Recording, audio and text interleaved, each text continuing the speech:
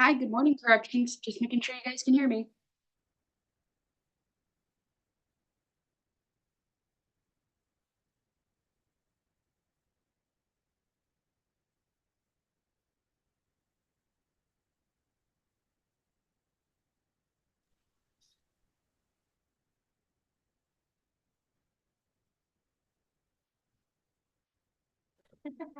Good morning. Hey. Question, is the IT guy still there? Because I saw him briefly, but I don't know. okay. Well, regardless, I sent a panelist request to the hearing room. Um, so I don't know if one of you guys can make sure that the audio is working over there.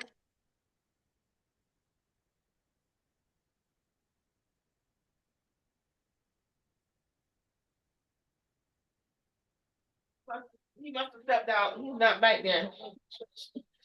Okay. Well,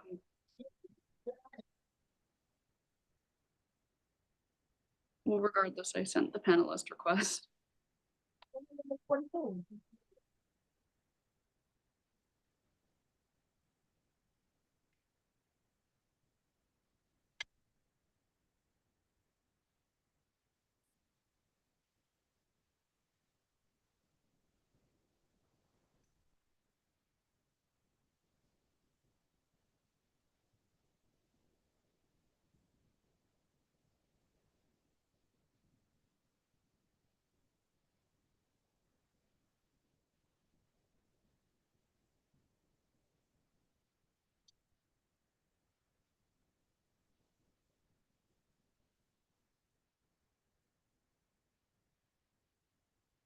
Corrections. Yes. Can one of you remote the video room?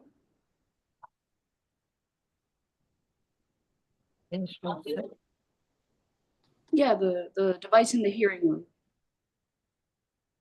One that's yeah, that one. Thank you. It okay, and I'm just making sure the video room can hear me as well. Can you hear me?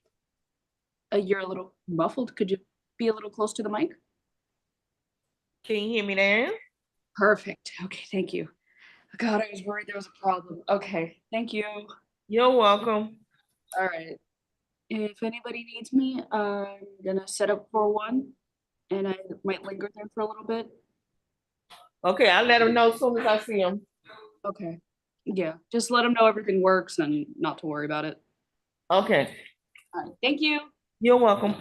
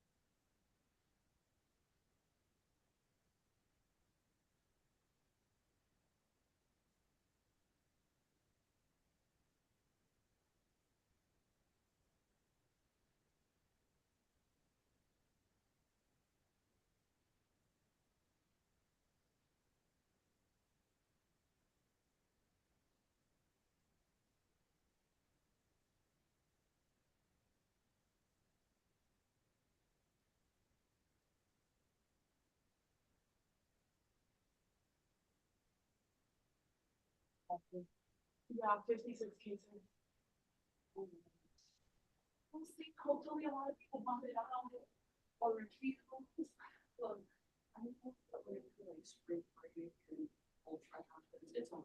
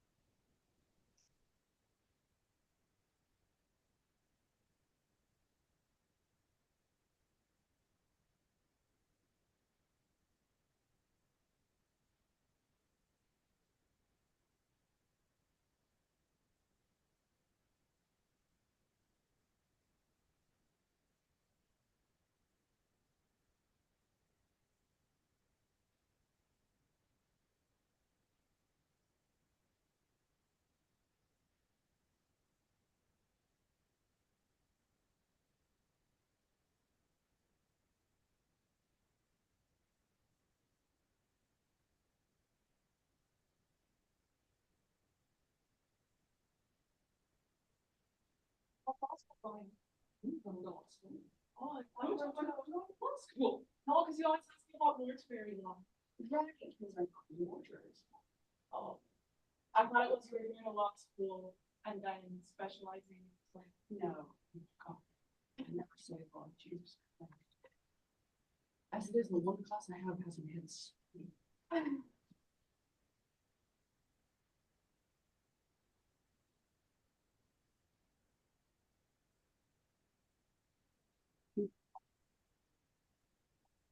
Yeah, we're all good here.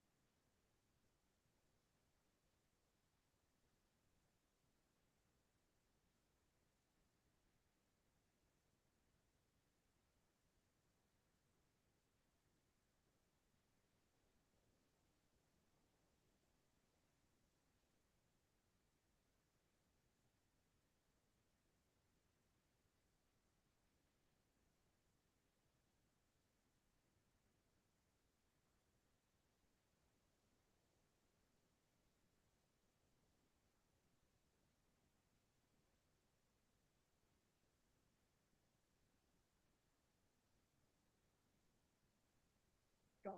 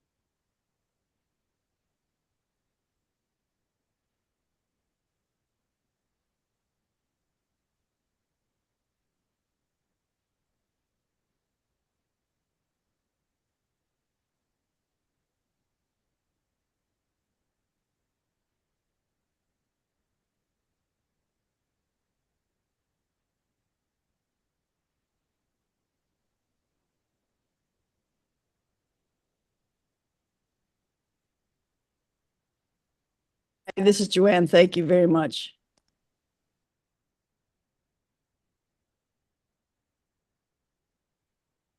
Good morning. Thank you.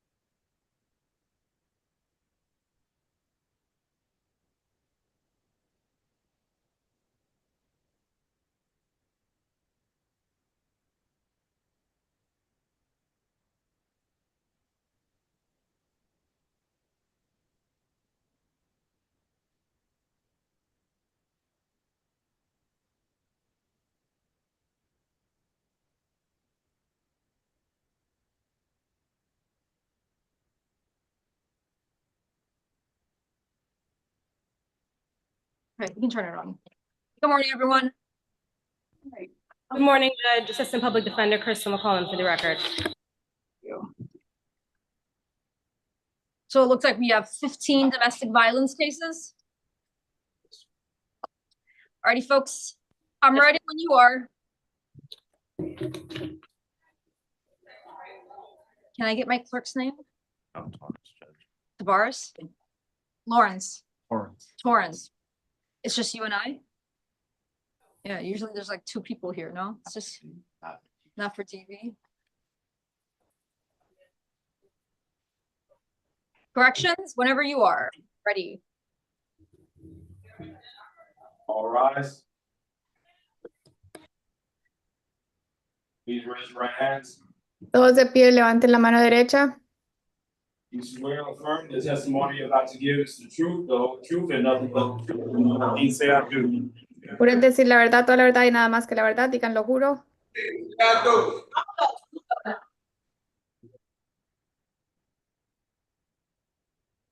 Corrections, did they say I do? I do. I do. They said it. All right, thank you. So we have the first case is Miss Westbrook.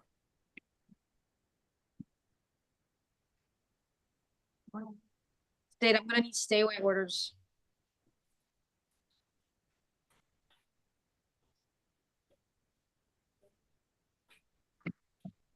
Good morning, Your Honor. Assistant State Attorney Carla Ponte on behalf of the state.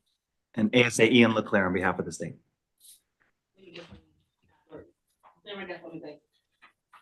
All right, Miss Westbrook. Good morning, ma'am. Good morning. Do I have priors also, state, or no? Yes, Your Honor. Yeah, you can just give me the pile over here.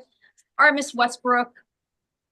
You're charged with one kind of misdemeanor battery. Are you going to hire an attorney? Can you afford one? I can't afford one. All right, so I'm gonna appoint a public defender to represent you. I'm going to review what's in front of me for probable cause.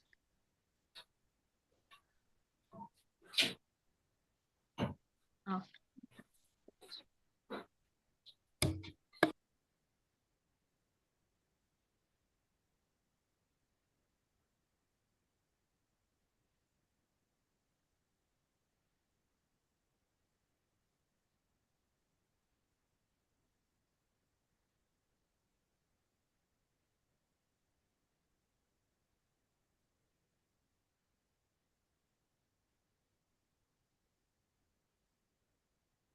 All right, so it looks like there's probable cause for the arrest.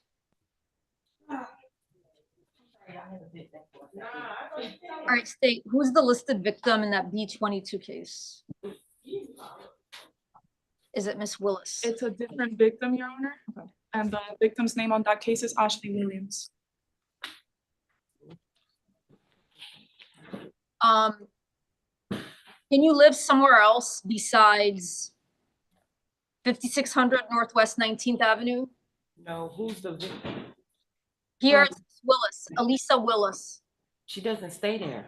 Okay, all right, so I'll release you to pretrial services with an alternate bond. What's the standard bond these days for these DV batteries? $1,000. With an alternate bond of $1,000 plus the stay away order. So you can't have any contact with Elisa Willis. That's a That's 500-foot restriction. Hold on, just listen to me, okay? So no contact with her. Even if you don't want to have contact with her, great. I still have to warn you. No contact with her. 500 feet at all times. Don't possess any firearms, weapons, illegal drugs. I'm sorry, hold on a second. Since you don't live together, you can go back to your home. Someone will see you later on today and screen you for pretrial services. You understand, Ms. Westbrook?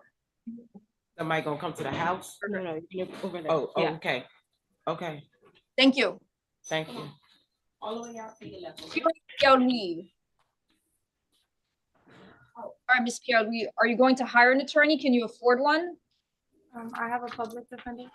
Sure, but you're telling me that you can't afford one, right? At this time, no. You're charged with one kind of misdemeanor battery. We're gonna review it for probable cause. Okay.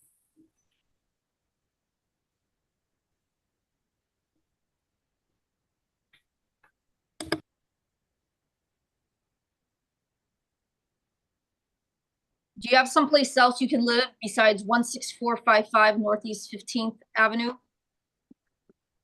That's my business address. That is not my home address. I'm sorry, the Davie address. Somewhere else you can live besides that Davie address? Yes, ma'am.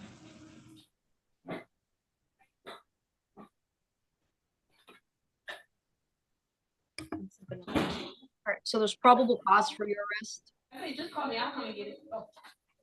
I'm going to refer you to pretrial services. The alternate bond would be $1,000 plus a stay away order. That means no contact directly or indirectly with Tanald Pierre-Louis. Do you understand me so far? Yes, ma'am. You can't possess any weapons, firearms, or illegal drugs. Do you understand? Yes, ma'am. And you can go back to the home you share with him one time to retrieve your personal belongings with this court order. Do you understand? Yes, I no longer live with him. So All right, so if he lives there, you can't live there. If he's not living there, you can live there. You get it. yes. All right, thank you. Thank you. All the way out to your, right, okay? Elizabeth Swan.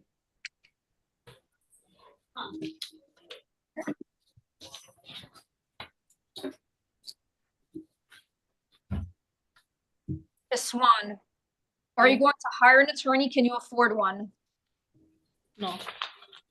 So the public defender is appointed to represent you. We're going to review what's in front of us for probable cause for your arrest of one count of misdemeanor battery.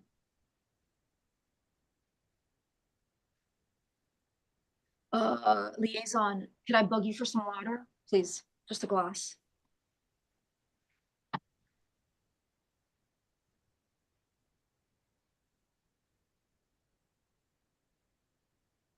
Oh, sisters.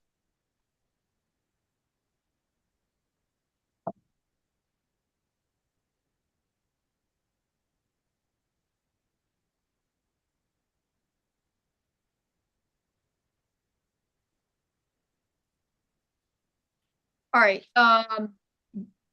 can you live, I can't tell if you and Miss Price live at 12730 Southwest 26th Street. Yes, we do. All right, can you live somewhere else? Yes.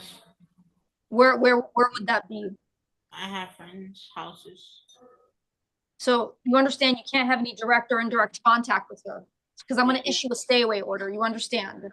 Yes.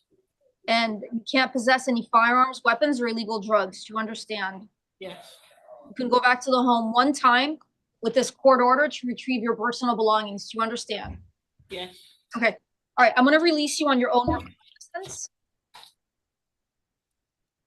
That means you don't have to post a bond. You don't have any priors, but you're going to follow my court orders. Do you understand? Yes. All right. Thank you. Thank you. Candace Burton. Yes. I'm sorry, Judge, you released your ROR? Yes. Thank you, Judge. Got no priors. It's sister on sister. Yeah. Alrighty, Miss Burton. Good morning. Just a cup. I think there's a, what do you call it over here? All right, Miss Burton, are you going to hire an attorney? Can you afford one? Probably the public defender. So I'll appoint them to represent you. I'm gonna review what's in front of me. She will too for probable cause or one kind of battery.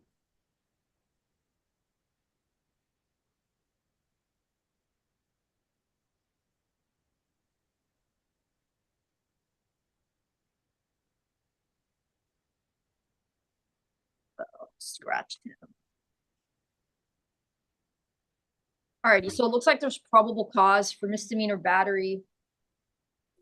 Can you live someplace else? Oh, you're from Georgia, huh? I'm sorry, I didn't hear you. Are you in Georgia? Are you living in Georgia? Yeah, we're living in Georgia.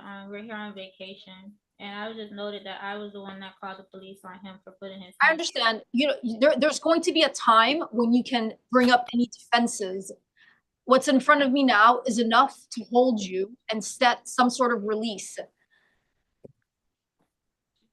How long have you been living at that Tumble Run, Stockbridge, Georgia address? Since September of last year. What do you do for work? I'm an RN. Let me see if the state knows if you've had any prior criminal contact. Your Honor, at this time, we don't have access to national priors. We're just limited to the local priors. All right, Ms. Burton, you're under oath. Have you been arrested outside of Miami-Dade County? Not years ago. What was that for? That was, I can't remember, honestly, but it's Were been. you arrested and then you got your nursing license, or is it the other way? I've been a nurse for over 10 years. So it was before my nursing license, and I got it expunged. Do you have any family or friends here that can help you post $1,000 bond? It's $100. I can pay it myself. Who's gonna help you get the bondsman? I have a friend here. That you call? Yeah. Look, if she was local, I'd ROR her Georgia address. I can't take that chance now. So I can just set a straight bond of 1,000. That's the minimum defense. Judge, I understand the situation with her being out of state. I mean, if Your Honor is willing to just do the standard bond and she could post it, then that. Okay. Can So do ROR. it's a straight bond of $1,000. It'll cost you $100 to bond out. I'm going to issue a stay away order. You can't have any contact with DeQuinton James. Do you understand me so far? Yes. So no direct or indirect contact, no messages to third parties.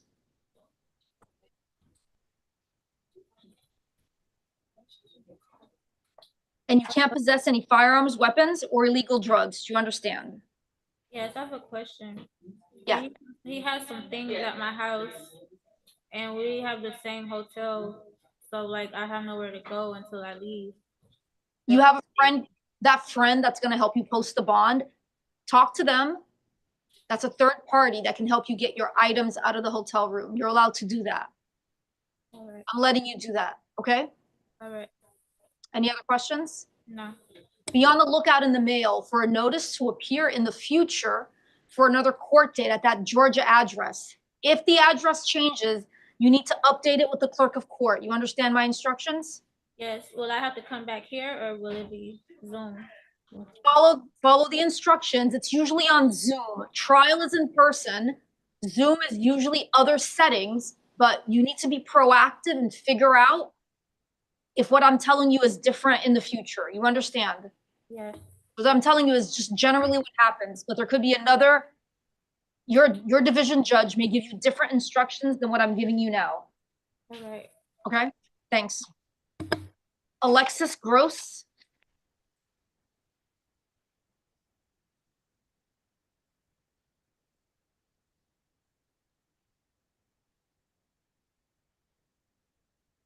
Ms. Gross.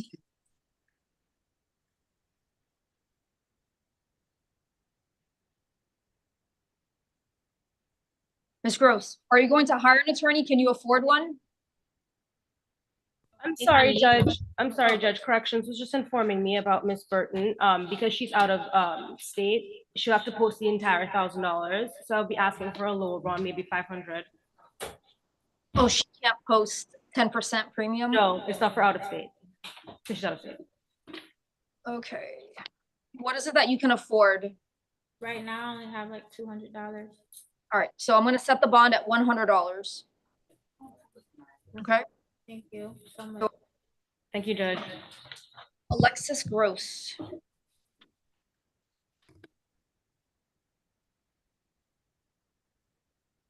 Ms. Gross, are you going to hire an attorney? Can you afford one? Depends. I don't know if I can afford one, but if I have to, I'll just do what I have to do to. All right, well, you have the funds now to pay for one? Come over. How much is it? I'll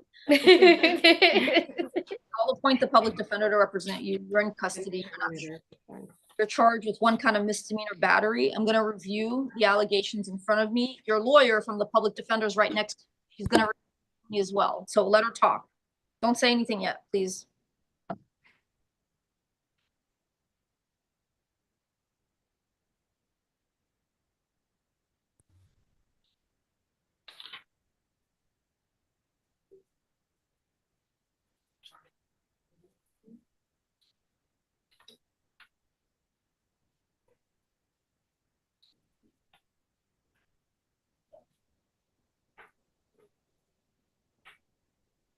All right, so it looks like there's probable cause for the battery.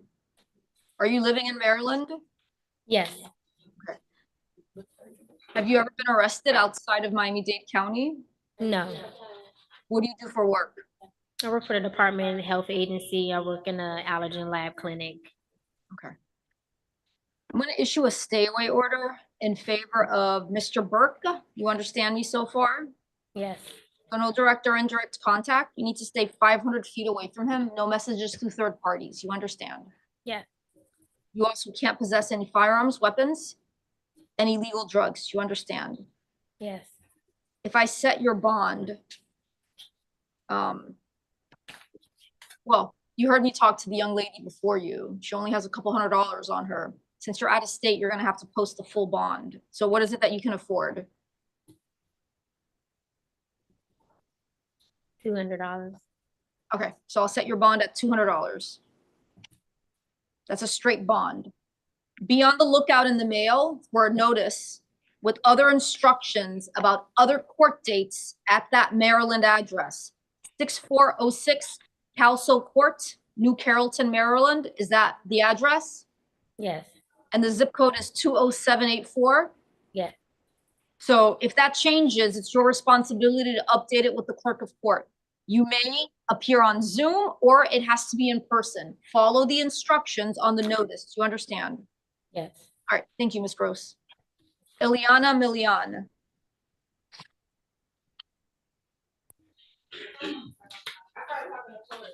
All right, Ms. Milian. Are you gonna report an attorney or you want the public defender today? Public attorney, ma'am.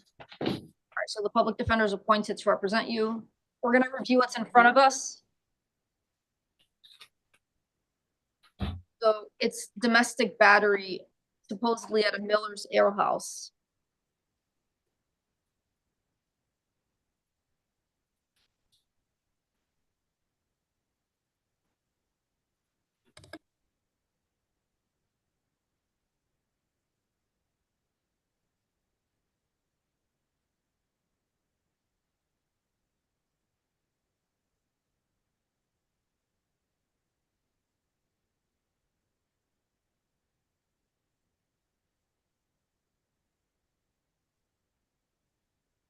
All right, so there's probable cause for your arrest. Before I set some sort of pretrial release, corrections, she's got a bench warrant. Your Honor, on the traffic bench warrant, she was RR on yesterday by Judge Corsili. Okay. What's your address? What's your home address? 900 Northwest 22nd Court.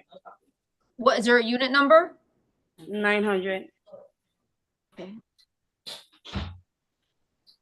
And the zip code? 33125. What do you do for work? I'm a server at the Cheesecake Factory. Can you live somewhere else besides that address? That's where I'm gonna be staying at. The a guy I had the problem with who doesn't live there. Okay. So the guy, Manuel Ramon, you can't have any contact with him, either directly or indirectly. You understand? Yes, ma'am. The 500-foot restriction. Also, no messages to third parties. You understand? Yes, ma'am. You can't possess any weapons, firearms, or illegal drugs. Do you understand? Yes, ma'am. I'll refer you to pretrial services with an alternate bond of $1,000. So that's a program where you check in weekly. You don't have to pay to get out of jail. If your address changes, you need to update it with the clerk of court. You understand? Yes, ma'am. Thank you. So it's pretrial services, alternate bond, 1,000 corrections. Thank you. Here. Eddie Nelson.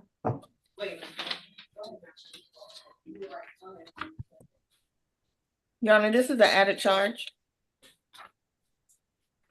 Yeah.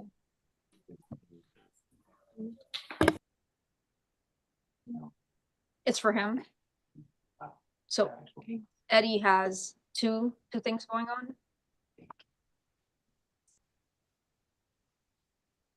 Your Honor, his felony F 256819 was addressed yesterday by Judge Glazer. Okay. With a total bond of $1,500. And she also placed a hold on the M256501. Oh, I see. And that's different than M257043. Okay, Mr. Nelson, you had the public defender appointed before, so I'm appointing them again here. You've got 2 misdemeanor cases that we're going to review for probable cause. Corrections, I'm going to review M257043 first. So his charge is violation of a pretrial release stay away order.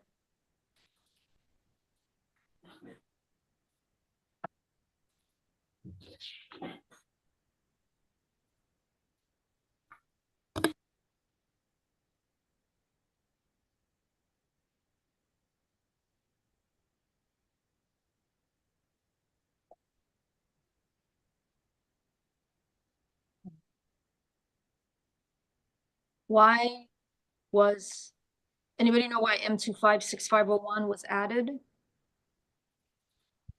Your Honor, Judge Glazer placed a hold for that case on yesterday.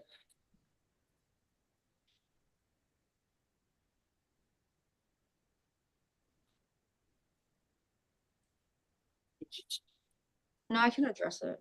She placed a hold so he can go to 2 division to address the DV. Oh, so can I continue to place the hold on him, M256501, so that county court domestic violence can review it on Monday? Can I do that? Yes, Your Honor. Because, all right, Mr. Nelson, you're accused of violating the stay away order. On April 2nd, supposedly there was a stay away order that was issued on March 30th. I'm just informing you what's in front of me. I'm not asking for a response. I'm going to place this on April 7th in front of misdemeanor court. They will decide if they're going to revoke your bond on M256501.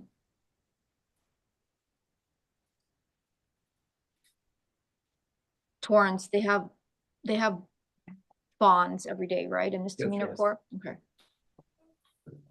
Yeah. And then on M257043, there's probable cause for your arrest.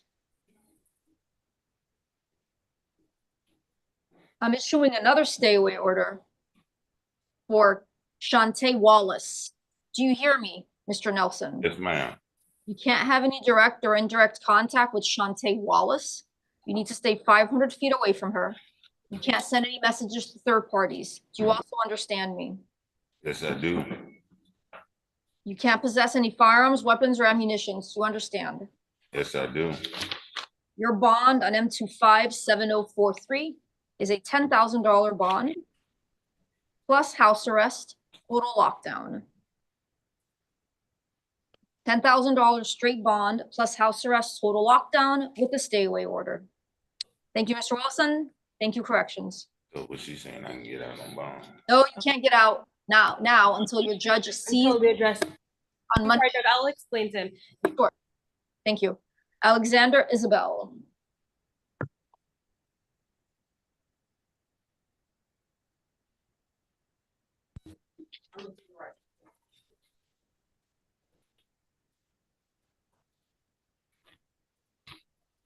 We're here.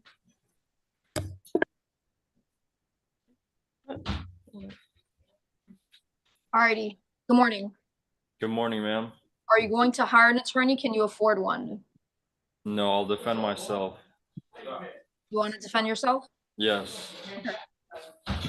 So I'm going to look in front of me for probable cause. It's for one count of misdemeanor battery.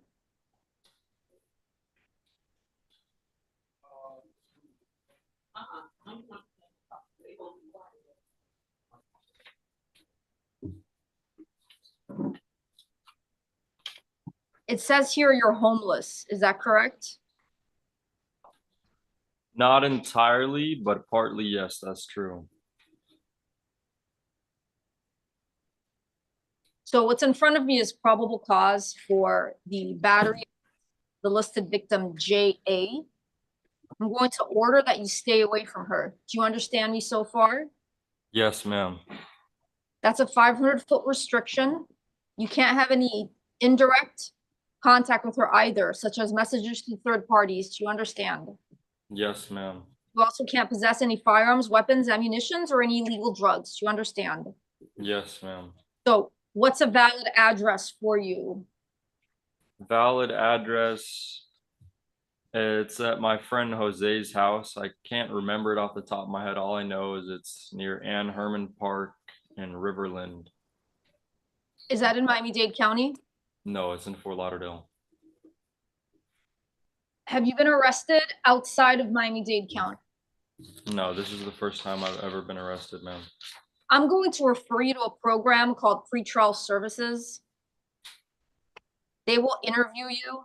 If you can verify an address, they will release you to that program where you don't have to pay a bond. If you can't get a valid address for them at your friend Jose's house, then you can post a bond of $1,000. You understand, Mr. Isabel? Yes, ma'am. Yes, ma'am. Since you're pro se right now, you need to be on the lookout for any notices to come back to court. Okay. If you're in custody, corrections will bring you to court. If you're out of custody, you need to follow the instructions on the on your notices. Do you understand? Is there a website for that, or is it just by mail? It's by mail. Okay.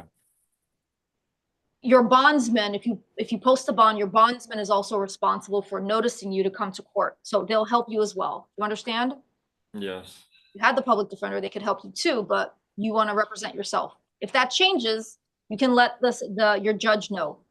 Okay. All right, thank you. Thank you, corrections. You're welcome. And that's PTS alternate bond 1,000, Judge. Correct. PTS alternate bond 1,000. Thank you.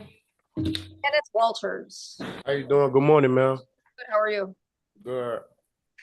All right, Mr. Walters. So are you going to hire an attorney? Can you afford one? I'll go with what they call it again? Public defender. Public defender. Because what? Because you can't afford one? No, ma'am, not at the time. So I'll appoint them to represent you. You're charged with one kind of misdemeanor battery. We're all going to review it to see if there's enough here to hold you.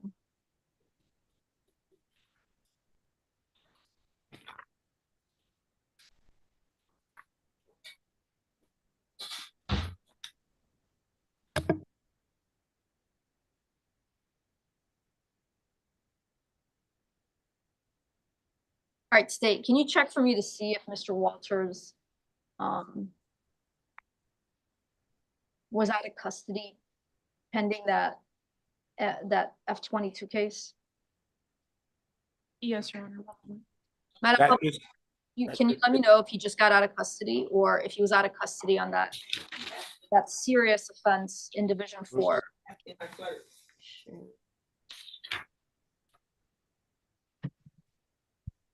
Donna, can I have the case number? Yeah, sure. It's F22-20987, F22-20987. It looks like it was dismissed on April 3rd, 2025.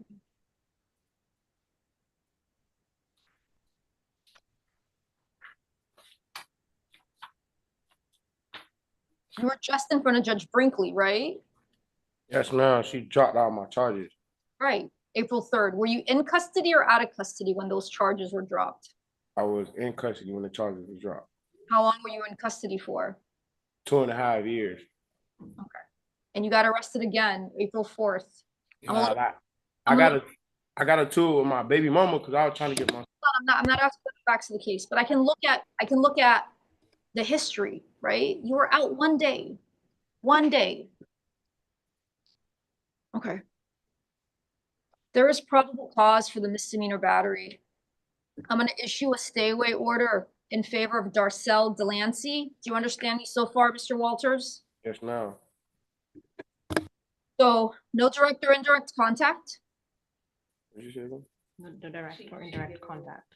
It's 500. You have to stay 500 feet away from her at all times. You understand? Yes, ma'am. No messages to third parties. Do you understand? Yes, ma'am. Any childcare issues you and her want to talk about, it has to be through another family member or friend, but it can't be about your relationship. It can only be about the kid. Do you understand? Yes, ma'am. You also can't possess any firearms, weapons, ammunition, or illegal drugs. Do you understand? Yes, ma'am. Okay.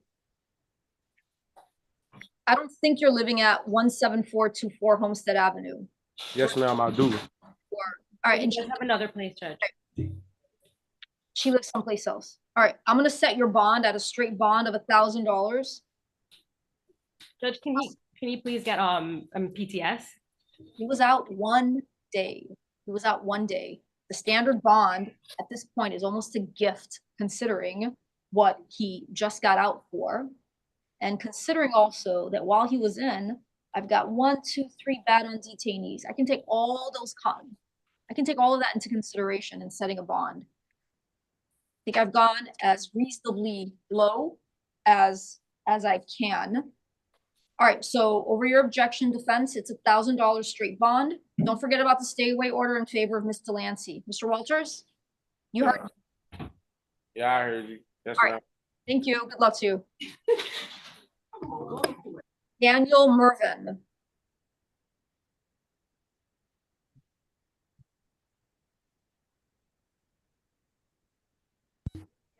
Hello, ma'am. Hi, good morning. Morning. Can you afford an attorney?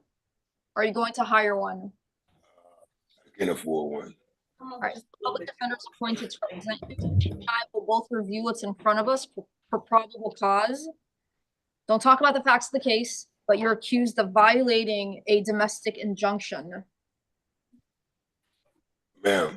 Don't talk about the facts of the case. So she's gonna mute on her end. Talk to the public defender. Talk to her first. And then you can talk to me if you still want to.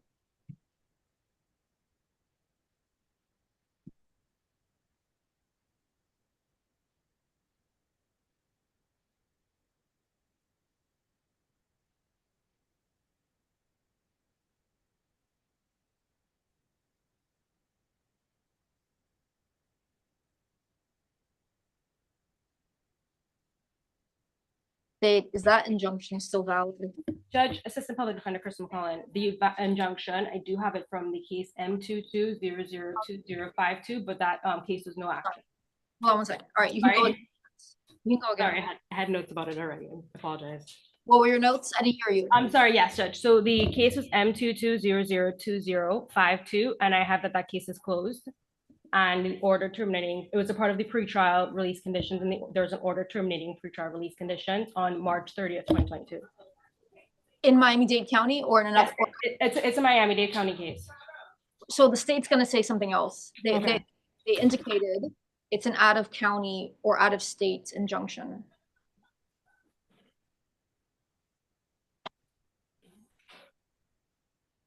Yes, Your Honor, the number that is listed on the arrest affidavit is not a criminal case number.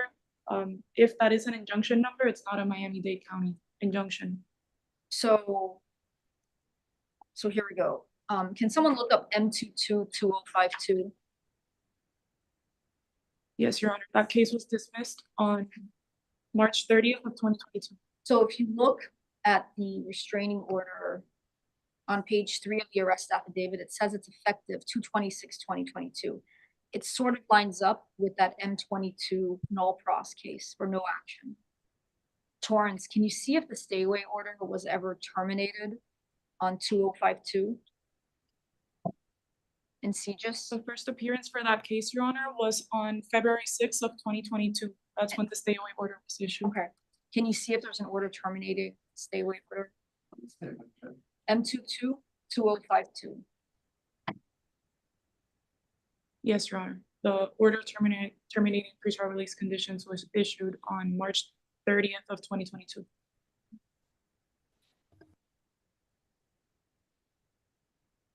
The dates kind of line up, defense, but not really. And that stay away order number, I'm not familiar with it.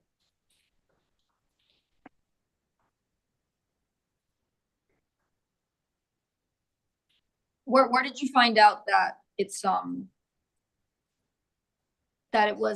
it's attached to the misdemeanor one? You know what, Judge? It was so early this morning. I know I can't remember how I found it exactly, but I think I just ran, I think I went on the 18 page of CJIS and I typed in his SIN to look up some. I'm gonna double check right now. All right, Mr. Mervin, are you working? No, ma'am. I get a check. All right, disability. Yes. And plus I work on the side a little bit too now. And I was supposed to go to work this morning, but this happened. Oh, Judge, I'm sorry. Oh, sorry. On the second screen of CJIS, I put in his jail number, and that's the domestic violence reference case, and that was the case number that I found. The M22 case number. Right, and it says charge, and it says F43. I think that's the same one as the that was referenced in the A form. I'm gonna double check now.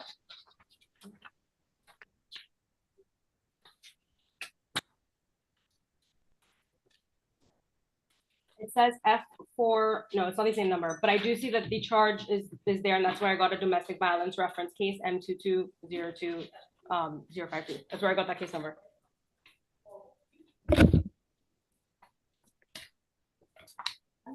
You want to have a conversation with him. He's been arrested for domestic violence injunction in the past.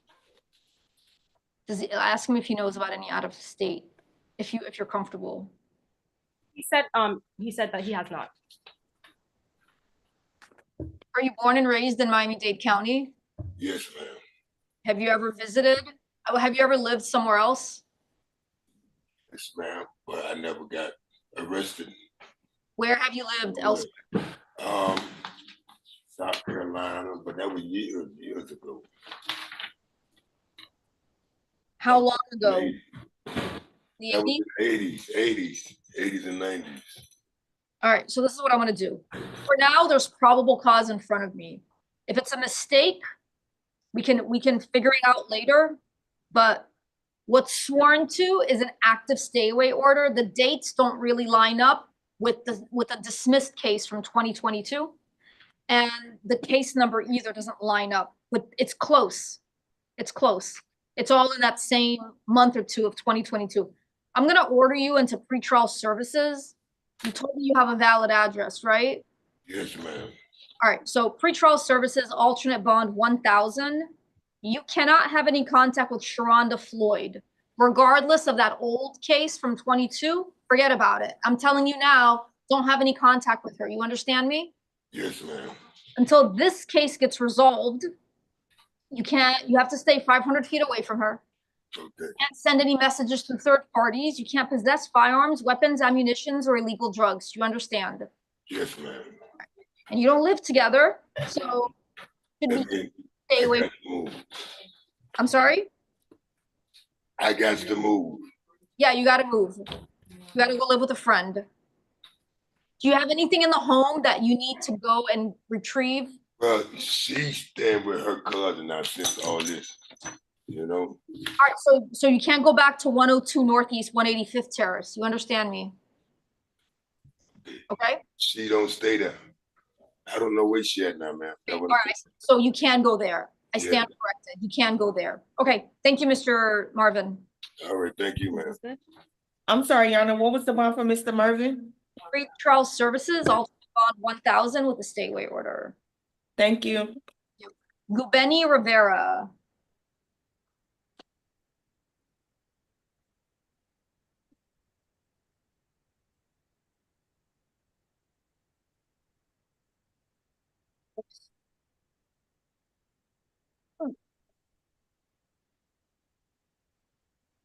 All right, Mr. Rivera. Can you understand me or do you need the interpreter? Yes, Judge, she understands.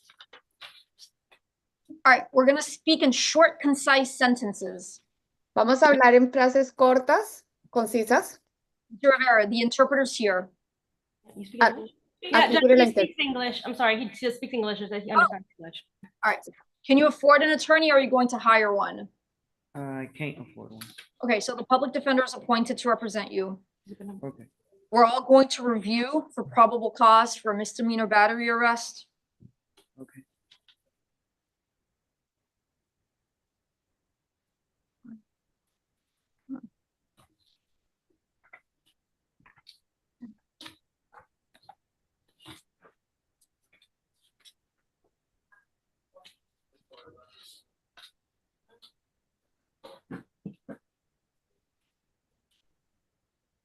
Alrighty. Can you live somewhere else besides 486 Northeast 12th Street, number 16 in Florida City? Yes. So there's probable cause for your arrest. You can't go back to that home for now. Do you understand me? If you do, you'd be violating my court order that you stay away at least 500 feet from Emily Soledad Casa Sola. You understand me also? Yes. So it's 500-foot restriction, no direct or indirect contact. You can go back to the home one time with this court order with a police officer to retrieve your personal belongings. Do you also understand? Yes. You also can't possess firearms, weapons, or ammunition. Do you understand? Yes. Because you all have kids together, a third party, like a friend or a relative, can help you communicate only about the children. Do you understand? Yes. And you have someplace else you can live besides that address, like a friend or a relative? My mom's. So I'll release you to pretrial services with an alternate bond of $1,000. You'll be processed later for that program. If you don't want to go into the program, you can post $1,000 bond. Do you understand? Okay, yes. All right, thank you. Pravon Garnett.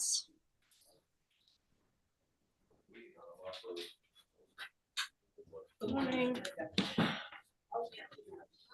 right, Mr. Garnett, can you afford an attorney or are you going to hire one? No, ma'am. So the public defender is appointed to represent you. We're all going to review probable cause for your charge of one count of misdemeanor battery. Where are you a student? I finished school. I did LPN like 5 years ago at Lindsay, but now I'm enrolling in the Army for enlisting. I'm actually like the last steps of the process.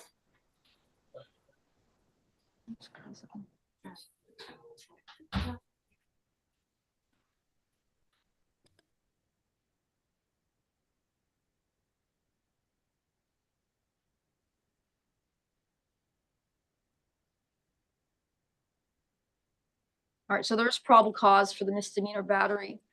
I'm going to issue a stay away order in favor of Adolphus Melvin. 25, apartment 25. I'm sorry. Sorry, so you have to stay away from Adolphus Melvin. Do you understand? Yes, we don't live in the same household. Okay, but if you bump into him, you have to turn around and walk the other way. That's what the stay away order means also. You understand? Yes, ma'am. No direct or indirect contacts. You can't send any messages through third parties. Do you understand? Yes, ma'am. You also can't possess any firearms, weapons, ammunitions, or illegal drugs. Do you understand? Yes, ma'am. I'm going to release you to pretrial services with an alternate bond of $1,000. Yeah. It's a program where you don't have to pay funds like a bond to get released. Mm-hmm. On it, you can post a straight bond of $1,000 through a bondsman. Do you understand? Mm-hmm. Means yes. Yes, ma'am. Okay, thank you. Michael Sarud. So how, what would be the time if I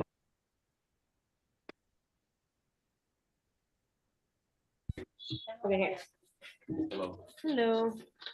Mr. Sarud, are you going to hire an attorney? Can you afford one? No, I'm just gonna stand by the public defender and go by the public defender that's right here. So you still have to fill out a financial affidavit in the future. Keep that in mind. The public defenders were appointed to represent you. We'll Okay. review your case for probable cause for violation of a domestic violence injunction. Yeah. So let us speak. Don't say anything yet until you speak to your lawyer.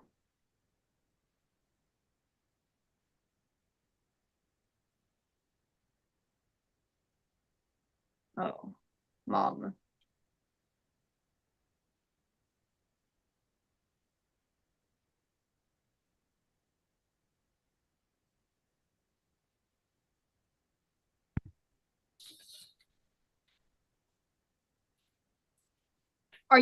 You're homeless, Mr. Sarud? Yes. I don't think for long, but yeah, still, yeah, I'm basically still homeless at the moment.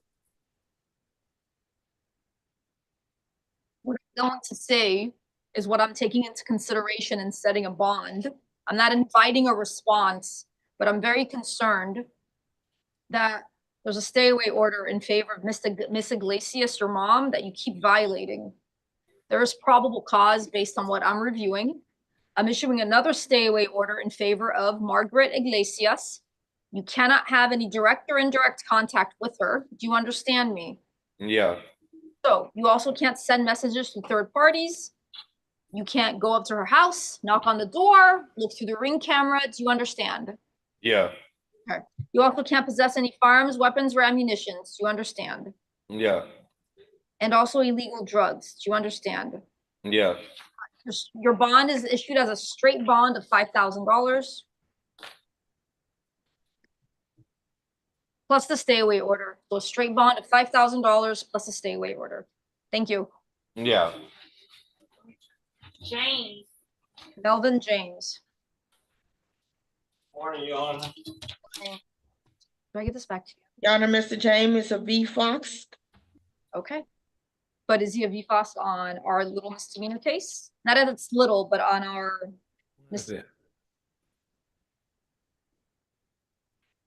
I don't think I can take into consideration violent felon offender of special concern on a misdemeanor, unless I'm wrong.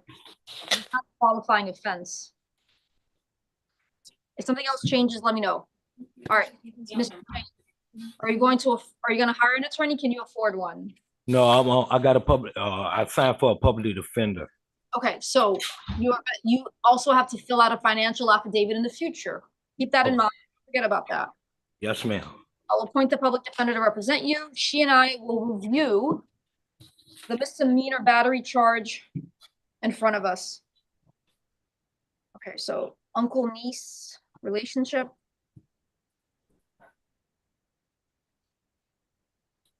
Punch. Hold on. I'm saying that to a lawyer.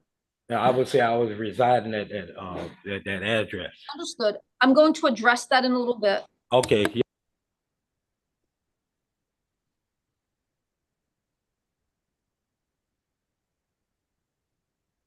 I see. So the fight was about supposedly the niece having her friends over and causing a disturbance all night long, not allowing Mr. James to sleep. All right, Mr. James, there is probable cause. There may be a time and a place where you present a defense, okay? But the allegation is you all got into an argument, you punched her. The argument was about her basically having a party at the house. Listen, I understand where you're coming from. I'm limited. Yes, ma'am. In front of me. So Yes. there's a time and a place where you can defend yourself in court. All right, sir?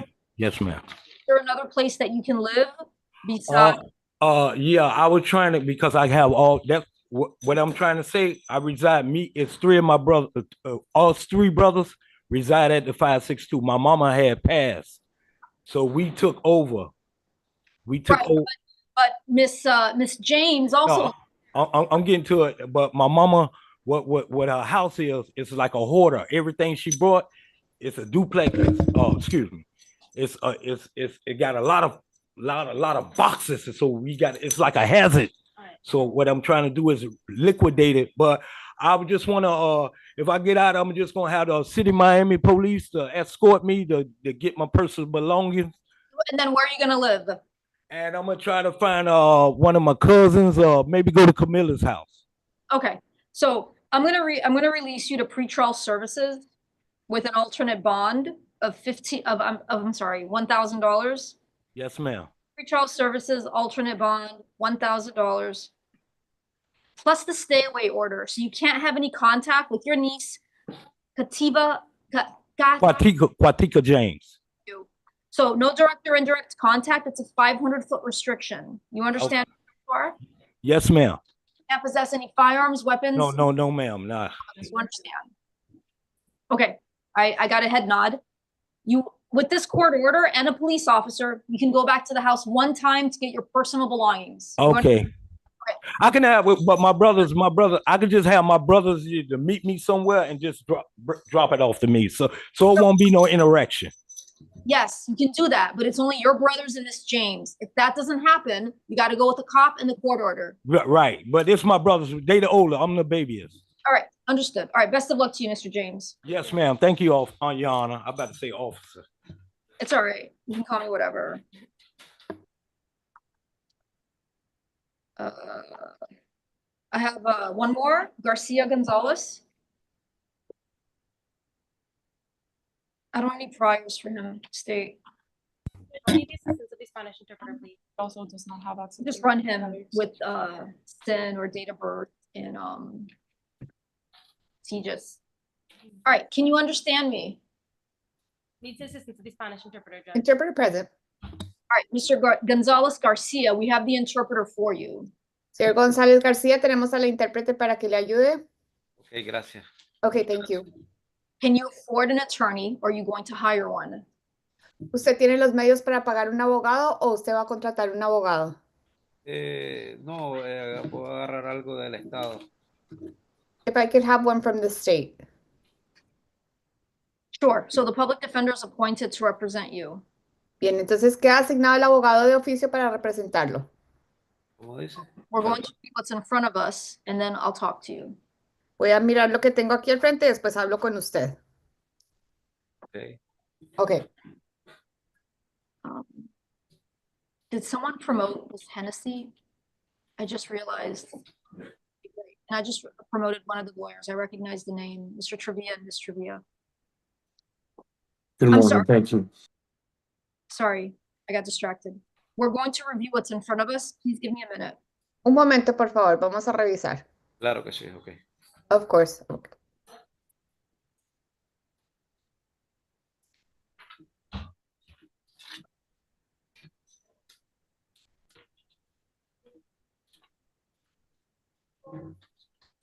All right, sir, there's probable cause for your arrest for misdemeanor battery. Bien, señor, sí existe motivo fundado por el arresto por agresión física, delito menor. First things first, I'm going to issue a stay away order in favor of Maria Mendez.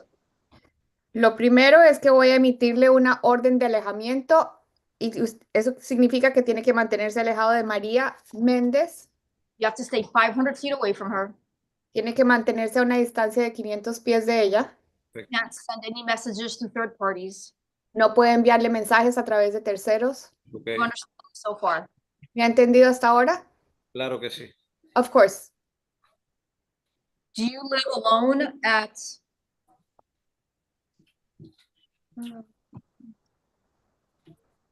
Do you live alone at 1099 Northwest 27th Court? ¿Usted vive solo en la 1099 Northwest 27 Court? No, vivía con ella, pero ya no voy a vivir ahí ahora. No, I lived there with her, but I'm not going to live there anymore. All right, so you can go back to that home one time with this court order and a police officer to get your personal belongings. Bien, usted puede regresar a esa casa una vez acompañado de un oficial de la policía y de esta orden judicial. Perfect. But otherwise, no contact and no messages to third parties. Pero de lo contrario no puede tener ningún tipo de contacto y no puede enviar mensajes a través de terceros. Okay. Ok. You also can't possess firearms, weapons, ammunitions, or illegal drugs. Tampoco puede tener usted armas de fuego, munición, drogas ilícitas. Correcto. Correct. Thank you. So pretrial services, alternate bond, $1,000, and the stay away order. Bien, entonces va a ser servicios previo al juicio, fianza alterna de $1,000 y la orden de alejamiento. That's a program because you have no priors. Eso es un programa por lo que usted no tiene antecedentes. You don't have to pay a bond to get out. Así no tiene que pagar fianza para salir. You can choose to pay the bond if you want to. Pero usted puede decidir pagar la fianza si quiere hacerlo así. All right, thank you. Gracias. Okay, gracias. Okay, thank you. All right, folks, Solo that's pago it. la fianza. So we'll just take a 5-minute break while we wait for the county court. Morning, Judge Jean. This is Joanne Hennessy with the City of Miami Beach. Good to see you.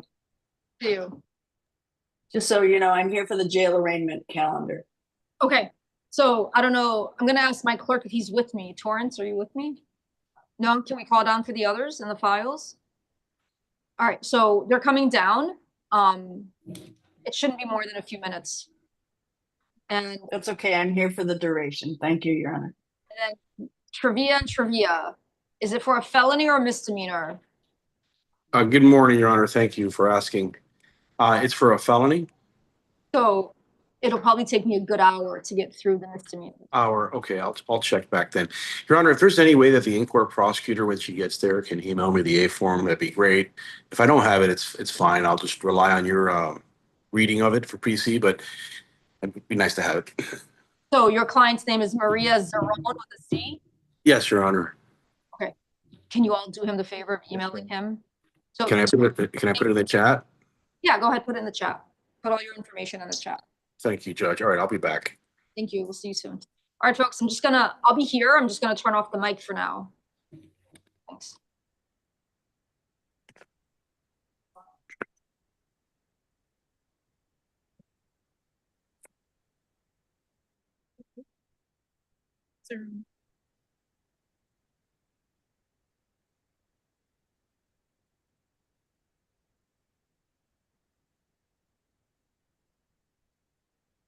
So can you guys join Zoom? We're doing it now, Your Honor. Also, can someone monitor the chat? Sometimes victims show up and careful not to let it in Zoom bombers, but I can make you a co-host and you can let them in if they want to. So we have someone from our staff who's letting people in, Your Honor. Oh.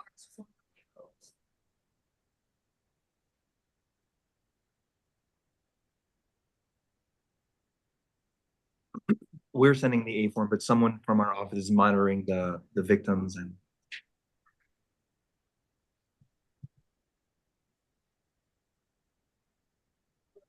Take a copy of myself. It should eat because if I do a long day, you can have any idea how long felony bonds are. it's going to be long.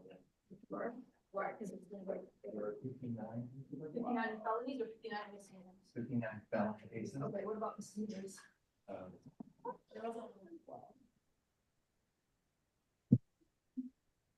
Hi, I'm just gonna run to the restroom on that.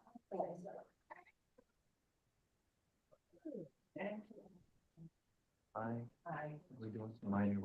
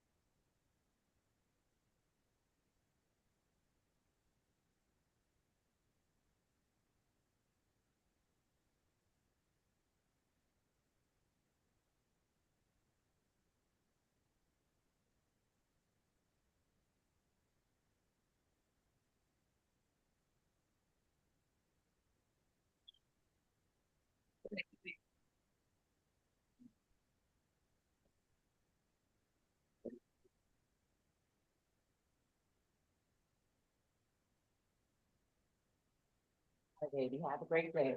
See you tomorrow. I don't want to do this. Yeah, tomorrow. Okay. I know.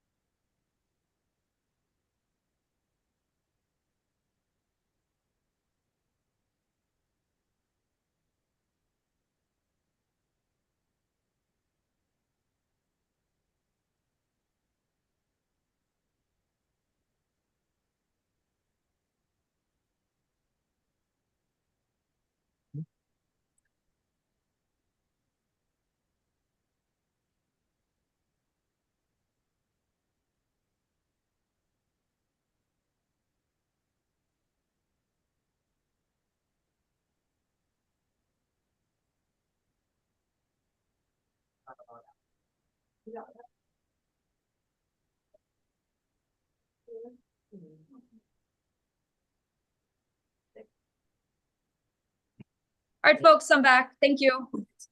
These are all just bond out.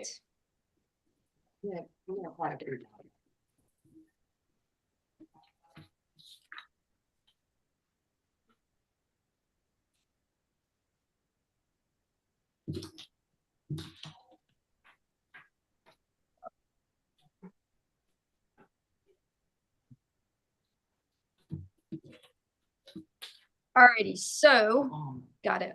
Thanks. First one up, I have. We're just waiting on corrections for a moment. Sure. Yeah. All right, now Judge, we're ready. Thank you. So I like a copy of the prior. Yeah, please, so I can keep it in front of me. In yellow. Alrighty, folks. So are we swearing them in again? No, they have been sworn in already. Okay, thank you. We did that at the very, very beginning with Torrance, right? Yes, Your Honor. Take that as a yes. This is this Ms. Torres? Yeah. Yes. All right, Ms. Torres. Are you going to hire an attorney? Can you afford one? At the moment, no. All right, so I'll appoint the public defender to represent you. I'm gonna review what's in front of me for probable cause for petty theft. State, does she have another petty theft pending? One moment, Your Honor, here's a stay away order. Sure. A moment to verify. I don't believe so. No, she has no other. Oh, she does. Yeah, she does. An M24 24803.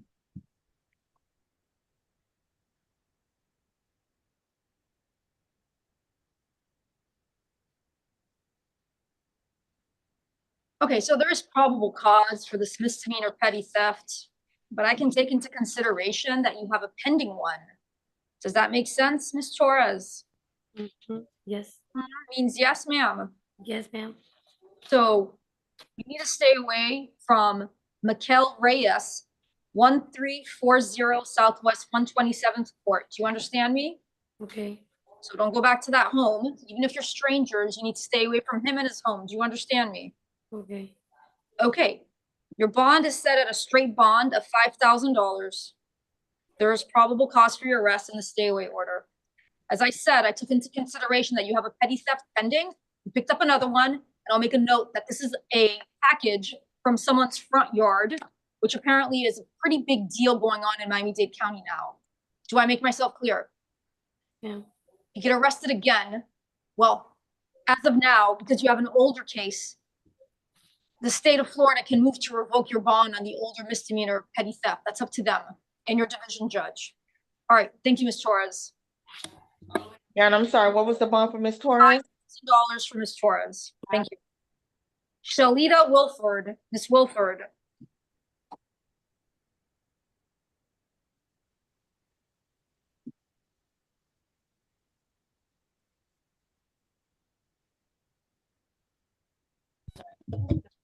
Good morning. Can you afford an attorney or going to hire one? Right now I had got a public defender. All right, so I'll appoint them to represent you. Okay. You're homeless, is that correct? Yes, ma'am. I was having a 9 o'clock appointment at Starbucks. I had bought oh, I know I was telling her what was going on. I'm just gonna review what's in front of me for probable cause for the theft. It looks like there's a prosecutor here from Miami Beach. It's not an ordinance violation, but Ms. Hennessy, if you want to be heard, I'll hear from you in Miami Beach. Your Honor, I'm sorry, this is the state's case. I'm just here for the ordinances. All right, so apparently the $5 that was taken from the tip jar was returned. There's still probable cause for your arrest. You're homeless? Right now I came in town to do a business appointment, and I had to do some of my appointments outside. So for my 9 o'clock appointment, I had to take a golden sobriety test because I do 9 o'clock appointments. So Okay. I came down here. I'm gonna refer you to our homeless program called TAP. Your alternate bond. What's the alternate bond these days for petty thefts? The standard bond is $150. I had my receipt on her. I have the receipt. Judge, will you request a dollar bond and then give her a date certain on the homeless calendar in front of Judge Corsilli? No objection, Your Honor. I was going to recommend that as well. Because I was going for the. Look, I'll go along with that because it seems like that's what you all do in that division. I don't believe her, all right? I don't believe you with the appointments. I just don't believe it. There's nothing in front of me regarding that. It seems like you need some help, but I'll go along with the other homeless alternative. So you want me to set a dollar bond and then what? No, technically it would be an ROR and a date certain on the homeless calendar, and we don't have to issue a bond. Right, Judge. Okay, we're gonna write down for you the courtroom number and when you're gonna come back to court. So May 7th at 2025, courtroom 6-7. Okay, and I'll be released today, Your Honor? Yes, but pay attention to what your defense attorney is writing down for you. Okay, and I'm gonna go ahead and Please listen, please listen. So you're released on your own recognizance with notice to return for 5/7, May 7th at 9 a.m. in courtroom 6-7. If you don't show up on May 7th at 9 a.m. and 6/7, we're going to issue a warrant for your arrest. You understand? Question. Yes, ma'am. You understand? I'm going to make a note that the judge, stop, listen to me. The judge can drug test you. So I'm going to allow the drug to test you randomly if the judge wishes to do that. So govern yourself accordingly. Do you understand me? Yes, and also they took a drug test when I got here. All right, great.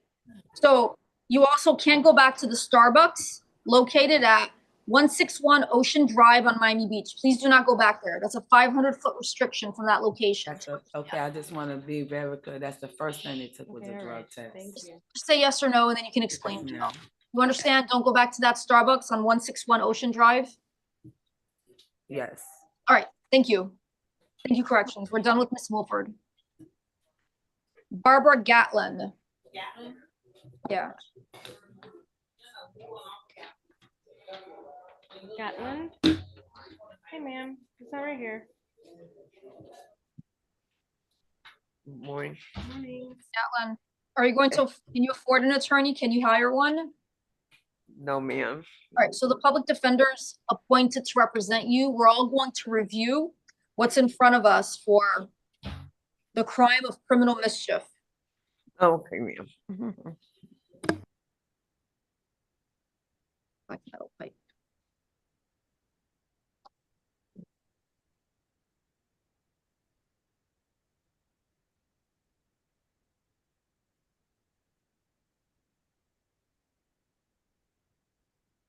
All right, so there is probable cause for the arrest.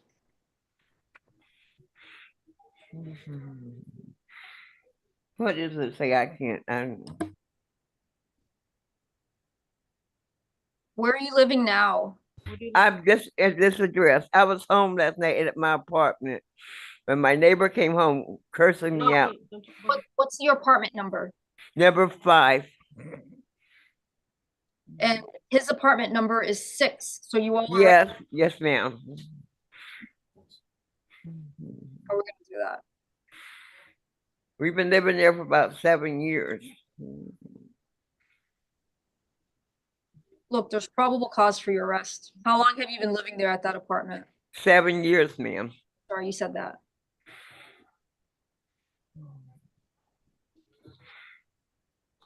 And we're with the Camilla's House Act team, ma'am. We have a case manager together. Are you retired? Ma'am? Are you retired? Yes, ma'am. Okay. I'm 71 years old. You can't have any contact with Frank Carter. I know he's my name. We never do have, really. So for now, you can go back to your home address. I can't. Can. You may. You may. You can. Oh, okay. All right. Don't talk to Mr. Carter. Mr. Cole, we just All right, yes. Oh, don't talk to him. Oh, that's what she said. Okay, I didn't hear.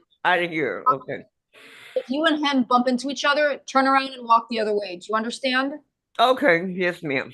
All right, so it's a 5-foot restriction. You can't come within 5 feet of Mr. Carter. Do you understand? Okay, yes, ma'am. $500 bond. Judge, we will request a dollar bond or ROR. She is 71 years old. She's staying at the Camilla's house. No, she's living there at apartment 5. She's got some Camilla's connection. I received SSI. I have a household, you understand, but still I have bills to pay. But could I really get an ROR, ma'am? But seriously, it's $500, but $50, I pay all my bills, you understand? It's like a HUD entity. You know, where you pay 1/8 of your income. And I don't receive disability, only receive disability.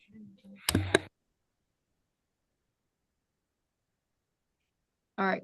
I will release you on your own recognizance over the state's objection. But remember what I told you to do regarding Mr. Carter? Yes, ma'am, I will. What do you do regarding Mr. Carter? Yes, I will. What? Staying away from him? for that. I know. Yeah, I think court is good. Okay. Thank you, All Lord. right, you Thank take you. care. Natasha Coleman.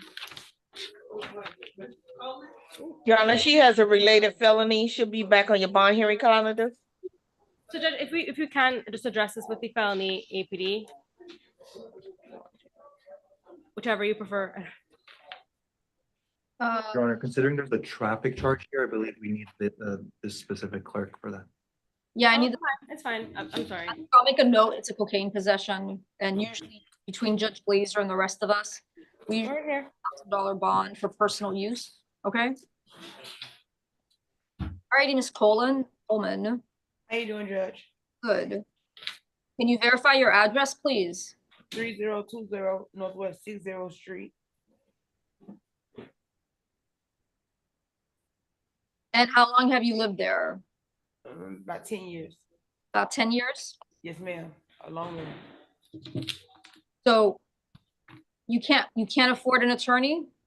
No, ma'am. Are you working or no? No, ma'am. So I'll appoint the public defender to represent you on these 2 citations. I'm pretty sure I know what I'm going to do on that personal use of cocaine. So I'm going to issue a no drive order first. You can't drive unless you have a valid license. Do you understand me? Yes, ma'am. Because what can happen if you get arrested for another driving charge? You can go to jail, be held no bond, right? Yes, ma'am. All right, so can I appoint the public defender on these cases? I can, on DWLSs? Yes, Judge. Yeah, I can. Yes, Judge. I need your help. Where do I list the bond? Excuse me, Your Honor? Where do I list the bond? Here. Okay. All right, corrections. It's going to be pretrial services with an alternate bond on JE. The alternate bond is $150.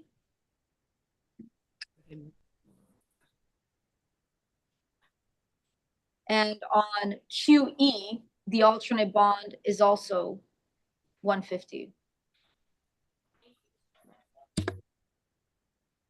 And I will see her in felony court later on. Thank you. Ronisha Harrell. I believe we went right over one. That's a Jenny. Your Honor, Ms. Carroll has a fugitive for Broward. Total bond is $100.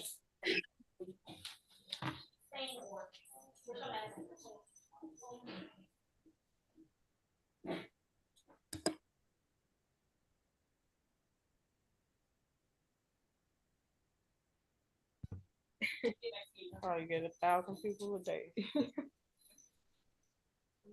All right, Miss Harrell. I'm going to issue a no drive order. Don't drive unless you have a valid license. Do you understand? I do.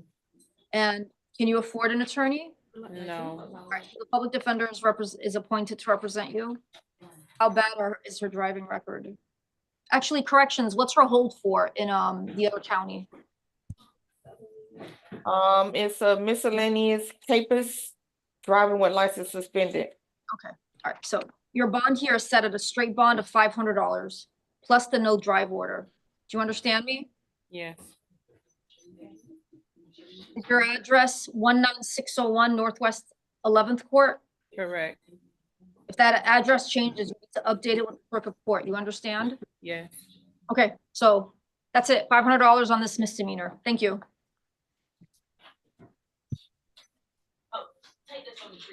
I have Luis Stella Cardenas. Your Honor, she has a related felony. She'll be back on your bond hearing calendar. The fleeing and eluding? Yes. All right, I'm appointing the public defender to represent you on this case.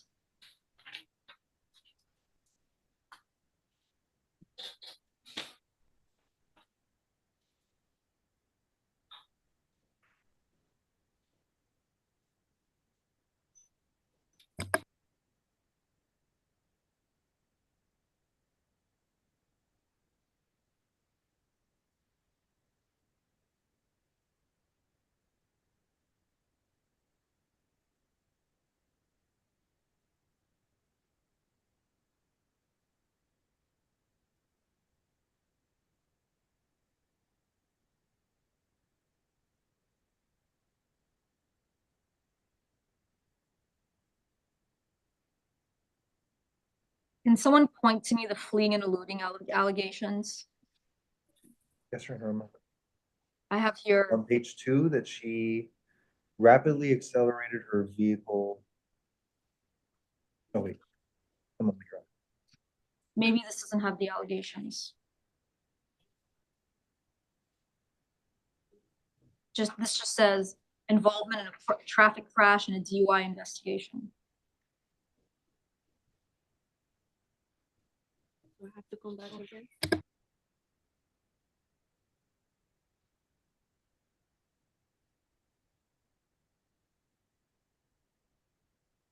Maybe there's something else. Okay, so ma'am, your bond will be set at a straight bond on the case ending in VE. That's the DUI property damage. That's a straight bond of $1,000. And that's the standard bond. On the citation ending in UE, which is the DUI charges, that's also set at the standard bond of $1,000. And I'll see you later on in felony court for the fleeing and eluding allegations. Your Honor, those standard bonds aren't the correct amounts. The correct amounts are 2,500 each. Just to be clear for the Okay. record. I don't know. It says 1,000 here. I'm not Yeah, sure. we have 1,000 on the jail card also. Right. But we'll set that as is. If you think I need to set an elevated bond and a fleeing and eluding, I can just take into consideration that you think it should have been 2,500 in misdemeanor court. Yes, Your Honor. All right. I'll see you later on, Ms. Cardenas. Thank you. Jermaine Gamble.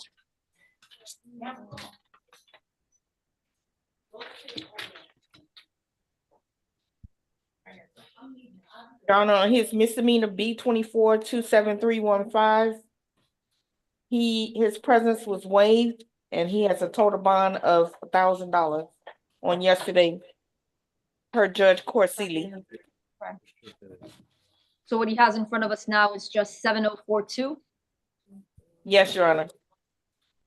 Are you going to hire an attorney? Can you afford one, Mr. Gamble?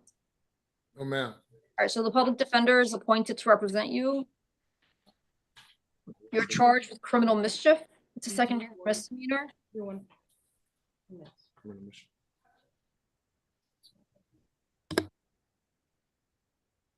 All right, brick throwing towards the vehicle, $200 damage. So there's probable cause for your arrest. What's the standard bond for criminal mischief? It is $150, Your Honor. You know, when the legislature revamped the standard bonds, they actually made it lower in Miami-Dade County than higher. It is what it is. Your bond is set at a straight bond of $150. I'm going to issue a stay away order in favor of Tawanda Brantley. You can't have any contact with her. Do you understand me so far? For how long? For as long as this criminal case is open. Oh, that's my mom. Well, she can ask for me to remove it. For now, she's the victim of a criminal mischief, and she's entitled to a stay away order at this stage as the victim of a crime. I'm issuing it for her. So don't have any direct or indirect contact with Miss Brantley. Do you understand me? Do you understand me? Yes, ma'am. So don't send her messages to third parties either. Do you understand? I don't even got her number. Well, that's good. You don't have an address? Only hers. Well. He is homeless. So update this address when you get a chance. You also can't possess any firearms, weapons, ammunitions, or illegal drugs. Do you understand me, Mr. Gamble? Yes. All right, thank you. So it's a straight bond of $150 plus a stay away order in favor of Tawanda Brantley. Thank you, corrections. There is no benchmark in that BT report case, Your Honor. So Corchili set a bond of $1,000 yesterday. Okay, It was already served on him, and Just wanted to he's got that $1,000 bond. Thank you, Your Honor. Pedro Mateo. First name, Margarito. Was Diego Coutinho A bond out. Thank you.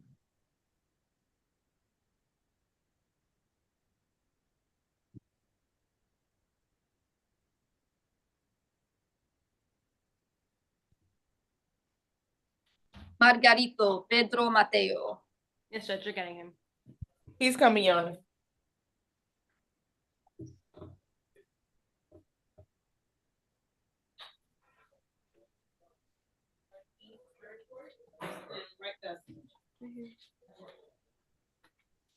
Okay, Mr. Mateo, the interpreter's here for you.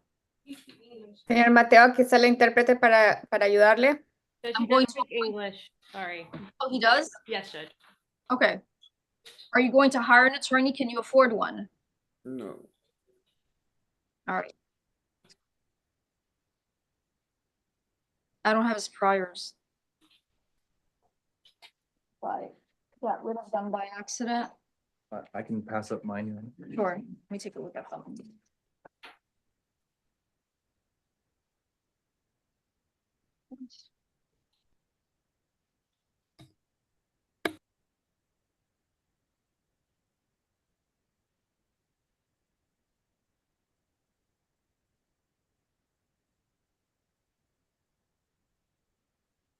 Okay. You're charged with one count of trespass at the Quick Food Mart. There is probable cause for your arrest.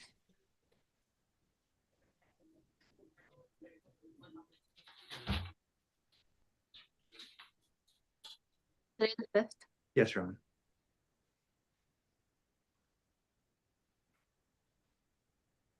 You have to stay away from the Quick Food Mart, 1224 North Chrome Avenue. No, do not go back there. Do you understand? Yes, Your Honor. That's a 500-foot restriction. Do you understand? Yes. Okay. Does he have any priors? Um, Oh, yes, I'm sorry, I saw it. yes, Your Honor. What's the standard bond? $500. All right, your bond is set at a straight bond of $1,000. You're accused of trespassing in the past, back in January. In other words, you were just here. So it's a straight bond of $1,000. Thank you.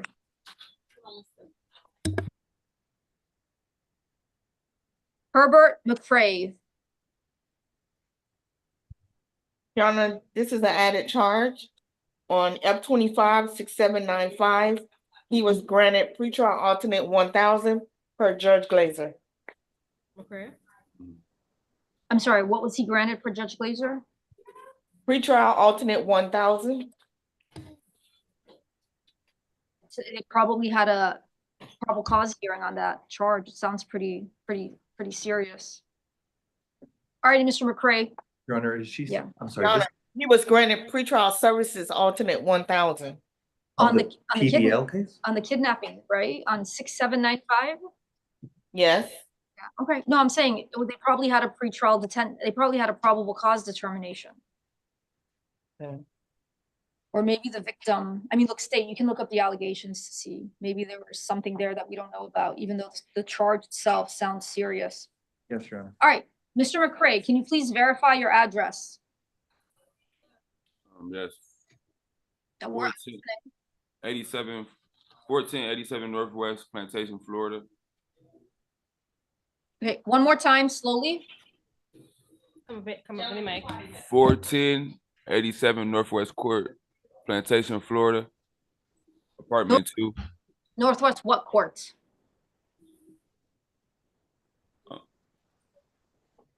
1487 Court, Northwest, Plantation, Florida. Apartment 2. State, can you look that up on Google Maps, please? Yes. Apartment 2, what's the zip code? What's the zip code? I'm not sure, ma'am. Only been living there a couple months. Miami Gardens, Your Honor. He says Plantation, Florida. The address. So did you move from that Miami Gardens address? Yes, ma'am.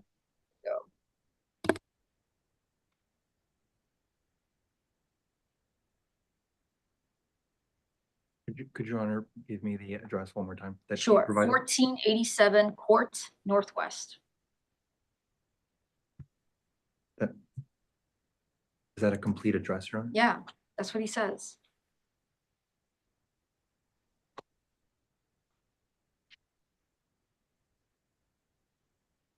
That's not a valid address, Your Honor. All right, that doesn't sound like it's a valid address. Doesn't sound like a valid address, okay? If something changes, you can update it with the clerk of court. I'm And- sorry, Judge, I want to inquire with the state if there was an offer in this case. Mr. McCray indicated that he served how much months? 3 months. 3 months and an M2. I will not be making any offers. We could just close it out, credit time served, if this specific case, if you already served 3 months. So that plantation address is what, a home? It's an apartment, man. It's an apartment, and I may be saying it wrong, and I'm sorry if I am. 1487 Northwest. No, it's All right, so I can accept CTS from him if he wants it today. Yes, you want to do credit time served? There's nothing owed to the Clarion Inn, for Okay. example. All right, Judge, you want to accept? Yes, ma'am. Yes, he wants to accept the adjudication credit time served. All right, raise your right hand. Do you swear or affirm that the testimony you're about to give shall be the truth? Yes. Thank you. What's your full name and date of birth? My full name is Herbert Lamar McCray, born April 7, 1993. How far did you get in school? I did 1 semester of college at Akron University for psychology. Do you have a history of mental illness? No, ma'am. Are you under the influence of any drugs, alcohol, or medicine? No, ma'am. You're charged with 1 count of misdemeanor trespass. It carries up to 60 days in the Dade County Jail. Do you understand? Yes, ma'am. If you made me an offer of time served and you pled guilty, I would accept that. Is that what you want to do? Yes, ma'am. Anyone forced or threatened you to plead guilty and make me this offer? No, ma'am. If you're not a U.S. citizen, the entry of this plea will subject you to deportation. You understand? Yes. You have a number of rights that all attach to trial. You have the right to maintain the not guilty plea and have a jury trial. You would be represented by a lawyer at all stages of the proceedings. You'd be able to cross-examine witnesses against you, call witnesses on your behalf. You have the right to remain silent, and the state of Florida, and the jury could not hold your silence against you. The state of Florida has a burden of proof to prove the allegations beyond a reasonable doubt. And if you were convicted at trial, you could appeal that verdict and any mistakes I made during trial. You understand you have all those rights. Yes, ma'am. Do you have any questions about them? No. And do you understand that by pleading guilty, you're giving up these rights and we're not going to trial? Yes. This plea may also subject you to enhanced penalties if you're convicted of any future criminal offenses. You understand? Yes. Do you believe this plea is in your best interest? Yes. Have you discussed it with your lawyer? Yes. All right. Have they answered your questions? Yes. And do you need any more time to speak to them? No. Do you understand that they're not working up this case anymore? So I know it's had a long history, but no more research, speaking to witnesses, and they're not looking for witnesses to list on your behalf. Do you understand? Yes. And are you satisfied with their services and advice? Yes, ma'am. All right. Are the lawyers aware of any DNA evidence that would exonerate Mr. McCray?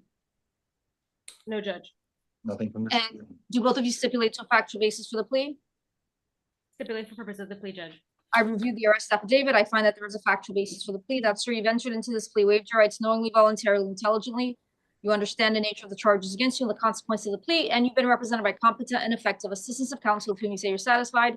I accept your guilty plea, find you guilty, you're adjudicated guilty, sentenced to an adjudication, credit time served. I'm taking into consideration you were in for about 3 months on these charges. I have to assess all court costs. There'll be a 1-year stay. Corrections will take your fingerprints. All right, thank you. I don't know. Thank you, Your Honor. How did you plead guilty? Yeah. Adjudication guilty.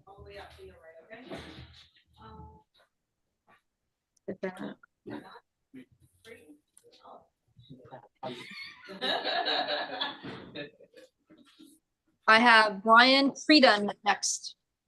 Your Honor, Joanne Hennessy for the city of Miami Beach. Right.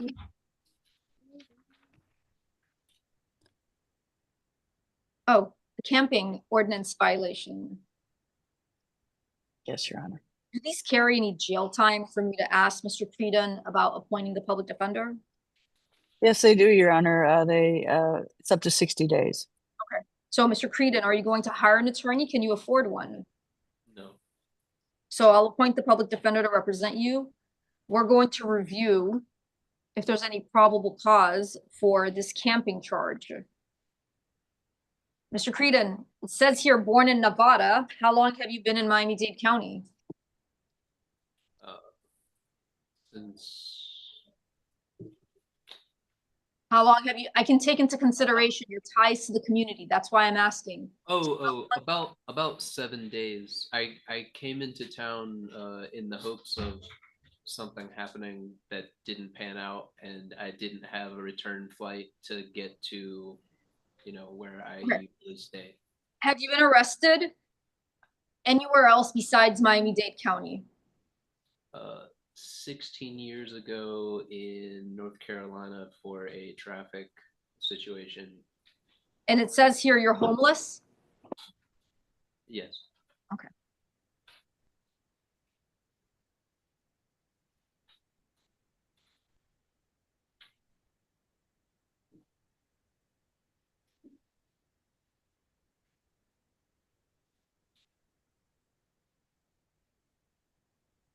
Okay, so it looks like there's probable cause. All-weather blanket enclosed within a green sleeping bag. It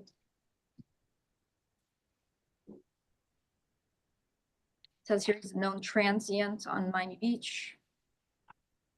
All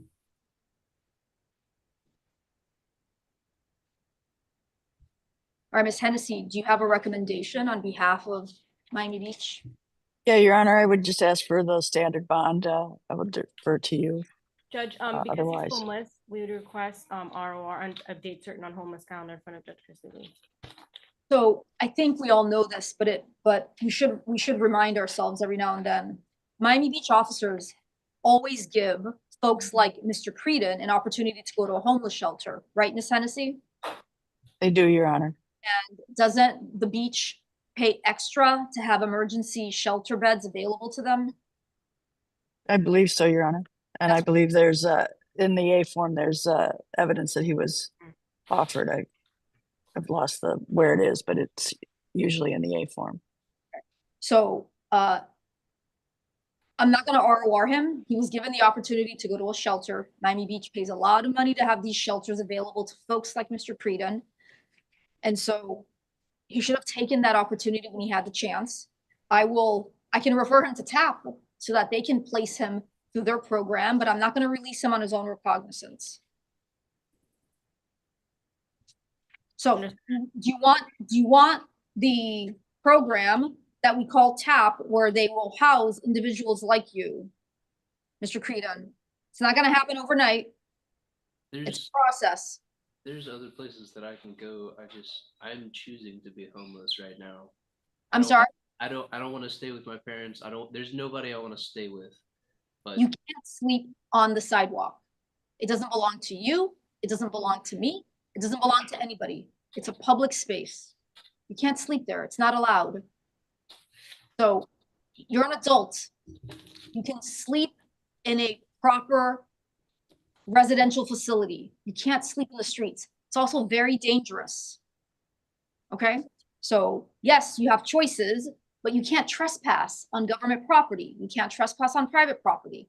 I think we understand each other, right, Mr. Creedon? Yes, ma'am. Okay, so if you don't want the homeless assistance program, then I'm just going to set a straight bond. All right, sir? I don't know what that $150. That's the standard bond. If you can bond out, make sure that your address is updated with the clerk of court. It's your responsibility to keep that updated with us and for you to follow the law and not trespass and camp in places that you're not allowed to camp. Do you understand? Yes, ma'am. Okay. Thank you, sir. So it's a straight bond of 150 corrections. Yes, Your Honor. Sunny Pascarello. Your Honor, Joanne Hennessy for the city of Miami Beach. Also another camping case. Yes, it is. He speaks English, Judge. All right, Mr. Pascarello. Yes. Can you afford an attorney or are you going to hire one? No, I can't afford attorney.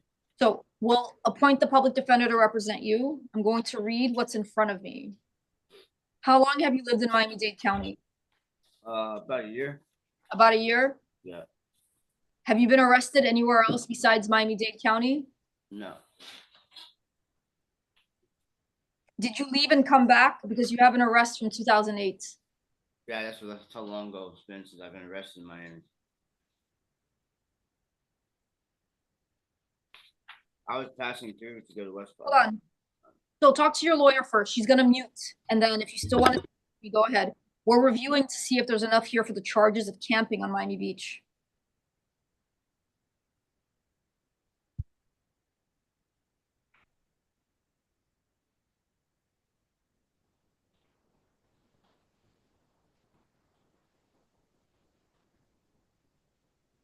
All right, so it sounds like there's enough here for probable cause for arrest. He too was offered shelter placement through Miami Beach's emergency program. We already discussed it with the other gentleman. Miami Beach City. 1811. 1811. Your Honor, we would request, I'm sorry, Go ahead. we would request a standard bond in this case. Okay. All right, sir. Your standard bond is set at $150. Judge, would you be open to offering TAP as the alternative? Let's see what the beach wants. What's that? Your Honor, I deferred to you regarding the TAP alternative. Are you open to being placed by the homeless program we run in court? I'm in the shelter. Yeah, listen, it's run by a variety of programs, Homeless Assistance Trust, the Camilla's House, the Chapman Partnership, where they can find you housing. They will do their best. It's not immediate. Do you want me to refer you to that? Yeah, because I have no money paying no Right. fines, nothing like that. Yes, Judge. Free program. The taxpayers of Miami-Dade County and other cities like Miami Beach, they pay into that. Yes, no, maybe? Yes. Okay, so TAP, alternate bond 150, okay? You can still change your mind and bond out. All right, thank you. TAP, alternate bond 150. Mr. Curran.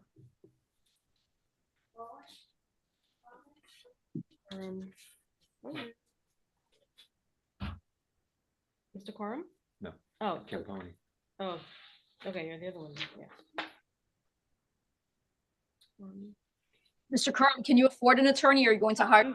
I'm sorry, Judge. So this is the other, it's a co-defendant. Oh. Yes, this is Camponi, Danielle. He's the right after. So you want me to handle Camponi first? Yes, Judge, we could handle him since he's here. No, we're handling him now. No, we're just being, yeah, it's Camponi. It's a Daniel Camponi. Yes, ma'am.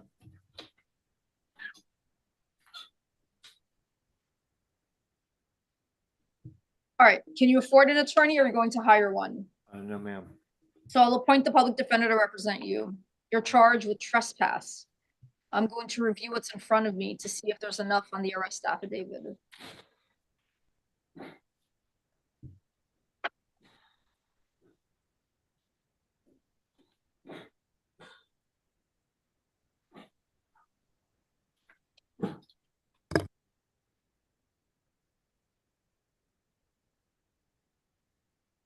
All right, so there's probable cause for your arrest. I'm also going to issue a stay away order from Indian Creek Drive and 41st Street. Do you understand me so far? Ma'am. yes, ma'am. So that's a 500-foot restriction. You need to find alternate housing besides living at Indian Creek Drive and 41st Street on Miami Beach. Do you understand? Yes, ma'am. I was fishing down there. Well, they say you were trespassing. What's a stable address for you? 5510 Northeast First Court, Apartment 4, Miami, Florida. I believe the zip code is 33171, I think. I'm not sure. We're gonna look it up. One more time. 5510 Northeast First Court. That's Apartment 4, Miami. And I think it's 33173, something like that. State. Yes, Your Honor, a moment. The valid address, Your Honor. All right.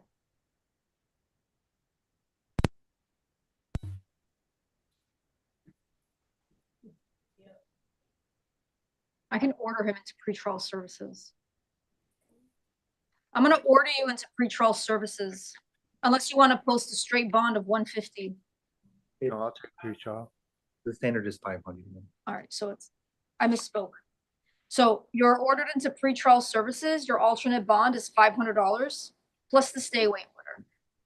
You'll be interviewed later today. Make sure that you tell them about the address that you just gave us all. The clerk has it. And if it changes, you need to update it with the clerk of court. That's your responsibility. Do you understand? Yes, ma'am. All right, thank you. Yeah. Co-defendant Coram is next.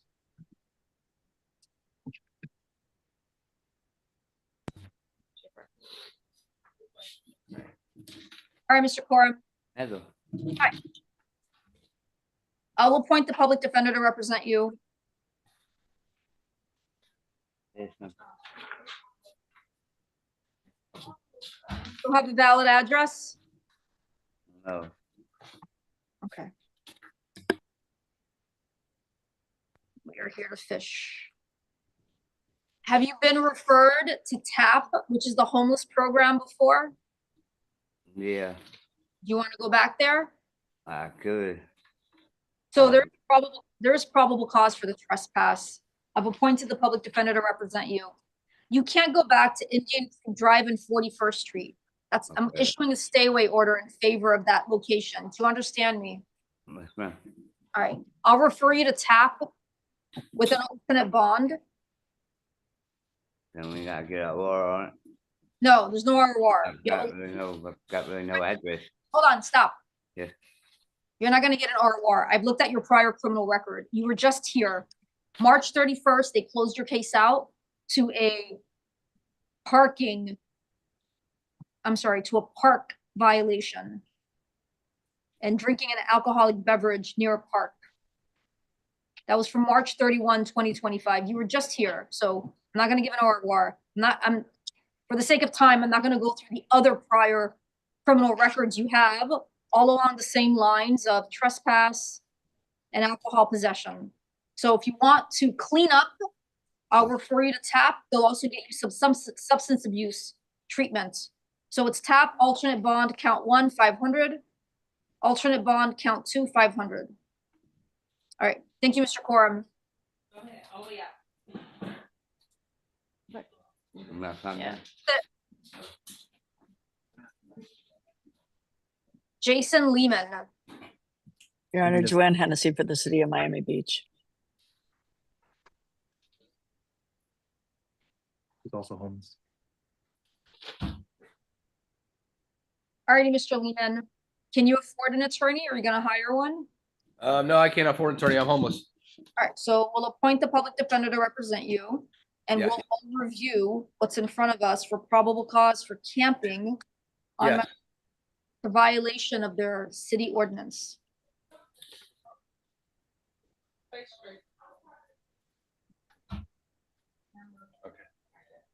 you. Corrections, does he have a warrant from Ohio? What, Mr. Lehman? Yes. It's not on the jail card, Your Honor. Okay, it might be a non-extraditable, extraditable warrant. And he was also just here, March of 2025, March 28th, he took a CTS plea. And also February 7th. He was, yeah, twice in the last few months. All right, Ms. Hennessy. Actually, four times in the past 6 months, and this is the fifth. Your Honor, in this case, I would ask for the standard bond as well. So the public defender is appointed. There's probable cause for the arrest.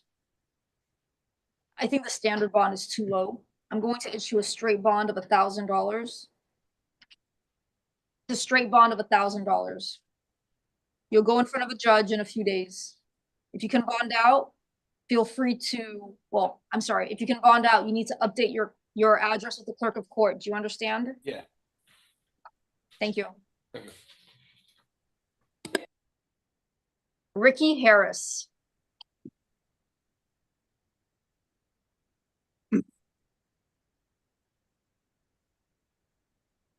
Ricky Harris.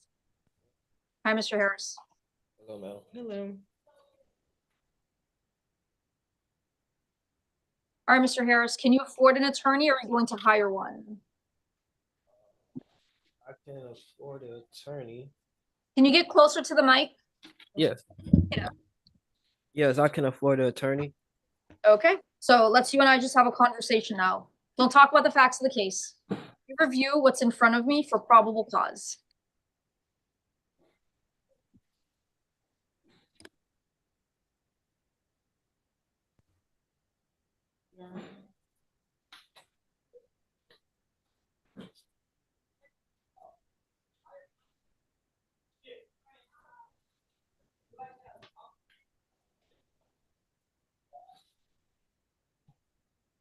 How long have you lived at 823 Northeast 153rd Street? About 20, 25, 27 years, roughly my whole life. Who else lives there? Mother. Is she going to be the one to bond you out? Yes, ma'am.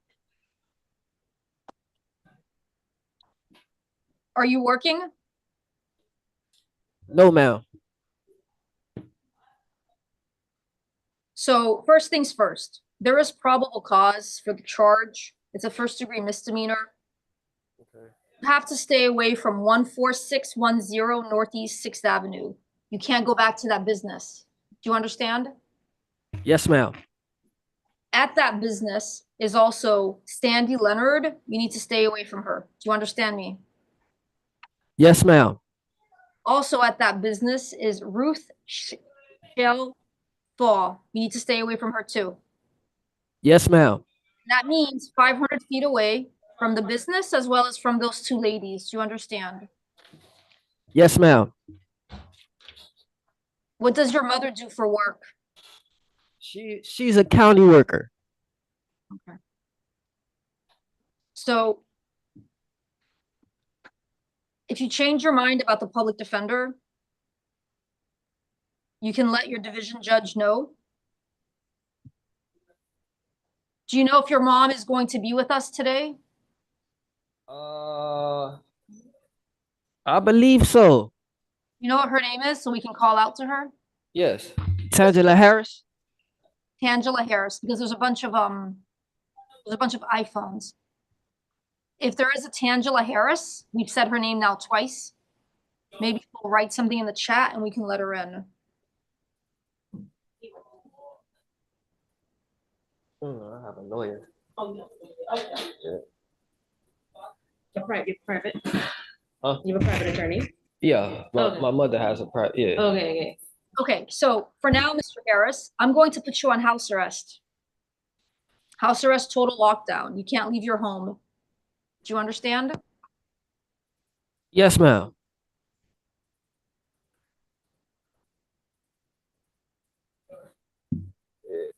That's good. It says here you have no priors. Yeah. Years old. I've issued the stay away order in front of for the business location as well as the two women.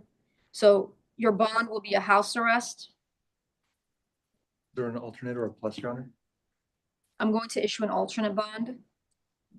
Just for the record, I would ask for an elevated bond, Your Honor. Understood. So it's house arrest, total lockdown. The fees will be waived.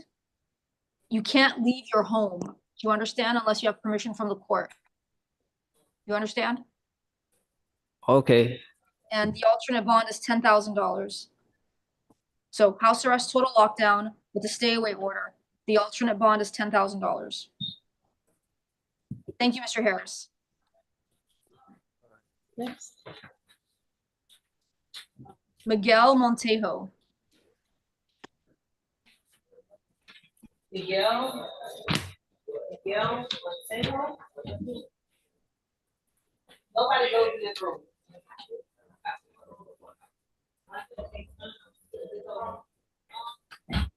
Do I need to write some? Look at the back of the house arrest total lockdown. Is that clear enough? No, I have the comment on right there. Order. That's fine. So I'm looking for a phone number. Okay. The felony folks will know.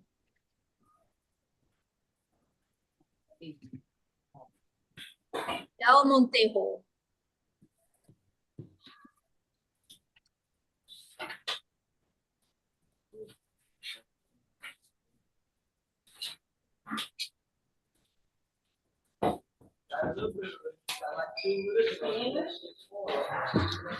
Spanish. Need assistance of a Spanish interpreter, Judge. They're present. All right, Mr. Montejo, the interpreter is here. Señor Montejo, yo le voy a servir de intérprete. Are you going to hire an attorney? Can you afford one? ¿Usted va a contratar un abogado? ¿Usted tiene los medios para pagar un abogado? No. No. All right, so the public defender is appointed to represent you. Se le asigna el abogado de oficio para que lo represente. There is probable cause for possession of drug paraphernalia. Si existe motivo fundado por el cargo de tenencia parafernalia para el uso de drogas. Are you working? ¿Usted está trabajando? Sí. Yes. So I'm going to set your straight bond at $500. Voy a fijarle una fianza fija de $500. It's a standard bond. Esa es la fianza estándar. You have contacts with the criminal justice system, so I think a standard bond is appropriate. Usted ha tenido contacto con el sistema judicial, o sea que me parece que la fianza estándar es lo adecuado. All right, thank you. Gracias. ¿De cuánto es la fianza?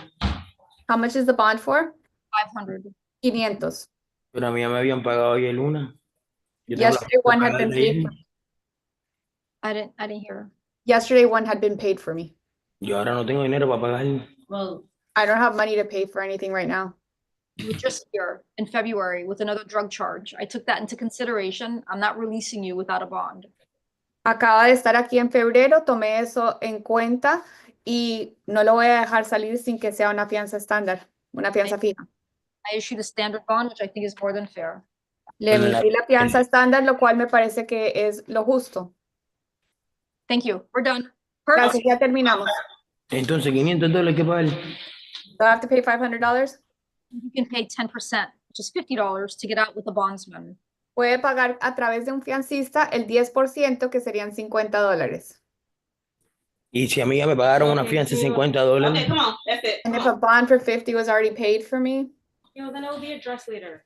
Kurt Morris. Somebody explain to you out here. All right, Mr. Morris. Good morning, Mr. Morris. See you later on in felony court. Let me just ask corrections if you have a fugitive hold or no. Your Honor, these are added charges. He has a he has a fugitive warrant from Fulton County, Your Honor. And Total bond is no bond, and he also has an open felony. He'll be on your bond hearing calendar next. All right, I'm going to appoint the public defender to represent you.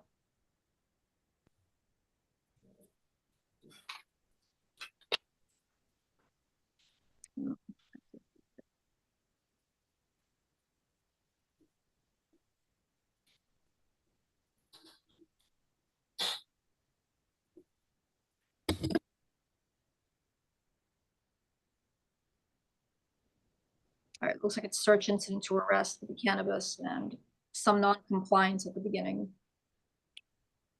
Okay, Mr. Morris, the public defender is appointed to represent you. There's probable cause for your arrest.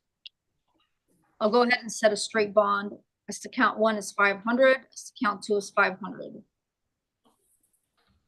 You have the warrant for the fugitive hold. I'll see you later on in felony court. All right, sir. Thank you.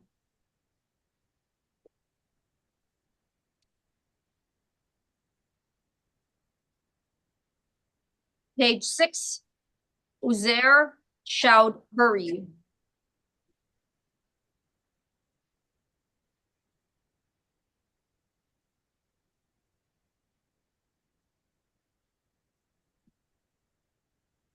Uzair Chowdhury.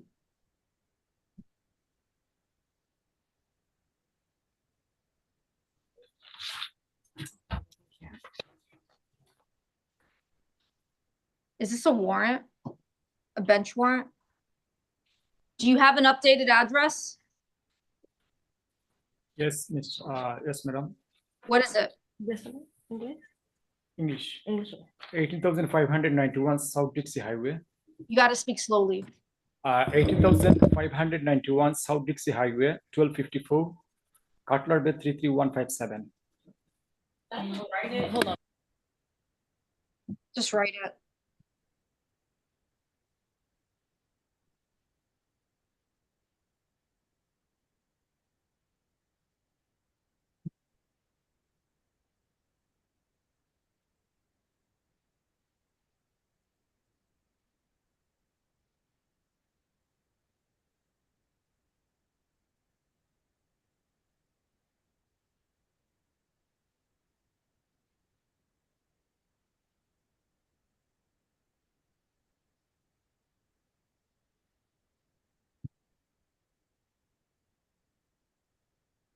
Do we have the address for him or no? All right, Judge. So it's 18591 South Dixie Highway, apartment 1254, Cutler Bay, Florida 33157. One more time, 185. 18591 South Dixie Highway, apartment 1254, Cutler Bay, Florida 33157. So we'll update that address with the clerk of court. If it changes, you need to update it in the future. Do you understand? Yes. All right. The judge served, your division judge issued the bench warrant for you. So I'm going to serve the bench warrant on you.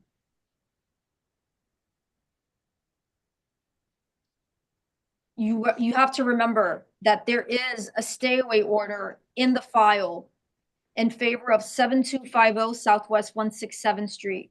You can't go back to that address, and that's a 500-foot restriction. Do you understand? I have another address too. Do you understand the stay away? Yes. Okay. Does he have a second? No, that's the same one. How long have you lived in Miami-Dade County? It's more than 1 year. Where were you before? I was in New York and I moved in 2024, February 8. Your straight bond is $500. That's what your division judge served. So you can bond out it with that. Thank you.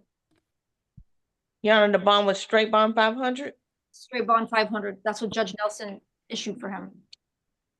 Dante Gil.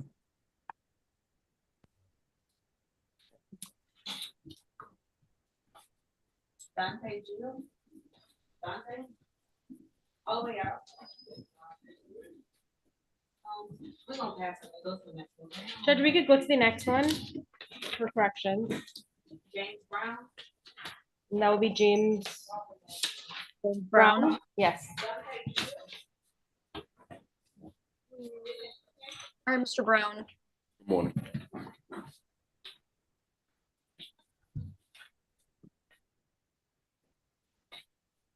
Can you afford an attorney? Can you afford an attorney?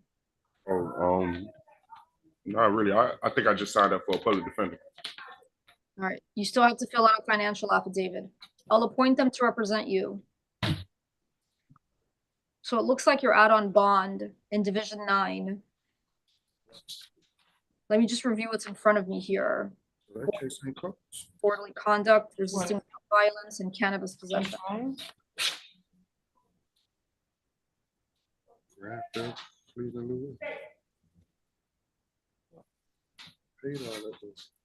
Are you working? Yes, ma'am. Where are you working? I do asphalt striping. Look, man, she looking down. I'm sorry. I do asphalt striping, traffic striping.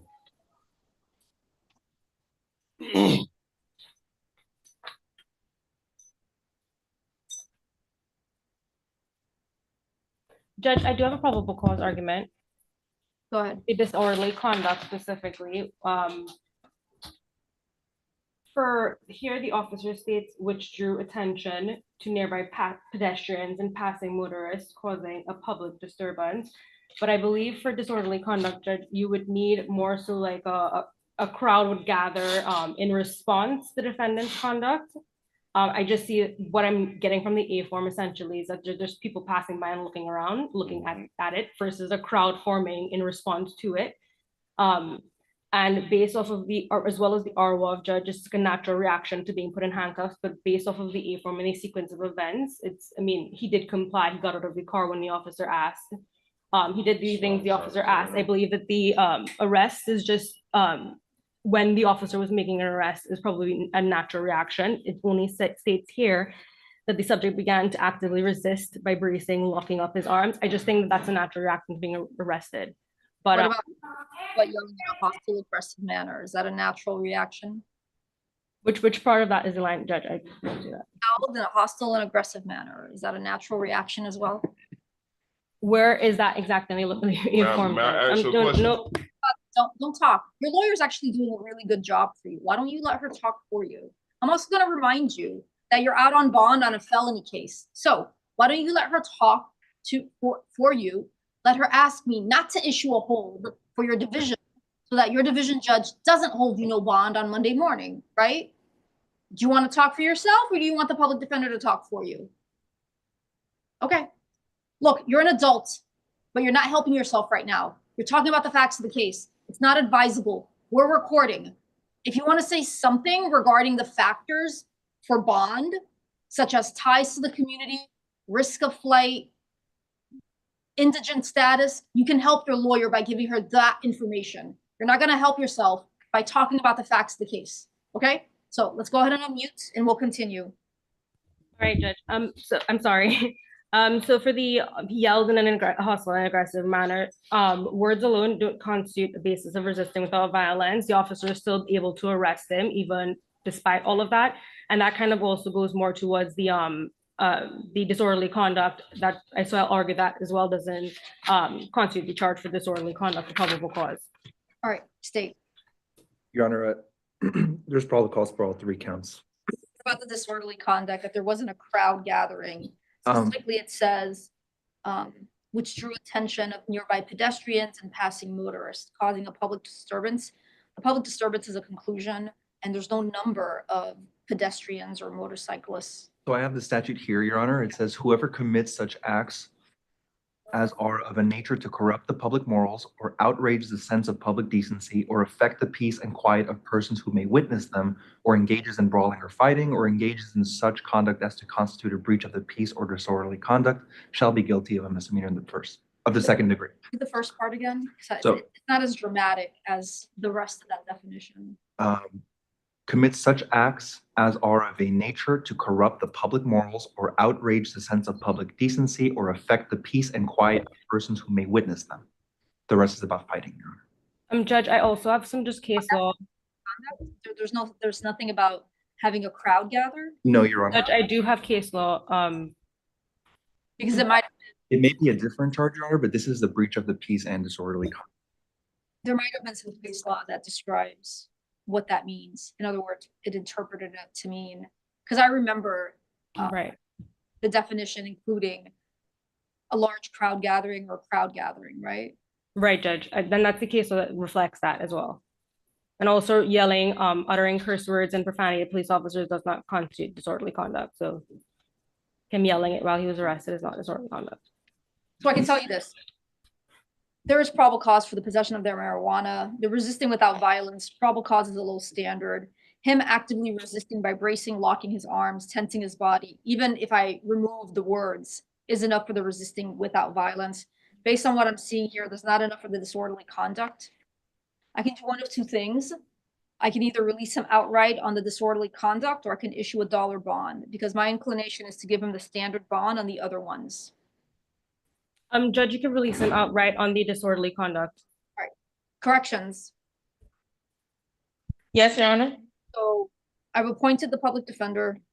Judge, I'm sorry, just so I got that correctly. Would you issue the $1 bond on the other counts if we were to do that, or just the? Okay, just want to confirm. So yes, we'll do a release outright on the disorderly conduct. Right. Clarify that. Yeah. I'm not going to issue a hold for Division 9.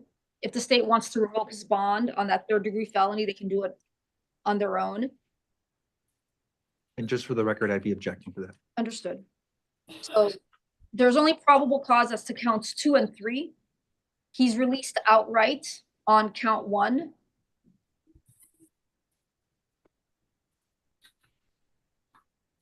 Count 2, the bond is $500. Count 3, the bond is also $500. So you have $1,000 straight bond. With $100, you can bond out.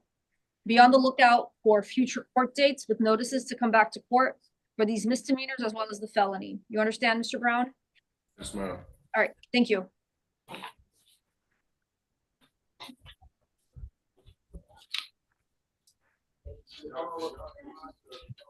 We passed Dante Gilles.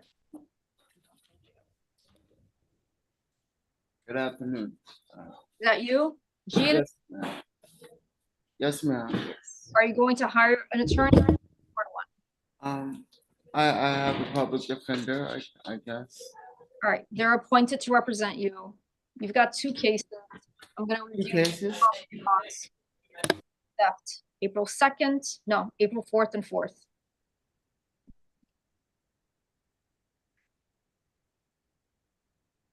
Target.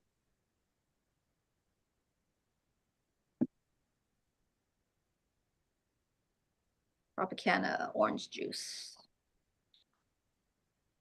Turkey breast, deli meats. Ham.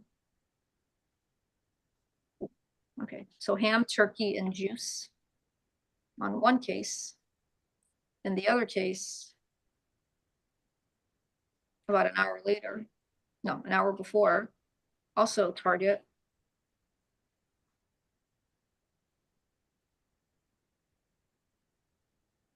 Also Tropicana juice. Oh, so 2 Tropicana juices. So the theft on one case is $4.59. The other one is $17.67. Mr. Gilles, you know you can eat for free at places like Camilla's house. I had a friend sick and I'm just telling you, I'm not inviting a response. yes, ma'am. Lunch and dinner. You know how I know? I've taken a tour of Camilla's house because I send people there all the time. Breakfast, Yes, ma'am. lunch, and dinner. Listen to me. You can shower for free. Sign up for their shelter. You can also sleep there for free. Do you understand? So it looks like you're homeless. Do you want me to refer you to the homeless programs so they can help you out with housing and other types of stability? That would be beautiful. Thank you. So on M257053, I've already appointed the public defender to represent you. There's probable cause for your arrest. So I'm referring you to TAP with an alternate bond of $150. I'm also issuing a stay away order in favor of Target. Don't go back to the Target located at 249 Northwest 6th Street. You understand my instructions? Yes, ma'am. So as I said, on both cases, it's the public defenders appointed, there's probable cause, stay away orders are issued.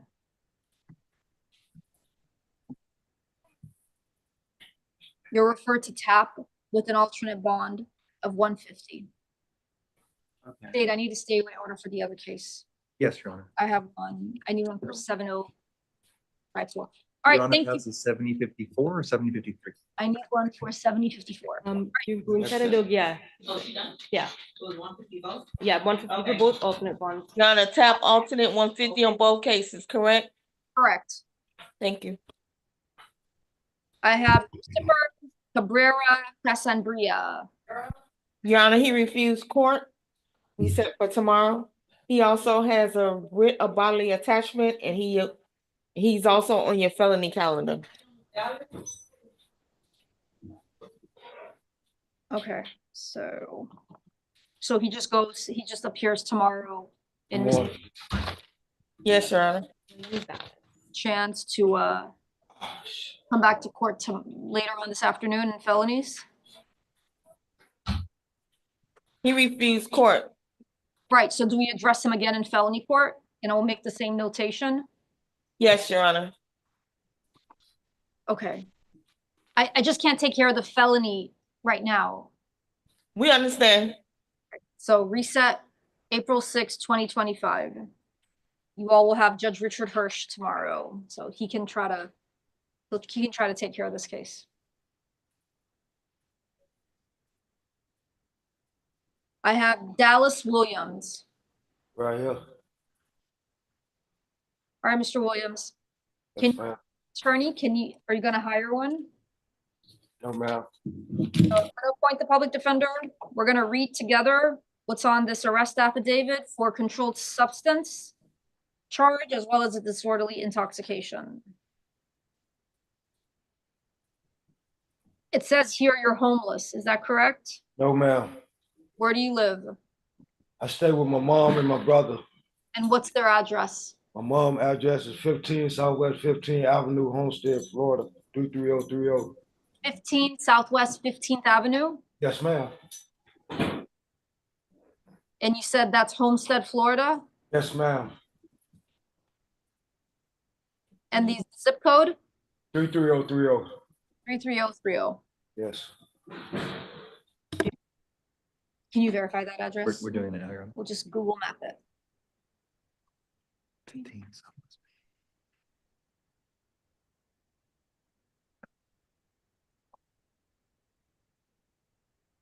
Yes, Your Honor, it's a real address. It's a real address. So if I refer you to pretrial services, they can verify that address and you can go home and live there? Yes, Judge. Yes, ma'am. First things first, you can't go back to the Best Buy at 33590 South Dixie Highway in Florida City. You need to stay 500 feet away from there. Do you understand me? Yes, ma'am. Okay. So I'm referring you to pretrial services. Yes. Bonds. So pretrial services, alternate bond, count 1, 500. Count 2, 150. Thank you. Javon Map.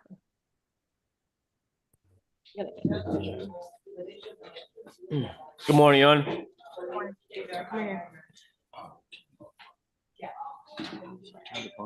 Mr. Map. Mr. Map, it looks like you're in trial on another trespass case on April 21st. Do you have the public defender on that case? Mr. Map, listen to me. Do you have the public defender on that older case? Do I have the? I believe. All right, Sorry? so appoint them to represent you on this case. What's she asking? Not kidding. No, Oh. she's gonna appoint her. Okay, gotcha. Yeah, can I just credit them? Because I've already did the time. Hold on. Listen to me. Listen to me. You're talking to me. I'm sorry. You don't have a valid address? Yes, I do. 7965 Crespi Boulevard. CRESPI Boulevard. One more time, slower. 7965 Crespi, CRESPI Boulevard. What city? Miami Beach, 33141. It's valid, Your Honor. How long have you lived there? That's been addressed for 10 years. Are you working? Yes, I am, ma'am. Okay. So you can afford a bond. Yes, ma'am. There's probable cause for your arrest. The public defender is appointed to represent you. I'm issuing a stay away order. You can't go back to 81st Street and the beach service road at Miami Beach.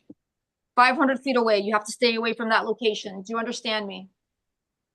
Yes, ma'am. All right. Could we address this open case, Your Honor? I'd be requesting a hold. Can I put a hold on it? Questions and Madam Clerk? On B24-21306. Okay. So you're gonna have to file a motion for revocation of bond. Yes, Your Honor. All right, so your straight bond is $1,000 plus the stay away order. Thank you. Antonio Dixon. I'm sorry, Your Honor, so it's no hold on the misdemeanor case? Correct, no hold. The state's gonna file a motion for revocation of bond. Can I have the case number again, please? For what? Our case that I set a bond or the old case? The one that you're not placing a hold on. 21306. B25? No, I'm sorry, B24. Thank you.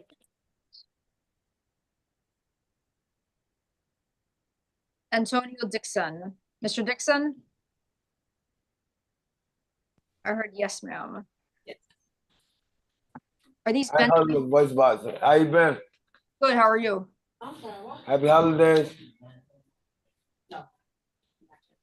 Happy holidays. Happy holidays. Thank you for that. I didn't hear you. Oh Okay. yeah, I had the police picked me up from Point Type of Care while I was working and brought me down here. Talking about they wanted to take the kids down to the youth festival in Channel First this week. Understood. Okay, so on B23, I'm sorry. Let me look at the new case. B251662. She taking. Your Honor, all three are bench warrants. All right, so please take him into custody.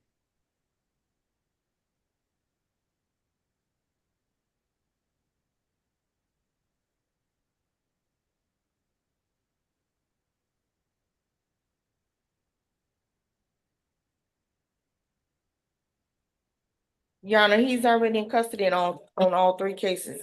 So you're gonna serve the bench warrants on him, all right? I'm just gonna finish writing and then I'm gonna pronounce my ruling. They're $10,000 each. Your Honor. Okay. So on all three corrections, B2312088, B2314605, and B2516662, please take him into custody, serve the warrants on him, $10,000 on each case. $10,000 on each case. He'll go in front of his division judge and jail division in the next few days. Yes, Your Honor. Mr. Dixon, we're done. Thank you, sir. You can step aside. Thank you, sir. What is the case about? Hold on, I'm gonna tell you. We'll have your PD call you. What? We'll have your PD call you, Mr. Dixon. Mr. Dixon, please step aside. Come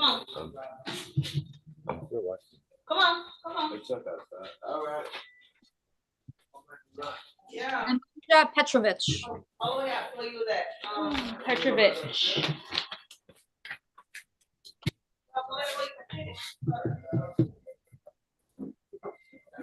Come forward. Speak English? English? Oh, yes, sorry. How long have you lived in Miami-Dade County? About 20 or 25 years. All right, but you were born in Cleveland, Ohio? Yes, in 1990. We came over, I believe it was like around 2000. We came down to Miami. What's your address? 9260 Bay Harbor Terrace, apartment number 2. How long have you lived there? Since 2004. Are you working? No, Why? I'm disabled. I'm getting disability For what? because I'm disabled. Okay. Oh, Judge, his hands, he was trying to show you his hands. Oh, sorry. Yeah. A little blurry on my end. All right. Yeah. Sorry. Judge, we do have a probable cause argument. Okay. Well, let me do this. Can you afford an attorney? No. Do you live there with your parents? When you Yes, say yes, Your Honor. you think they're on Zoom with us? Do you know they're on Zoom? Your parents? I mean, they have Zoom, yeah, but. He doesn't Well, know. if they Oh, want, right now? No. Yeah. Okay. How There's would a lot of folks on Zoom. If they identify themselves in the chat, we can let them in as next of kin. All right, so the public defender is appointed to represent you. You're charged with disorderly conduct. Another one. So state, you still have that definition handy? Yes, Your Honor. All right, so we'll just read this together before we take a deep dive.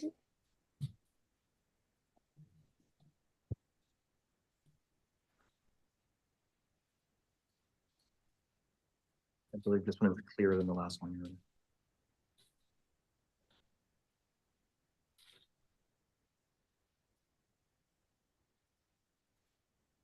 Do you take medicine? Not really. Are you prescribed medicine? No, because I don't have a doctor, but I just recently got health insurance, so I'm gonna go to a doctor because the Social Security, they appointed me a physician. Are you supposed to take medicine? Yes. Okay, all right.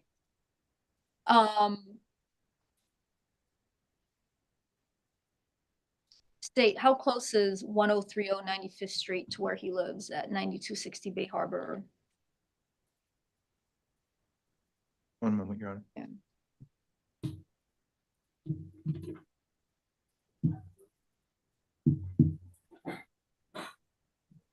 I just want to check defense how close 10390, I'm sorry, 1030 95th Street is close to his home. Let's see if it's a neighboring building or if he was just out and about walking and allegedly screaming very loud. Who's that minimum? 2 minutes. Your Honor, it's 2 blocks away. When you do the view on Google, is it an open area? No, Your Honor, but both are residential complexes. I just the mini mart. It's a mini mart and across the street is the trailer park police But station. what I was concerned, I can order him to stay away, secondary location. And it's, if he goes back home, the behavior wasn't at home with those residents, it was somewhere else. So if I find probable cause, I can keep him away from the other residents on 1030 95th Street in Bay Harbor. Judge, since he has no priors, we request ROR. A little bit of priors, so. Yeah, disorder. Well, we have them as null process, so I mean, they're not convictions. That's what I meant. Okay, but it is still contacts of similar behavior with the criminal justice system. You have to understand something. You have to stay away from 1030 95th Street. You can't go back to that location. Right? Do you understand me? It's yes, I understand, but also it's a police station. But thank you, I will. I'll stay away. You have to stay away. That's a Yes, five. ma'am. That's a 500-foot restriction. Do you understand? Okay. There is probable cause for your arrest. I don't know what's going on, Mr. Neman. Is Nemanja the first name or is that the last name? Petrovich is the last name? Yes. So Petrovich is the last name, Nemanja is the first name. So you do understand the stay away order that's 500 feet from 1030 95th Street in Bay Harbor Islands, right? Yes, Your Honor, yes. I've issued the stay away order. There's probable cause. Your lawyers can argue later on that there wasn't enough to go forward at trial. For my purposes, for today, for bond review, it's a low standard.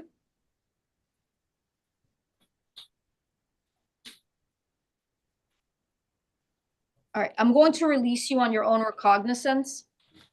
If your address changes, you need to update it with the clerk of court. 9260 Bay Harbor Terrace, number 2. That's your address. That's what the clerk is going to type in. If it changes, it's your responsibility to update it with the clerk of court. You understand? Yes, Your Honor. All right, thank you, corrections.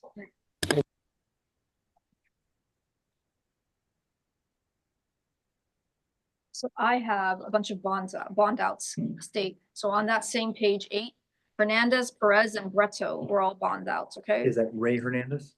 Yeah. So the next Perez, 3, gotcha. Hernandez, Perez, and Breto were all bond outs, That's right. which takes us to page 9. Gabriel Castillo is also a bond out. And so I have next. Is that Gabriel Castillo, Your Honor? Was it Yeah, I bond have bond out. What I have next is Andre Bacon. Mr. Bacon, That's no, Your Honor. is that your real last name, Bacon? Yes, yes. Okay, so I'm gonna appoint the public defender to represent you. We're gonna read together the allegations of this trespass. How did you get released on your other 2 cases? I was at a bond, RR. ROR or bond? Bond on the first truck bag charge, and now we're all over open container.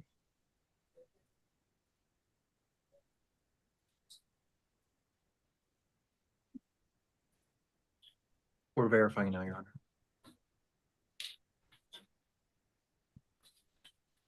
I go to court April 30, Your Honor. Actually, you're right. I was looking at something else. You have a good memory. It is April 30th. All right, first things first. He's out on bond, Your Honor.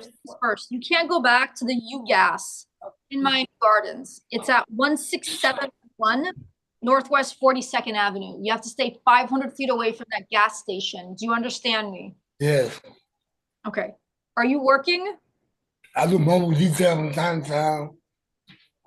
Mobile, we go to business and watch cars, stuff like that. He does card. So I think he said he did a card detail, Judge, from time to time. I watch cars. Do you live at 1020 North Chrome Avenue? No. So what's your stable home address? 1C350 Northwest 41st Avenue. You got to repeat that slowly, please. Judge, give me a second. I'm gonna ask him and I'll.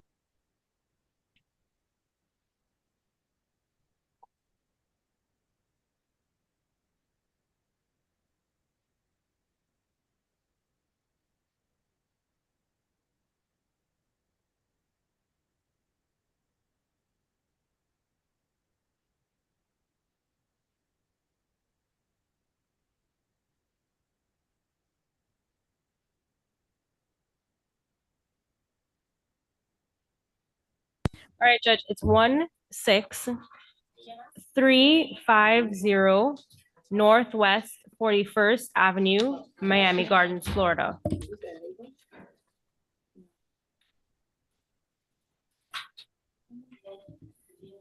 You don't have a zip code handy. do you? He doesn't have these, he didn't give me the zip code, I can look it up. 057 something.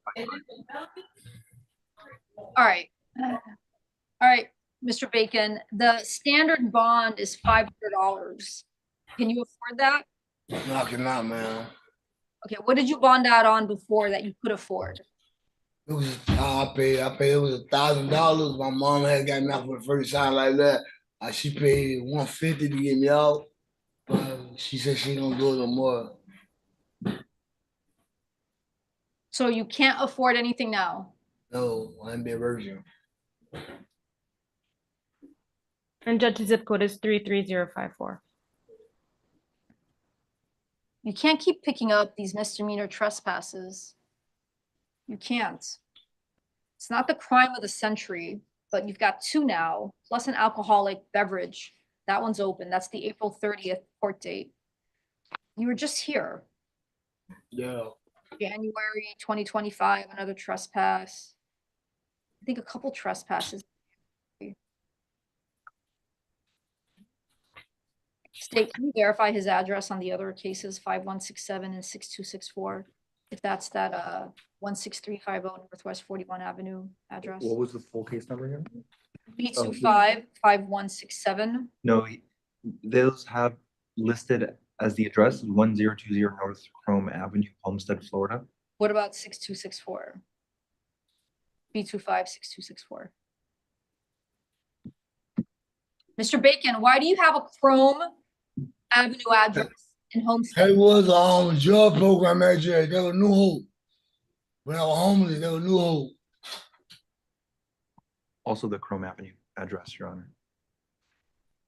That's a New Hope. Drug happened with a vegetable. Who else is living with you in Miami Gardens? That My Miami, mom. your mom. Okay. What's the easiest way to set this? How do I set these all together? I can't, right? Your Honor, you're gonna give him a bond or you're gonna RR? I was going to ROR him and order him to go back to court on April 30th, 2025. You could set it for that date. Yeah. Do you know what courtroom you're going to on April 30th?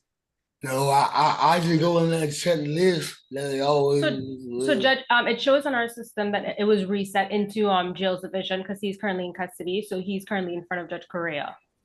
So does he go in front of Judge Correa on April 30th? April 30th, yes, Judge. So we're not going to cancel that date. We'll just make him go there. Okay. We'll decide how she's going to set all 3 of them together, either with her or in a regular division. Yes, Judge. I'll let the APD know that's assigned to his case. Yeah, 256264. Yes.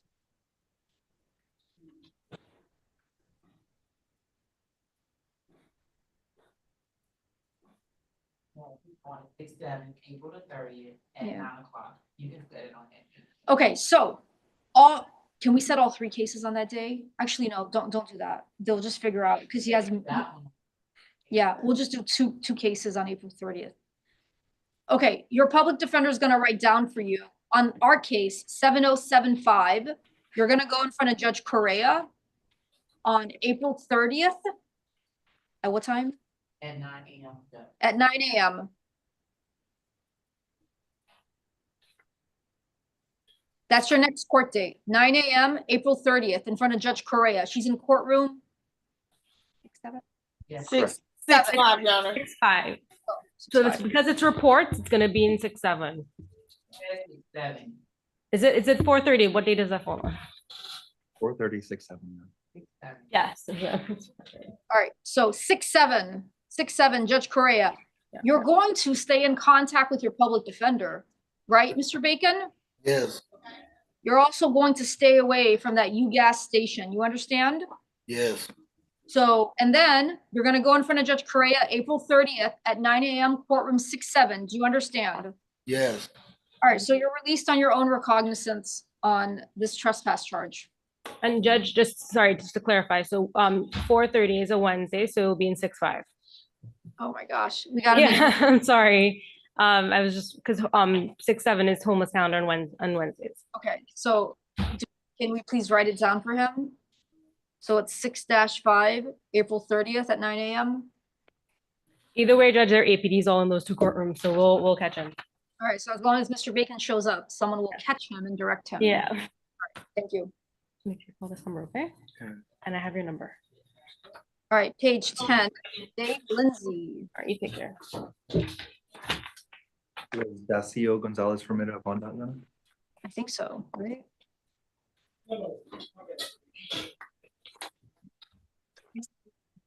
Yeah, Gonzalez was a bond out, and then the next one, Morales, is also a bond out. Are you Lindsay, Mr. Lindsay? Yes, ma'am. Okay. Yana, he has a related felony. He'll be back on your bond hearing calendar. Yeah.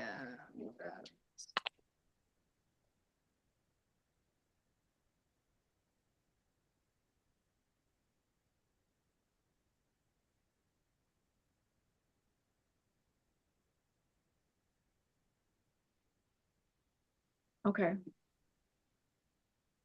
So he'll be back on a felony cannabis possession? No, yes, Yeah. Yes, Your Honor. All right, so the public defender is appointed to represent you on these two, this one traffic citation ending in RCE. We're just gonna read what's in front of us for the reckless driving charge.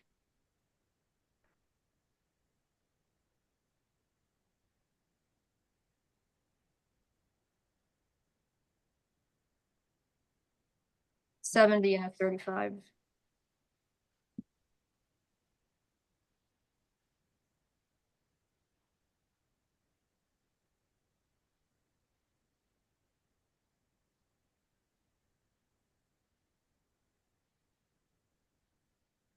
There's probable cause for your arrest. What's the standard bond on reckless driving? 2,500, Your Honor. All right, your bond is set at 2,500. I'll see you later on in felony court for the cannabis possession. Thank you. Jermaine Franklin.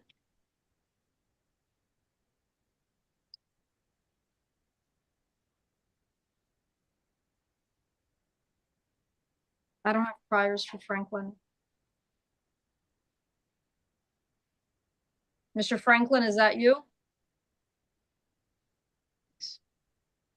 Mr. Franklin, Jermaine Franklin, is that you? I'm sorry, Judge, yes. Yes, ma'am. All right, so the public defender is appointed to represent you on these two traffic citations.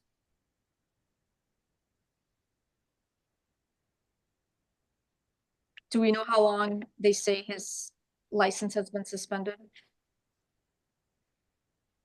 Moment, Your Honor. His last suspension was November 25th, 2024. All right, you can't drive anywhere in this country without a valid driver's license. Do you understand? Yes, ma'am. And Judge will be requesting an ROR. Why would I do that? He was just here. I'm sorry. They were saying how his driver's license was suspended or he received a citation when? In November 2024? Correct, Your Honor. November 25th, 2024. Is when it was suspended or when he received the citation? The narrative I have is that his last suspension was on that date, so I don't know. I'm assuming it's just a suspension, not the actual him getting a citation. I don't typically they would reference it. His driver's record is attached in the packet that was provided to Your Honor. Sorry, I don't have that. The bonds are reasonable, 150, 150 each. It also says no valid driver's license. His suspension goes back to 2017.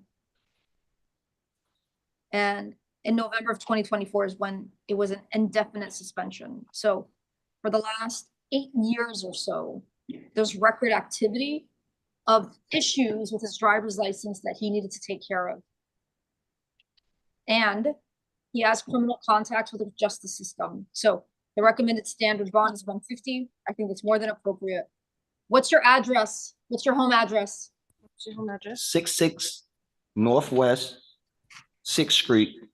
I have 77 Northwest. 677 Northwest 6th Street. Is there a unit number? What was that, ma'am? A unit number. No, ma'am. No, ma'am. It's not apartment number. So your bonds as to both citations are set at 150. That's the standard bond. Thank you. Drive order, yeah. At this point, we can help. Yes. I've already gone through, so. Alrighty, that's the end of my calendar. Oh, I'm sorry, one more. Carlos Castanera at the end of my calendar and a couple add-ons. All right. Your Honor, he has a related felony. He'll be back on your bond hearing calendar. The fentanyl charges? Okay. Yes. PWLS.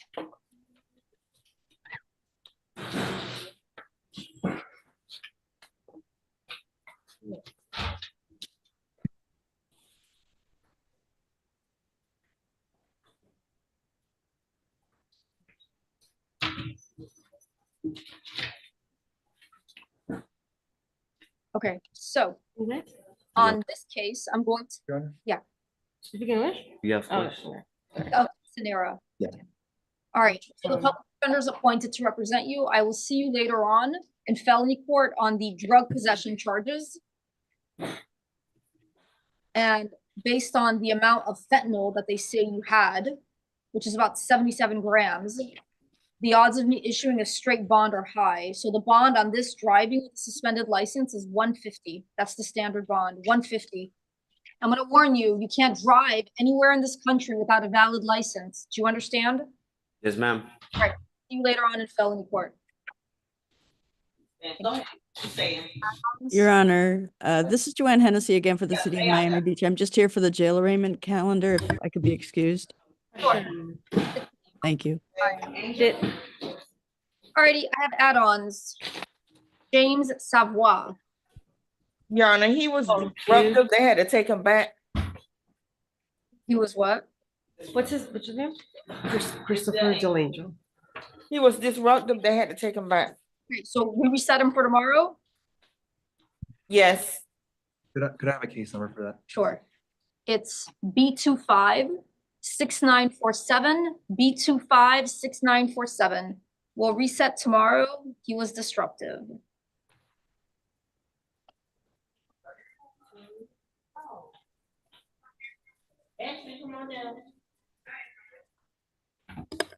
Christopher Del Angel, right, sir?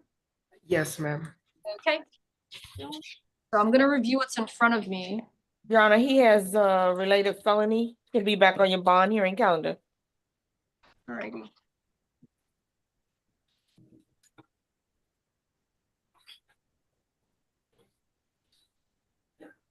How long have you lived in Miami-Dade County? Since 2006. Are you working? Yes, ma'am. Let me just ask corrections. What's the felony case that he will see him later on for? Grand theft, 3rd degree, anti-shoplift, invent, device attempt. Alcina, was that bond out?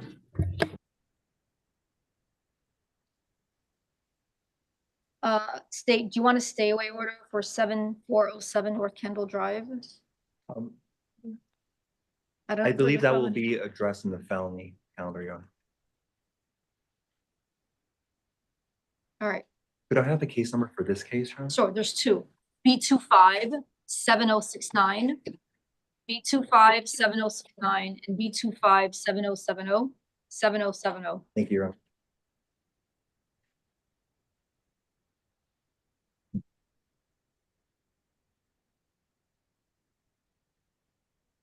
So there's probable cause for your arrest on both cases. What's the recommended bond? I don't have that in front of me, Your Honor. I don't have any packets for. Your Honor, for the 2 petty thefts, I have 150 each. All right, so the public defender is appointed. There's probable cause for his arrest. I'll see him later on in felony court. Your bond on 7069 is $1,000. 7069, your bond is $1,000. Same goes for B257070. The public defender was appointed. There's probable cause for your arrest. I will see you later on this morning for the felony theft charge allegations. John, I'm sorry, how many cases you have? I have 2 cases, B257070. The bond is 1,000.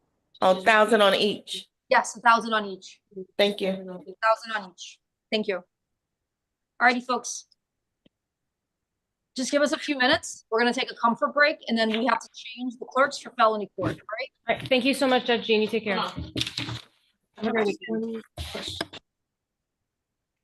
So the remainder, I have 4 cases, Your Honor. I believe they're all probably bond outs then. Yes, ma'am.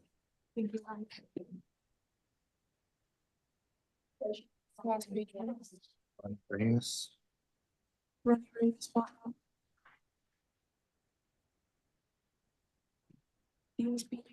Yeah.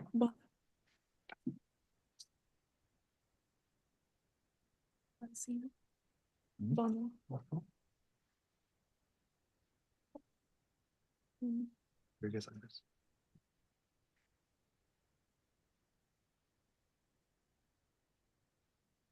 Is it on the first page?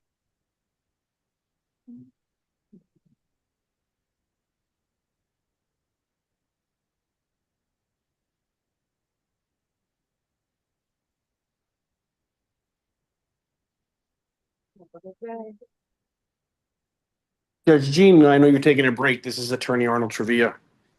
Judge, I never got the A form on it. I'm assuming the felony prosecutor will send it to me when she gets in. State.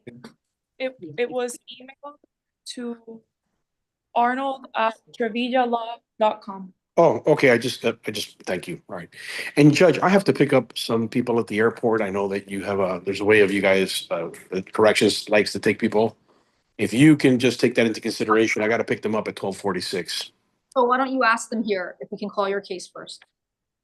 Okay. Female, so we usually do the females first anyway. Right. Her name is Maria Zeron, corrections. Gerard, Judge, we also have a juvenile that we need to take out of turn. He has to go back. That's fine. So, you want to do the juvenile first and then Zoran second? Yes. All right, we'll do that. Thank you, corrections. What's a juvenile? Thank you, Your Honor. Thank you, corrections. Give us the juvenile's name for the state attorney. Mitz. Last name is Mitz. Thank you. Thank you. I'll be back.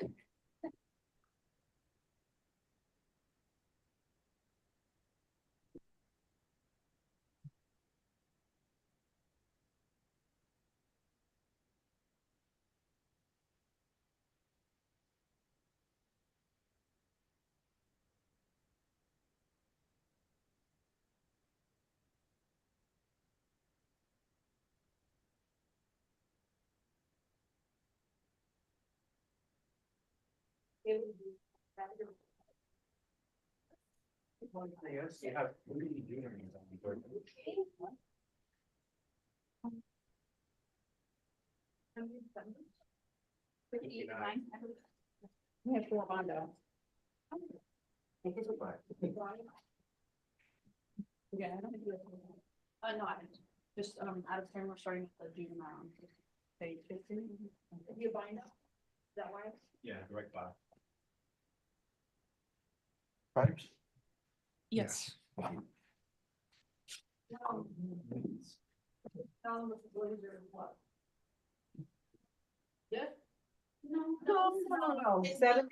70, those are big numbers. 55%. Yeah, and can she do that in the morning? Yes. Yeah, we're done with it.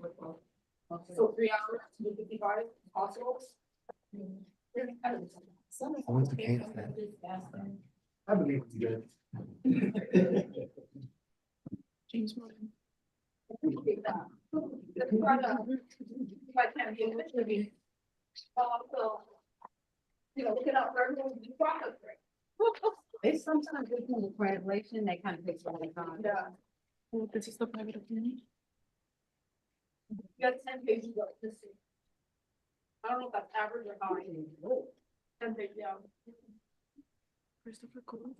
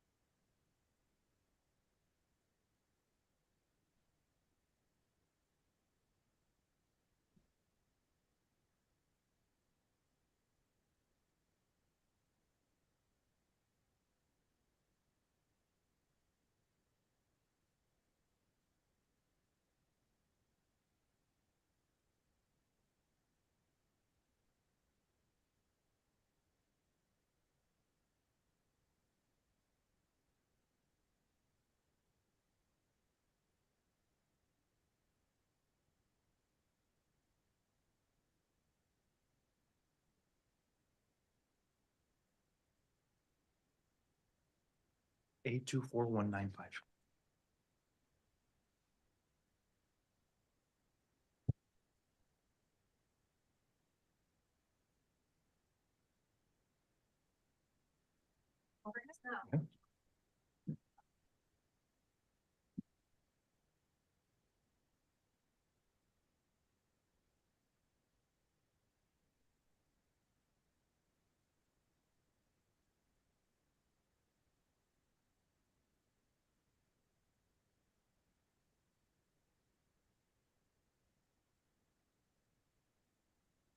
About 2 or 3 pre-conventions. We have several. Yeah. We have an interesting calendar today. I'll tell you that. PTE is good. We don't have to look through the whole. You, I mean, in court it's good. We're out upstairs. Yeah. Clean up. Gotcha. Yeah, think about that. For us, TVs are a little, at least TV. Of all the things that we have to do, that's the one thing that kind of like. So what you done, do on the back end? Docket the motions, and on days like this, we actually set it for court, put it on the calendar. already. Gotcha. And we docket everything, make sure everything's in there, and it's all the stamping and all the redaction. For pre-trial detention? Not usually the motion themselves, but when there is a pre-trial detention motion, it's usually something violent.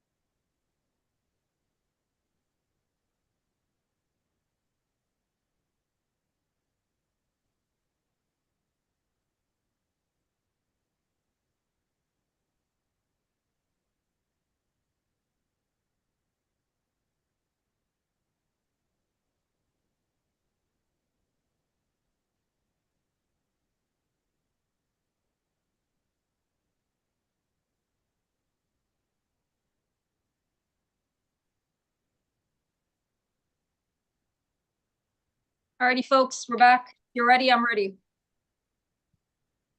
Okay, who do I have? There's a changing of the guard. What do I have for the PD's office? Good afternoon, Your Honor. Assistant Public Defender Taylor Arthur. Is it presumed the Public Defender's Office is appointed unless otherwise stated?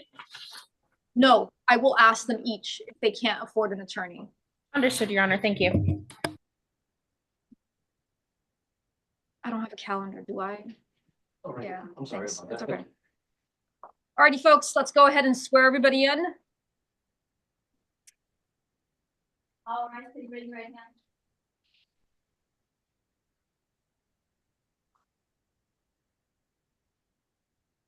All right, so please raise your right hand. Todos de pie y levanten la mano derecha.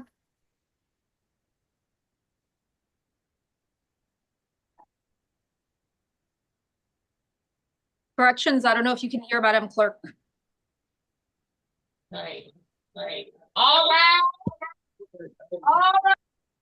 Yes. Please raise your right hand. Do you swear or affirm that the testimony you're about to give will be the truth, the whole truth, and nothing but the truth? Say I do.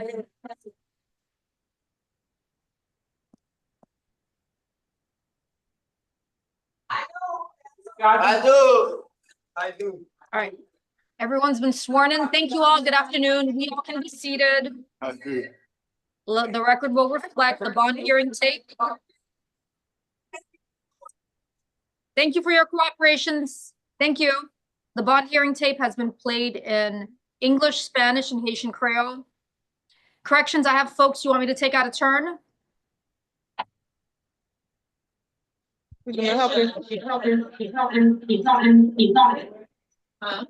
Yes, Judge. Okay, so we're taking Mitts out of turn first, MITTS.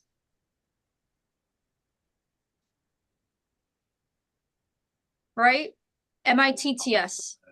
He's coming up, Judge. So someone needs to, I see his mom on Zoom, Finney. Miss Finney.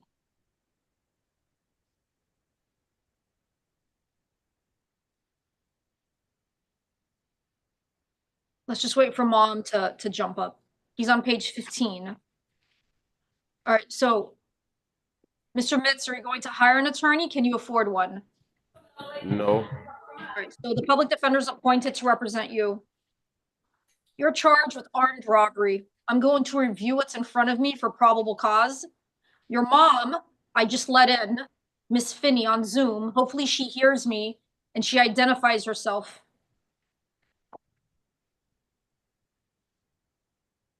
Yeah, there we go. All right, Miss Finney, hi. Unmute yourself if you can.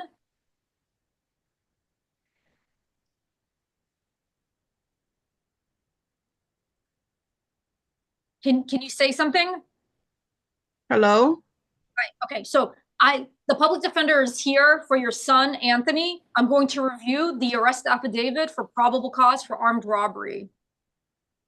Okay.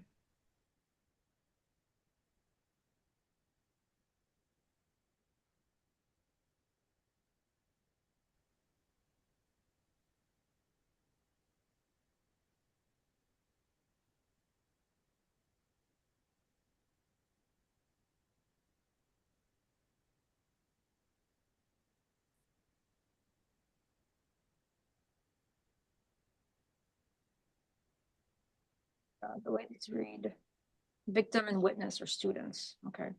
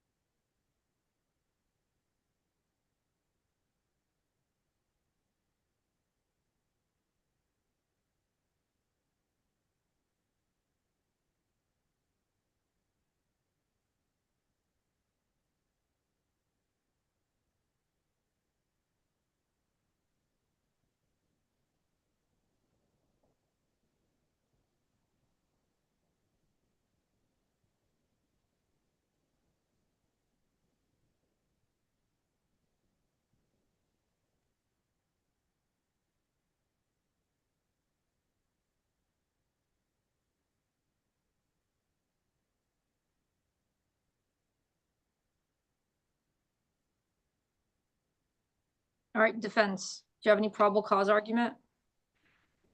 No, Your Honor, stand mute.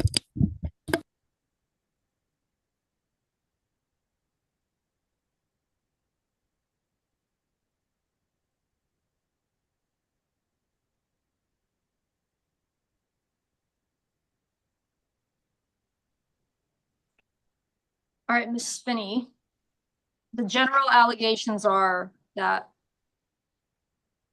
he acted with someone with the last name Rios to commit a robbery against a fellow schoolmate.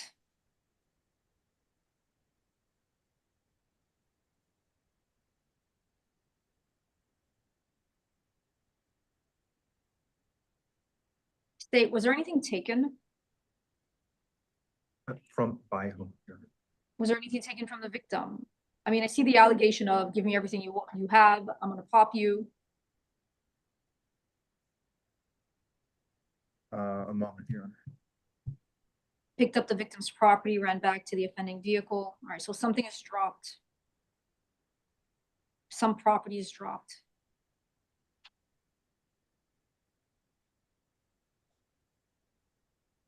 Okay. There's a combination of a argument between your son and the listed victim a couple days before school that looks like the motive for the robbery, and he's present in the backseat of the vehicle. He also admits that he showed the victim a firearm along with the co-defendant, last name is Rios. So there's enough here for probable cause. The public defender is appointed to represent him. Ms. Finney, it is a non-bondable offense. Robbery with a firearm in Florida is a no bond charge. So I'm going to hold him no bond. The pretrial detention motion was passed. Right. I'm also going to issue a stay away order in front of Tyrell Counsel. It's in favor of Tyrell Counsel. Mr. Mitz, you need to stay away 500 feet from Mr. Counsel. Do you understand my instructions? Yes, ma'am. So also don't send him any messages through third parties, either directly or indirectly. There's a pretrial detention motion that's filed. The state can seek 2 reasons to hold you no bond. On the charge itself, they can also seek a pretrial detention. So I'm going to grant their pretrial detention. You're going to print in front of your division judge on Monday. So the pretrial detention will print on Monday. So the lawyers and everyone can pick a date to have the hearing. All right, Mr. Mitz? Yes, ma'am. Thank you. Next corrections. All right, Ms. Finney. So what you need to do is you can go to court or zoom in for Judge Alberto Milian for Monday. And just identify yourself because you and Mitz have a different last name. So make sure that the judge knows you're here for Mr. Mitz. Okay, okay. Thank you. You're welcome. Corrections, the next one you want me to handle? Because I know we have the female co-defendant for Mr. Trevia, the female defendant for Mr. Trevia. Judge, you want to take the female? You want to take the other other facilities that we have? Let me do the female, please. What's the defendant's name? Zeron, Z-E-R-O-N. F256879. Your Honor, could you repeat the name? I couldn't hear which name you said. Maria Zeron, F256879.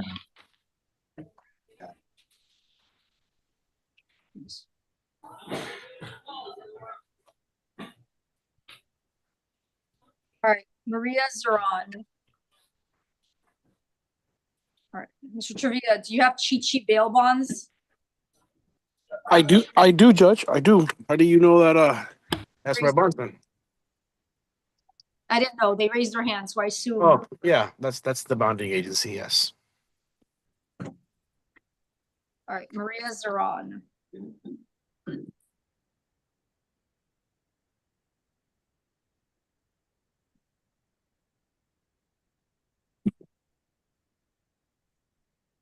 Judge, I'll stipulate the PC for purposes of the hearing. All right, here's Ms. Zeron. So she's charged with 2 counts. First count is grand theft, second. And the third count is possession or use of someone else's identification.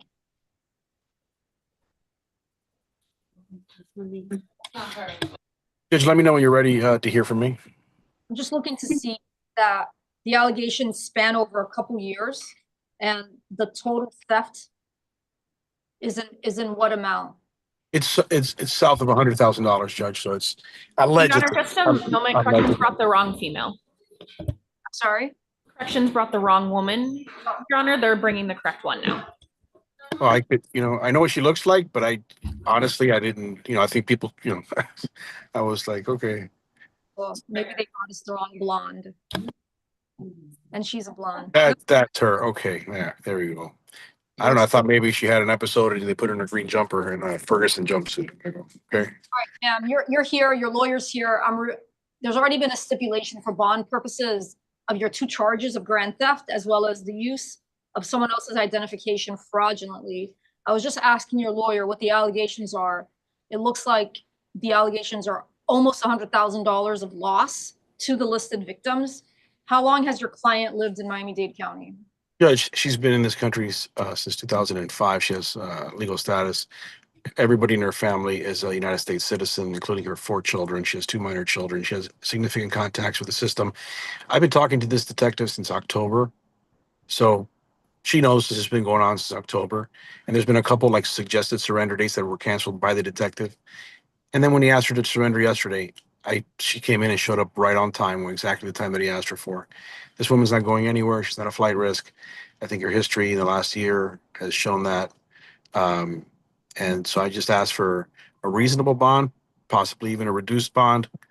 Thank you, Your Honor. That's all I have.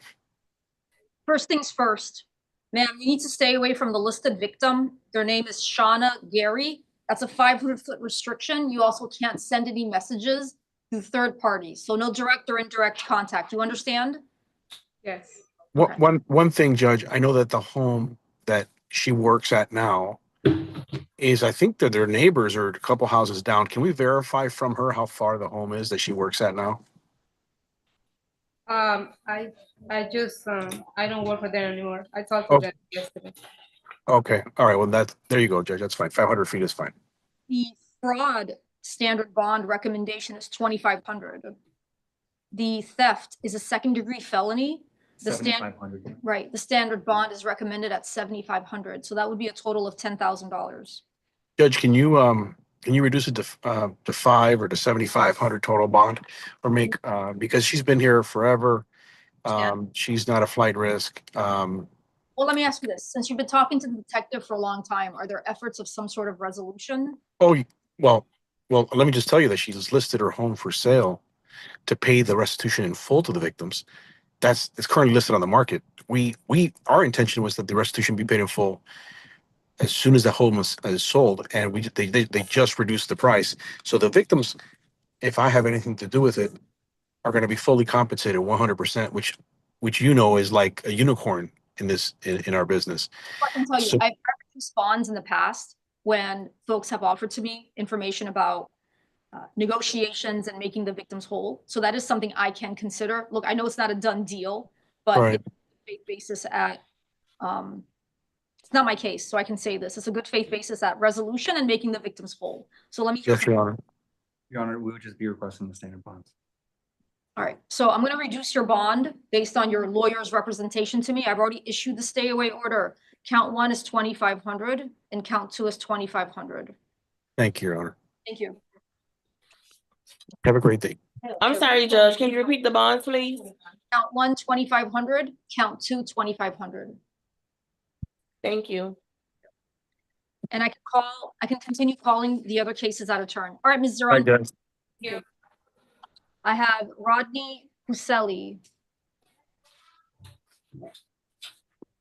Your Honor, what page is that? Huselli's on page 15, I think. Thank you, Your Honor. Good morning, Your Honor, Judge. Judge, this is an added charge. Oh, that by detainee.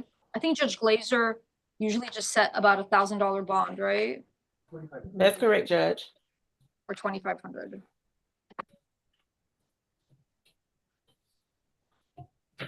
Okay. Does Pucelli have the public defender on the other cases? Pucelli, do you have the public defender on your other cases that are open? Yes, ma'am. All right, so the public defender is appointed to represent you here. Laser usually sets a standard bond of 2,500, so count one is 2,500. Thank you. And the public defender is appointed. All the way out. Thank you. All right, and the next case is Mark Haber. This is also an added charge, Judge. Haber's on page 15 as well. Thank you. Do you have the public defender on your other open case? Yes, Your Honor. The public defender is represented to is appointed to represent you here. I'm going to set your bond also at $2,500. Thank you. Next is John Lockley. Mr. Lockley refused. We said for tomorrow. All right, let me see. He's on page 16.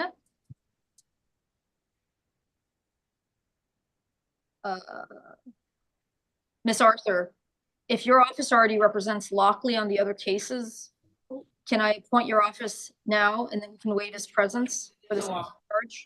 Yes, Your Honor. Oh, sorry, no. I thought it was a bat by detainee. I'm gonna reset it for tomorrow because for added attempted murder charges, there's a listed victim that we need to bring to court. I'll take that back. All right, corrections. You said he refused today? Correct, Judge. Defendant refused. We'll give him one more chance and then we'll address, if not, Judge Hirsch will just figure it out tomorrow. So reset tomorrow. Thank you. Miguel Gomez, page 17. He needs the services of the Spanish interpreter, Your Honor. Then added charge, Judge. Present. Mr. Gomez with the public defender. I'm sorry, with the interpreter. Yeah, please. Sí, yo le voy a servir de intérprete. Okay, gracias. Thank you. Added charges. Estos son cargos agregados. Do you already have the public defender on your open cases? ¿Usted ya lo está representando un abogado de oficio en los casos que tiene abiertos? No, tengo un abogado privado. I have a private attorney. Who is it? ¿Quién es su abogado? Gilberto Grill. ¿Perdón? Grill, de apellido Grill. The last name is Grill. Or Gil, Adolfo Gil? Adolfo Gil? Sí, correcto, señora. Yes, correct. Is he going to represent you on this new case? ¿Él lo va a representar en este caso nuevo? Sí, correcto. Yes, correct. He's not here today. Do you want me to reset it for tomorrow? Él no está aquí el día de hoy. ¿Usted quiere que programamos esta audiencia para el día de mañana? Sí, está bien. Yes, that's fine. You have to call him so he can be here, all right? Tiene que llamarlo para que él esté presente. Ok, ¿a qué hora sería mañana la corte? Okay, what time would court be tomorrow? Around this time. Más o menos a esta hora. Ok, muchísimas gracias. Okay, thank you very much. Ok, thank you. That's all. So we're resetting tomorrow too.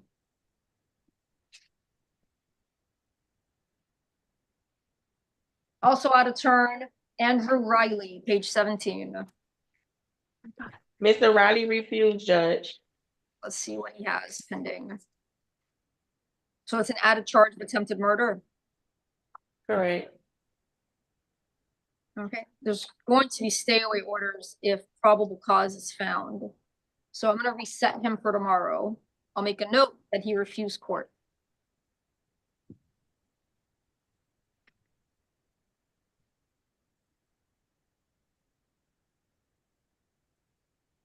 Thank you. Is this Andres de la Rosa? Andres de la page 18, right? This is also an added charge, Judge. Also an added charge. Let's see. All right, De La Rosa, did you have the public defender on your other cases? On one other case, yeah. So you want me to appoint them here for this case? Yeah. Okay, so they're appointed to represent you. I'm gonna review this new added charge. You're accused of theft. And it says it's from Home Depot, the one near Homestead. Your Honor, I do stand mute as to PC reviews. So there is probable cause. In addition to setting a standard bond, which is $2,500. So your bond is $2,500. I'm going to issue a stay away order. If at some point you actually do get out of custody or bond out, you need to stay away from the Home Depot, 13895 Southwest 288th Street. You understand? Yes, I understand. All right, thank you. 2,500, Judge? 2,500. Last case out of turn is Frank Betancourt. Also added charges, bad on detainee. All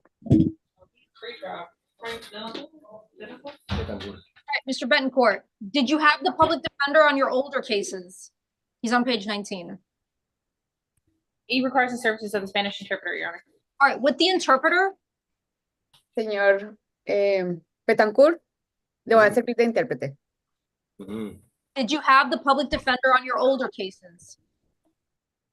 ¿A usted lo representaba el abogado de oficio en sus casos anteriores? No, yo no quiero representante abogado. Perdón, señor, no le escuché. Yo no quiero representante abogado. I don't want a representative as an attorney. So do you represent yourself on your other open cases? En los otros casos que usted tiene abiertos, ¿usted mismo se está representando? Sí. Yes. I'm sorry. So what did I forgot what I asked him. What did I ask? If he was representing himself. So he is. So for now, until your division judge can have a full hearing, you can continue representing yourself, but you have to write her a letter and tell her, because she has to do additional steps with you. Do you understand? Entonces, por ahora, la juez de la división con la que usted se va a ver, usted tiene que escribirle una carta diciendo que usted mismo se está representando en esos casos porque ella tiene que tomar pasos adicionales con usted. ¿Sí entiende eso?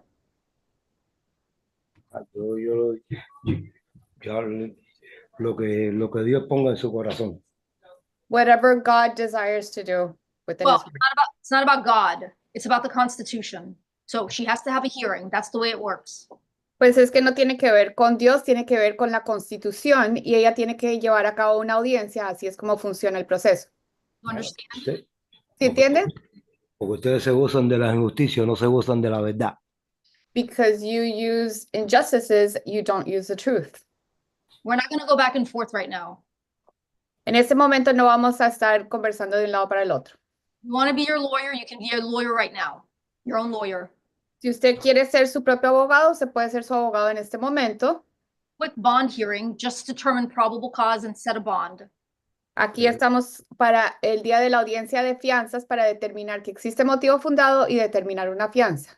I'm ordering you to communicate with your division judge so she can have a full-blown hearing. Yo le estoy dando la orden de que usted se comunique con la juez de su división para que pueda llevar a cabo una audiencia completa. He has to do that so that you can continue representing yourself pro se on this new case.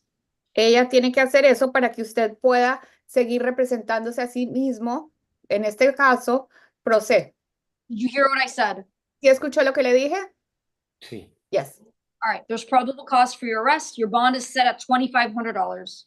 Bien, sí existe motivo fundado por su caso y le queda la fianza en $2,500. Thank you, corrections. Thank you, Mr. Betancourt. Gracias, señor Betancourt. I can start with the women as planned.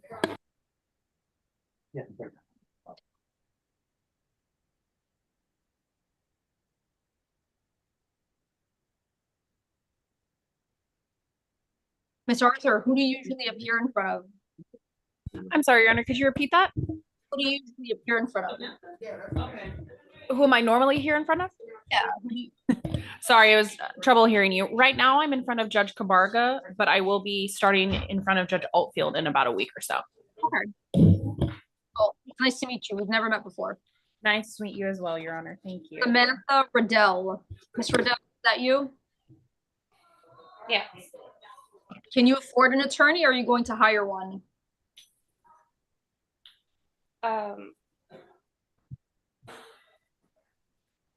Are you shocked by that question?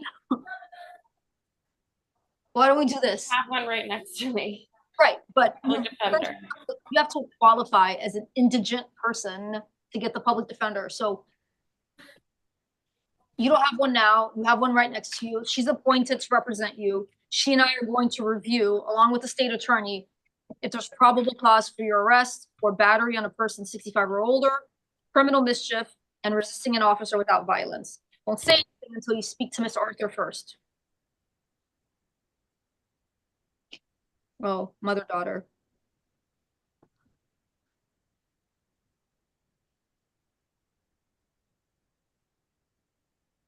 Closed fist.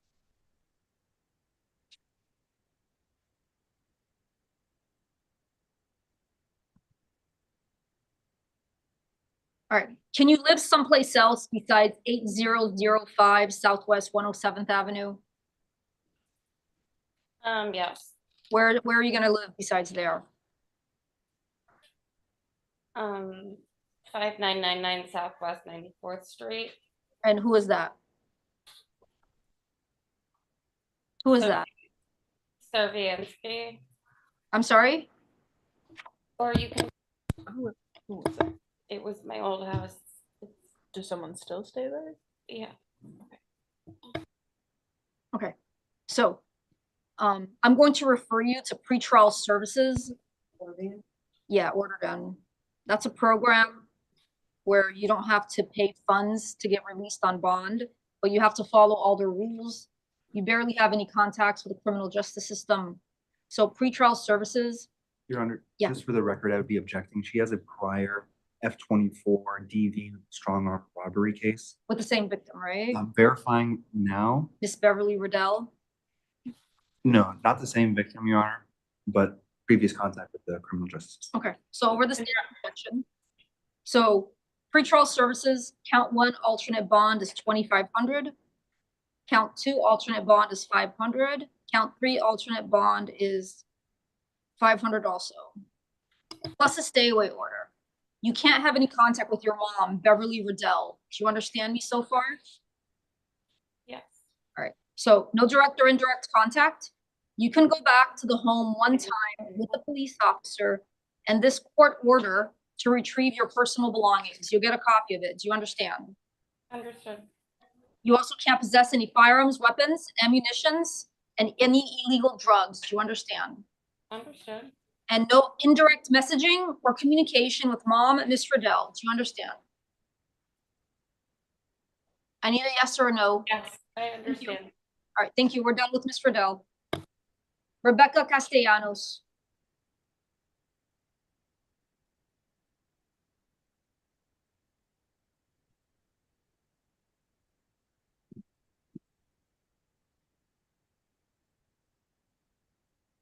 All right, Ms. Castellanos, are you going to hire an attorney? Can you afford one? Unfortunately, no, I can't afford one. All right, so the public defender is appointed to represent you. We're gonna review together your charges of strong arm robbery, battery, domestic, false report of a crime, and another count of domestic battery.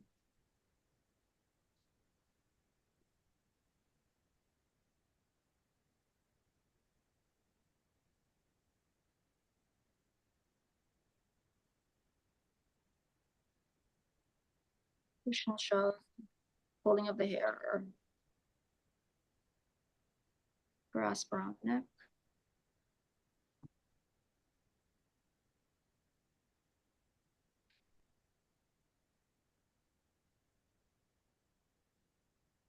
So the strong arm is the phone that was taken.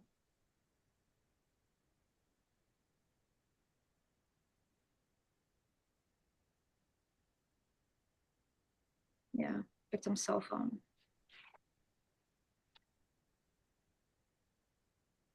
Can you live somewhere else besides 16825 Southwest 301 Street? My wife is actually with her mother, so she's not at the house right now. She's not gonna be at the house. But if she's there, you can't live there. That's the way. Yeah, it works. yeah. Yeah, they advised us. That what? That they left? And she left, yeah.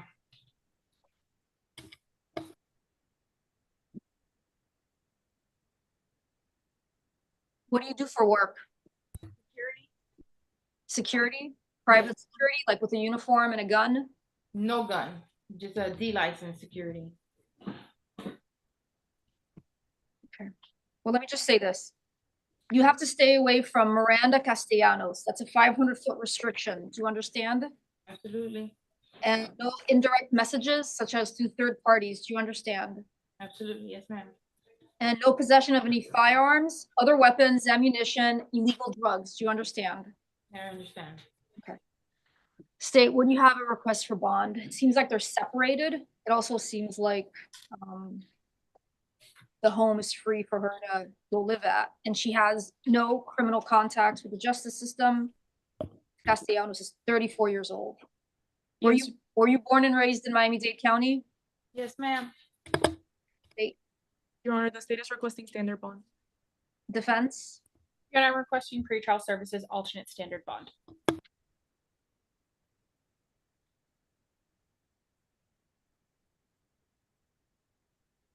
All right, I'm gonna refer you to pretrial services.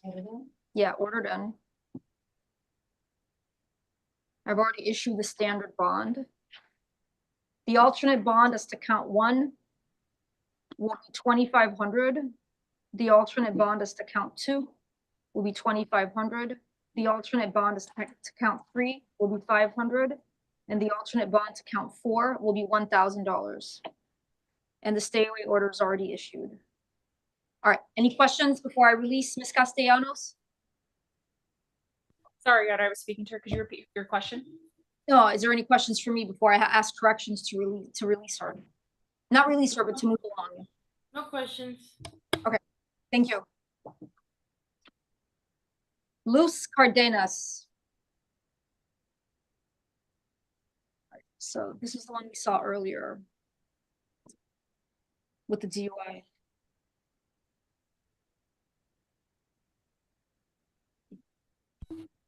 All right, Ms. Cardenas, you're back. I'm appointing the public defender here to represent you. I'm gonna review what's in front of me for fleeing and eluding. We had already seen each other for the DUI charges earlier in the calendar where I set a bond.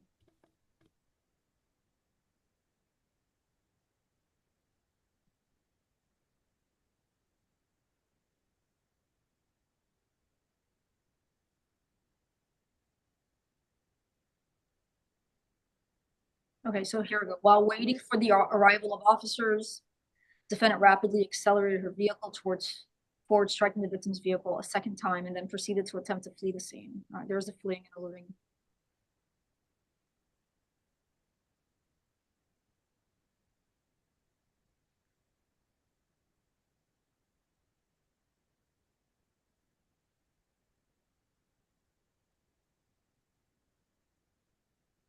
All right, Ms. Castellanos, your bond is set at $5,000 on these charges. Straight bond of $5,000, in addition to what I already said on the DUI allegations. Okay, thank you. Your Honor, just to clarify the record, you didn't mean Miss Cardenas, correct? You said Castellanos, so I just want to clarify. The Cardenas. Thank you, Your Honor. Escandel, Marilesis. Escandel. Judge, Estadel is reset, medical reset for tomorrow. Let me see. This is an added charge, right, or no? No, not No, Judge. Okay, so let me just make that note, reset for tomorrow, medical.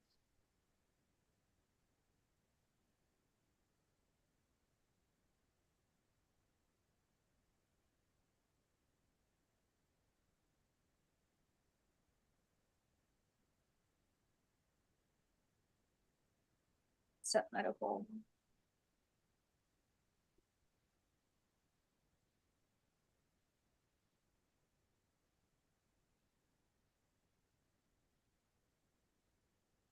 Shauna Shields. Ms. Shields is also reset medical, Judge. Okay.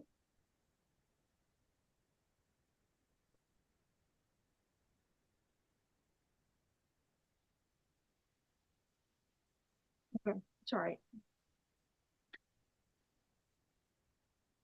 As long as someone is keeping track of the dates so that we don't, violate anyone's due process by not bringing them to court within a couple days. All right. Sarai that deal. That's a bond out, Your Honor. Make that note.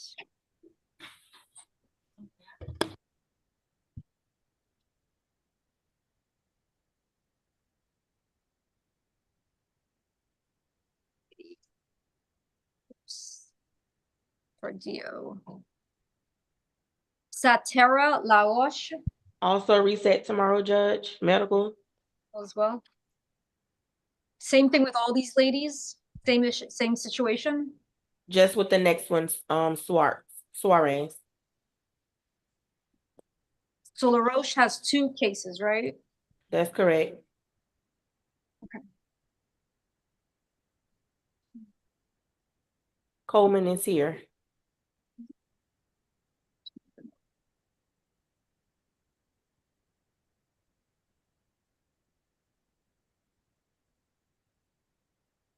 I want to make the note for the next judge tomorrow so he knows what's going on.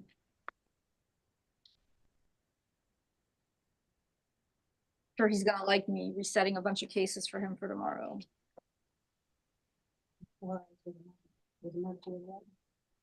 I didn't hear that. You said, I heard, well, the next, yeah, Suarez is a medical. I don't have Suarez though. I have Esteva, Doris Bell Esteva. Your Honor, I have that as a bond out. All right. Just make the note for the bond for the division judge.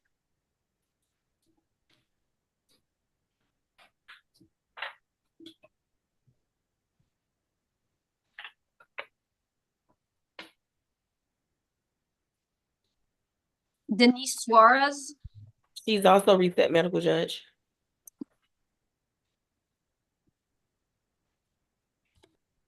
Set medical also.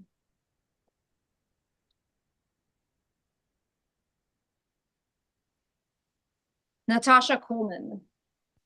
Ms. Coleman is present, Your Honor. Yes, ma'am. All right, Ms. Coleman.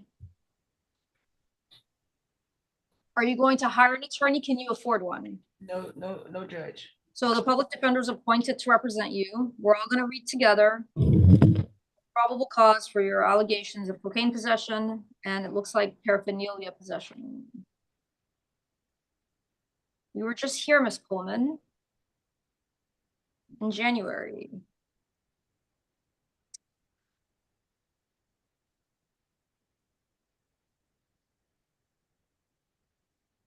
We also saw her earlier on the traffic calendar here. Oh, that's right. Do you remember what bond I set? I probably did something minimal. Your Honor, corrections is telling me you set pretrial services. I stand mute as to PC and ask for pretrial services on these cases as well. The part would have reflected pretrial services. All right, I'm going to refer you to pretrial services also on this case. It's 2 counts on the felony case, right? Corrections? That's correct, Judge. So PTS alternate bond, $1,000, count 1. PTS alternate bond, $500, count 2. Okay, thank you, Ms. Coleman. Amy Ramirez.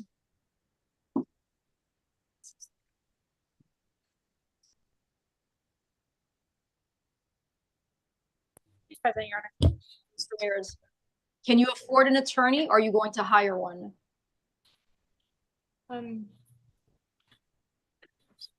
The fee.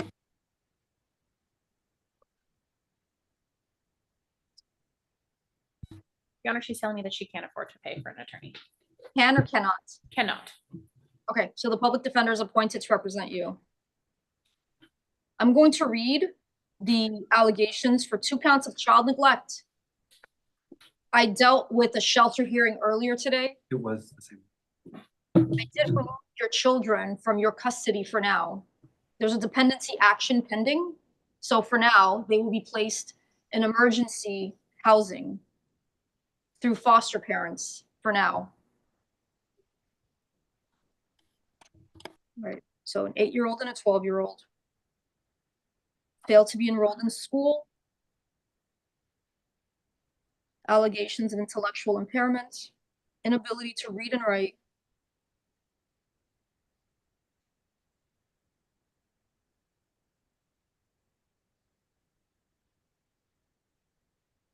Allegations of mental injury due to lack of socialization with peers through isolation. Last seen by a doctor in June of 2023.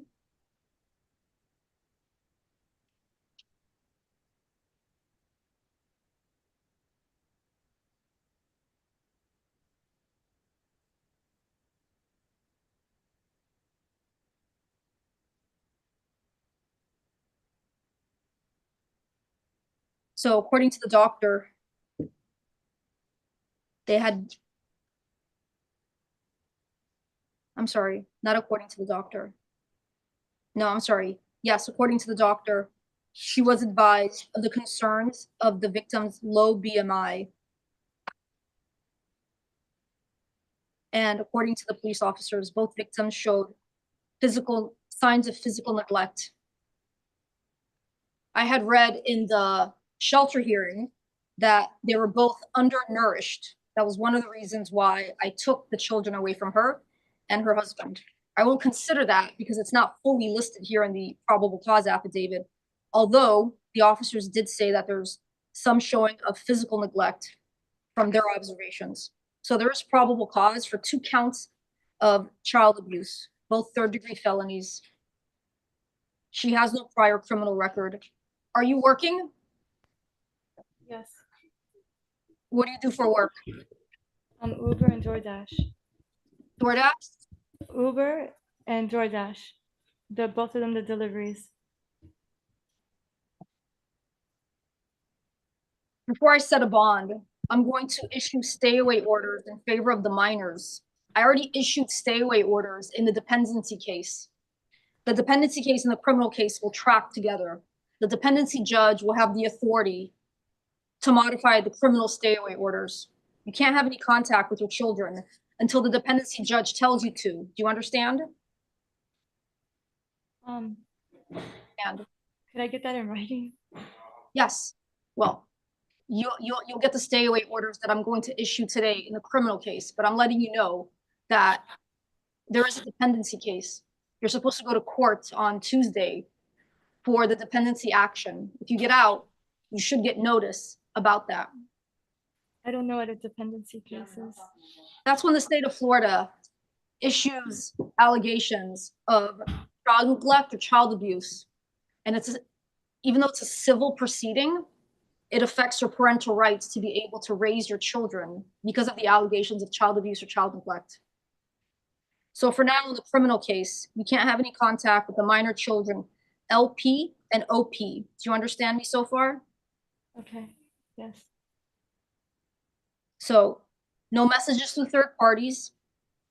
It's a 500-foot restriction. And I'm going to read into the record that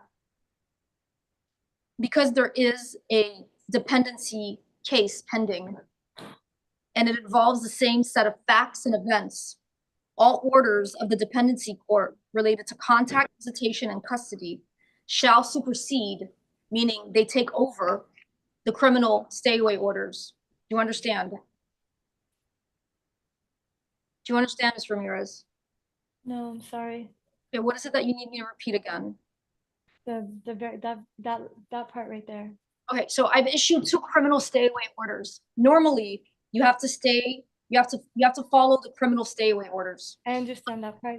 The part after that. But there's also stay-away orders in the dependency action. So those take precedent. Those are more important.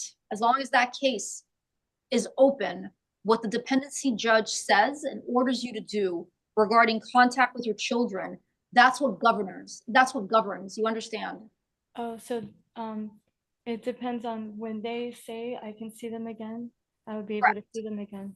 Correct. So in other words, if the dependency judge lets you see your kids, you don't have to come back and modify this criminal stay-away order. I would have to modify it? No, you don't have to. You don't have to. You don't have to. It's good practice to let the criminal judge know what's going on in the dependency case. Also, your public defender. That goes without saying. So that there's no lapses in the information between both judges and both divisions and both sets of lawyers. Do you understand? Okay. But otherwise, the dependency judge is the one that has more power over the visitation of your children than the criminal judge. Does that make sense now? Yeah. All right, so, all right, Ms. Arthur, I understand she has no prior criminal record. These are pretty serious allegations. Yes, Your Honor. I am still requesting pretrial services. As you mentioned, the children are not in her custody right now. I don't see that there will be any harm if she's able to go home. I don't have any concerns that she wouldn't comply with the dependency case or the criminal case at this time, Your Honor. What I'd feel more comfortable doing is placing her on house arrest. She still wouldn't have to post a monetary bond.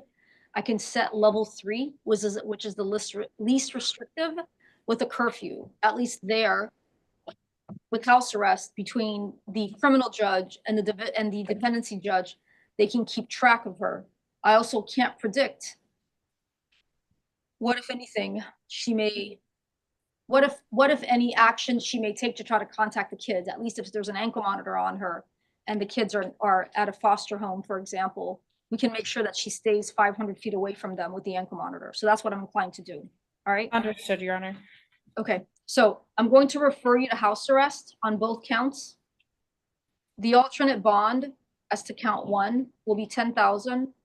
The alternate bond as to count 2 is 10,000, plus the stay away orders. So your curfew will be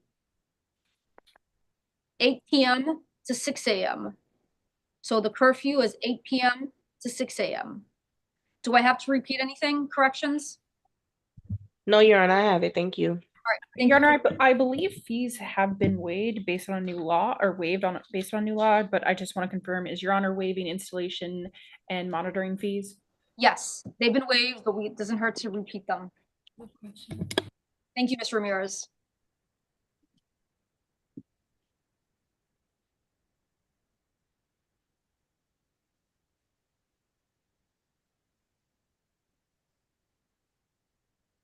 Brian McQueen, page 4.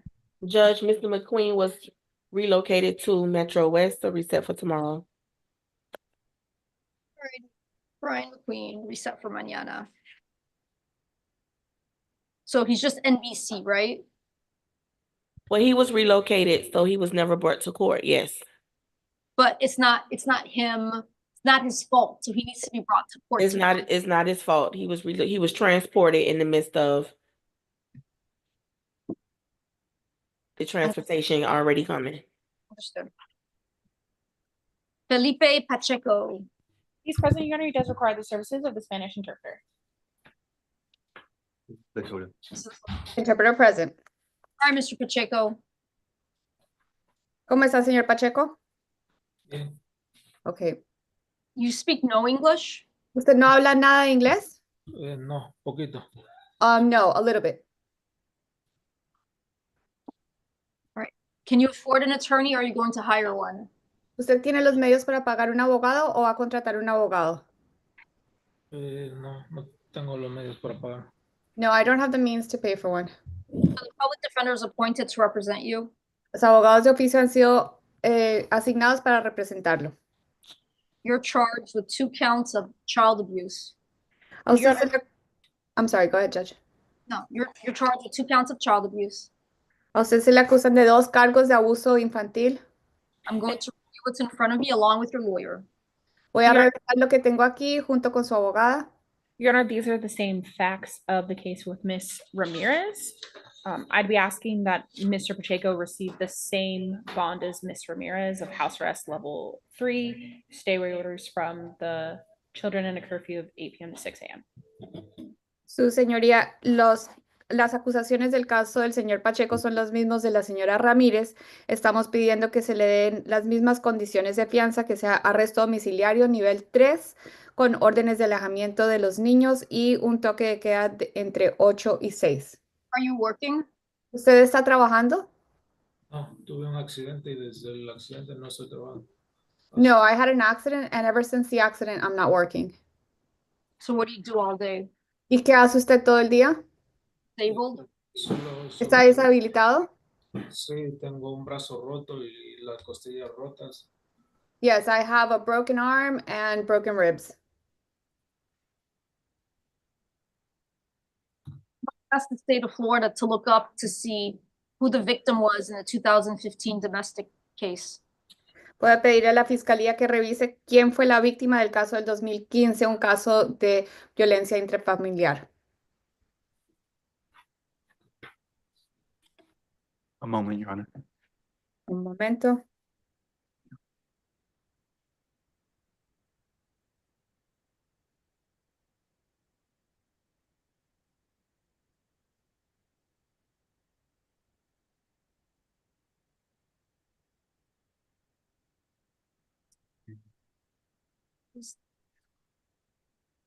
The victim in that case, Your Honor, was the other defendant. Was Miss Ramirez? Yes, Your Honor.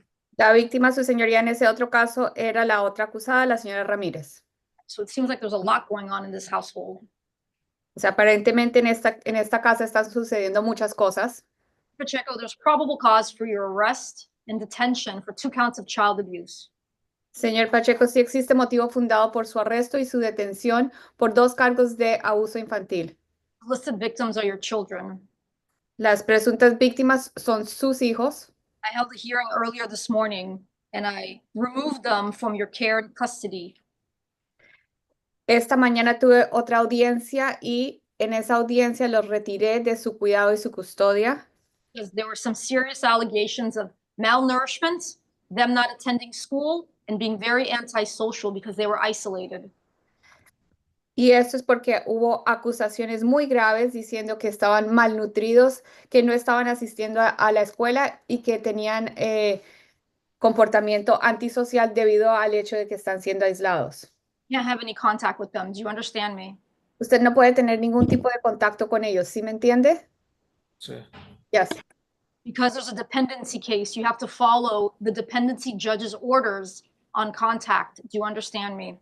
Por lo que hay un caso de protección de menores, usted tiene que seguir lo que dicta el juez de la División de Protección de Menores. ¿Sí entiende eso? Sí. Yes. Even though there's serious allegations, I am going to release you to house arrest. Aunque las acusaciones son graves, lo voy a dejar salir bajo arresto domiciliario. That's a better way for the state of Florida to keep track of you. Ese es un mejor método para que la fiscalía pueda tomar rastro de dónde está usted. But I will issue alternate bonds. Y también voy a emitir fianzas alternas. So house arrest level 3, alternate bond on each count is $15,000. Entonces será arresto domiciliario nivel 3 por cada uno de los cargos y cada uno con fianza alterna de $15,000. The curfew will be 8 p.m. to 6 a.m. Y el toque de queda será desde las 8 p.m. hasta las 6 a.m. And I'll repeat, there are stay away orders. You can't have any contact with the minor children. Their initials are LP and OP. Le voy a repetir, usted no puede tener ningún tipo de contacto con las presuntas víctimas. Las iniciales son LP y OP. Part of the reason for the house arrest is I can keep track of whether or not you try to contact them. Parte del motivo por el cual está siendo puesto en arresto domiciliario es para yo poder verificar si usted se está comunicando o no con ellos. Without court approval. Sin tener aprobación por parte de un tribunal. I'll just make a note. These are bondable offenses. Voy a hacer una anotación aquí que esos son delitos que tienen derecho a fianza. Thank you, and thank you, corrections. Your Honor, just to Gracias. confirm, installation and monitoring fees are waived? Yes, they're waived. Su señoría le están retirando los costos de monitoreo y supervisión y la jueza ha dicho que sí. Dimitrich Christopher. Ya es todo, señor. All right, thank you, corrections. We're done with Mr. Pacheco.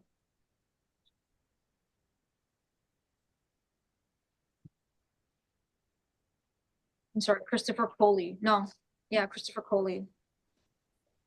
Middle name Dimitrich. All right, Mr. Coley, are you going to hire an attorney? Can you afford one? Probably not at this moment. All right, so the public defender is appointed to represent you. Yes, ma'am. Your charges are driving with a suspended license as well as burglary, theft, and criminal mischief. We're all going to review this for probable cause.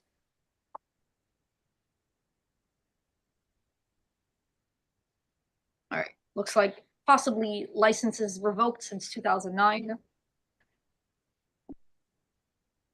And the burglary charge is allegations to a motor vehicle. Your Honor, do you stand mute us to PC? That being stolen. Verizon card, Tory Burch purse, and a black and yellow pair of sunglasses. All right, you have prior criminal contacts with the justice system. It looks like you may just have gotten out of prison from a 2019 burglary charge. On case F256896, your bond is set at $2,500. Correct. State, can you check for me when he got out of prison? All you gotta do is do offender search. And then I need a stay away order. You can't have any contact, actually. Your Honor, since it's a vehicle, there's no. Okay, and it looks like it's a public parking lot or something along those lines. Yeah, all right. Look for me to see when he got out of prison, please. One moment, Your Honor.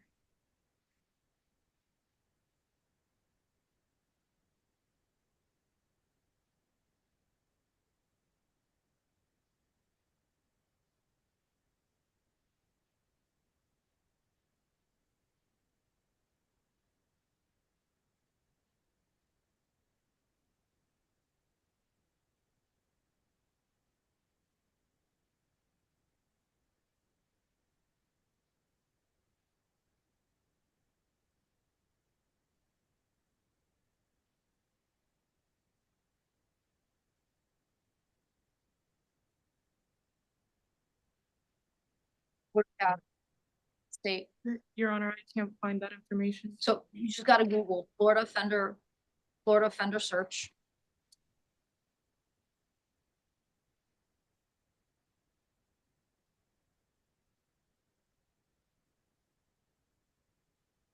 All right, so Florida Department of Corrections, we'll do offender search, right? FDC. We'll just check out databases, last name, Holy, first name, Christopher.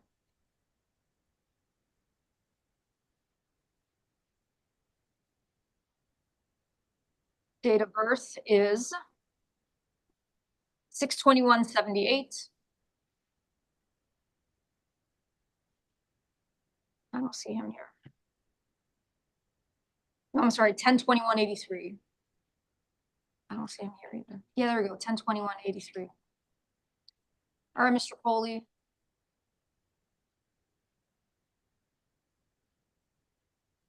All right, you got out of jail, I'm sorry, prison, January 16th, 2025.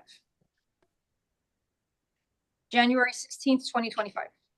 I'm gonna set an elevated bond plus house arrest on the burglary charge. So count one, the burglary is house arrest, total lockdown, plus $5,000 bond. Count two, grand theft, house arrest, total lockdown, $5,000 bond.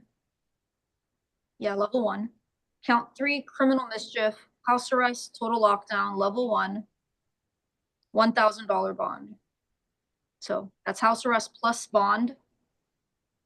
It's a total of $11,000 plus house arrest. We'll waive the fees.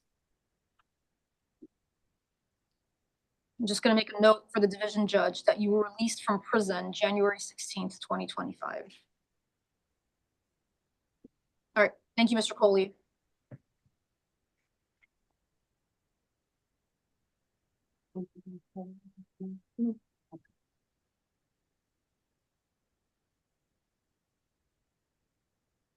I have Giancarlos Leyva. Mr. Leyva has a probation violation F23024627.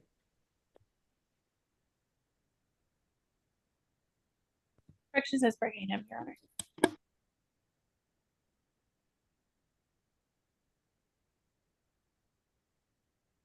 Can you all can state, can you verify that? Yes, Your Honor, he's on probation. Until 2025. Until 2029. I'm sorry, 2029. Okay. For the same charges, Your Honor. All right, Mr. Leyva, are you going to hire an attorney? Can you afford one? I cannot afford one at this So the moment. public defender is appointed to represent you. We're going to read what's in front of us regarding the allegations of the cannabis sale charges.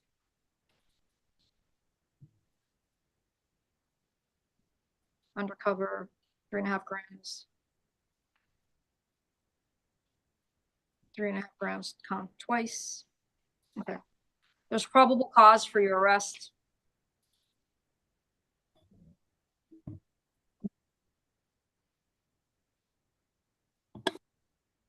It's the standard bond. 5,000, Your Honor.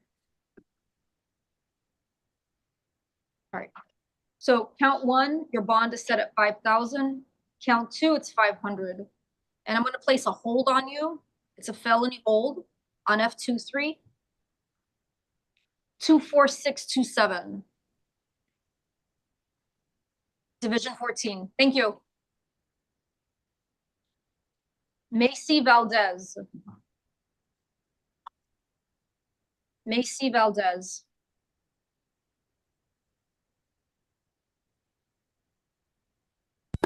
Mr. Velades is coming, Your Honor. I'm sorry, Macy Velades. Mr. Velades, is that you?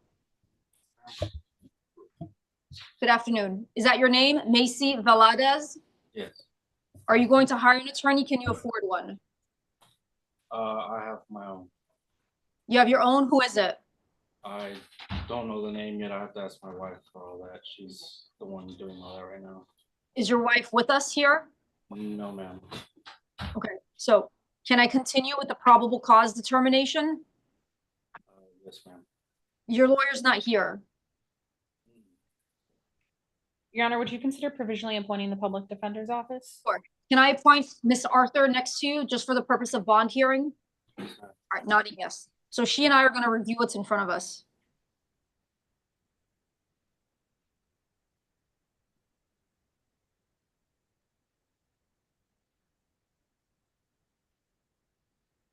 All right, so the allegation is a car crash on February 12th, 2025.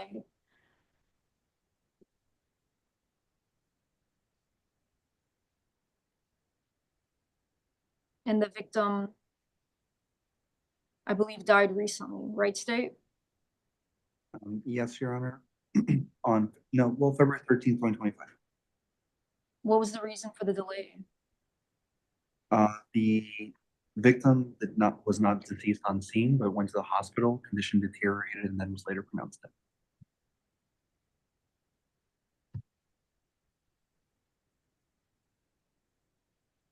Does this qualify for pretrial detention? No, Your Honor, this is a second-degree felony. I'd like to know what his prior driving record looks like, please. Yes, Your Honor.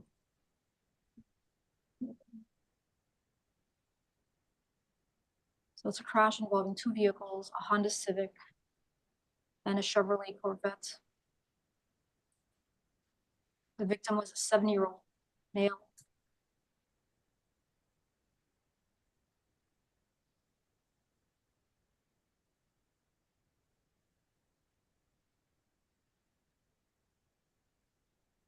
Here we go. In an attempt to pass a slower moving vehicle, the defendant's vehicle merged into oncoming eastbound traffic, and that maneuver resulted in a head-on collision with the victim's vehicle.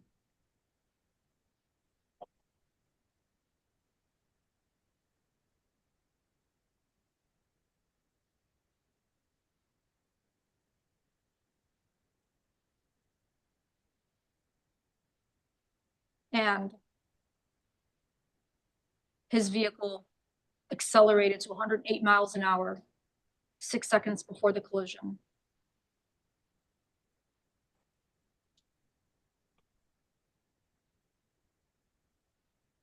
A 108 miles an hour.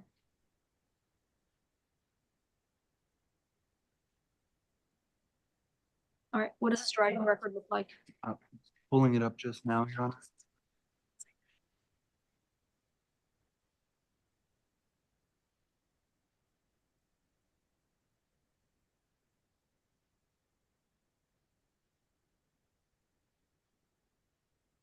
There's a.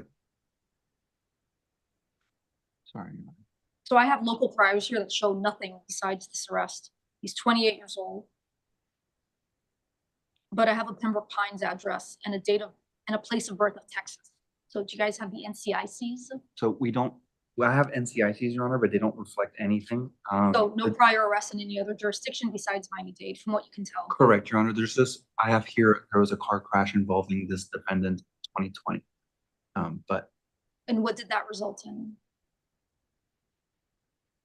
I think, well, it was vacated. There was a license suspension at that time. Does he have a valid license now? He does, Your Honor. Okay. Does the state have a request for bond? A moment, Your Honor.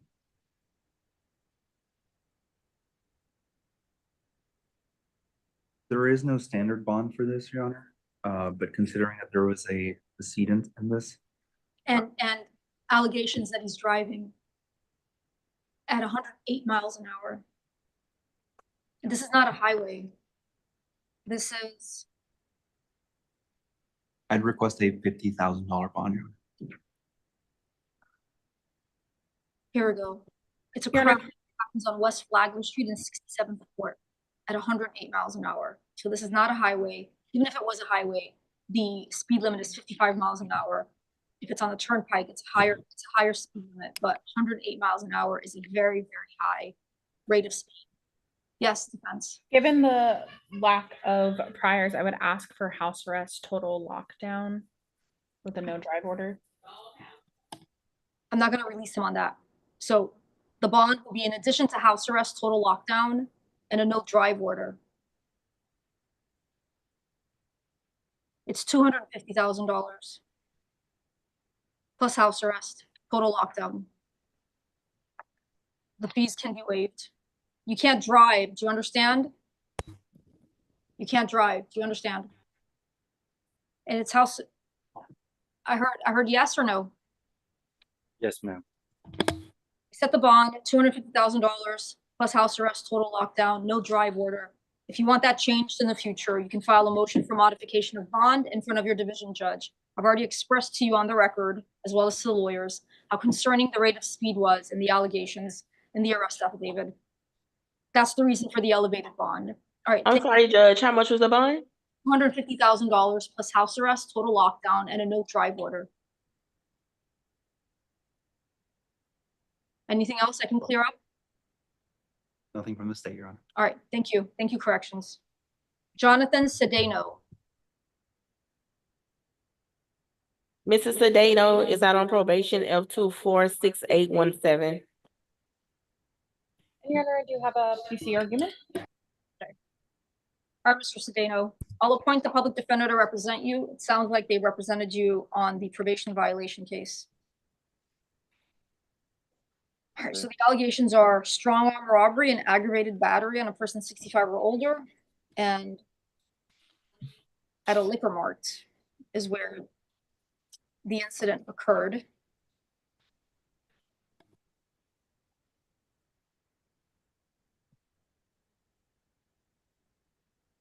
Did they not list the victim's name? I'm sorry, date of birth? That's correct, Your Honor. There's nothing in this arrest affidavit that establishes the age of the alleged victim. All right, state, any objection to just finding probable cause for now for battery? An M1 battery. Yes, Your Honor, there would be an objection. Okay, Yes, where's the date of birth? If you want me to find PC for the other. So I have a date of birth on the last page of the arrest affidavit that isn't provided to the court. It's technically not part of the four corners of the arrest affidavit. So then what do I do with that? And what does Ms. Arthur do with that? I would ask that Your Honor reset this case for probable cause hearing, just so the officer can testify directly about the age of the victim. Isn't he gonna have a felony hold anyway because he's on probation? That's correct. Yeah, so we're not gonna do that to Judge Hirsch. So over your objection, I'm gonna reset it. I'm not gonna reset it for tomorrow. This is what I'll do. There is probable cause for misdemeanor battery, but because of the bruising and the hematoma, the state can proceed on the one that carries jail time. there is probable cause for the strong arm robbery. Considering that you're on probation, Mr. Sedano, I'm going to set an elevated bond. Actually, Your Honor, just Yeah. Just for the record, I would ask that Your Honor find probable cause for one count of third-degree aggravated battery, just simple aggravated battery. Do you have an objection to that? F3 aggravated battery. Yes, Your Honor, I stand on my previous arguments. Can you read into the record the elements for that? The aggravated battery. One moment, Your Honor.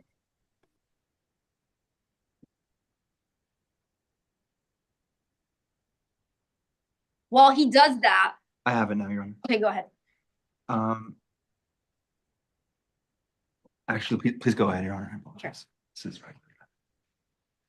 All right, while he does that, Mr. Sedano, you have to stay away from the liquor mart, 4662 Northwest 183rd Street. Yes, That's in ma'am. Miami Gardens. Do you understand? That's a Yes, 5 ma'am. restriction. Yes, ma'am, I understand. Okay, so that's first things first. The statute is Florida Statute 784.045, aggravated battery. A person commits aggravated battery who, when committing battery, intentionally or knowingly causes great bodily harm, permanent disability, or permanent disfigurement. There was also a subsection for a deadly weapon that one wasn't applied. You're saying the lacerations qualify as great bodily harm? Yes, Your Honor. And I would argue that they do not qualify as great bodily harm or severe disfigurement or permanent disfigurement, Your Honor.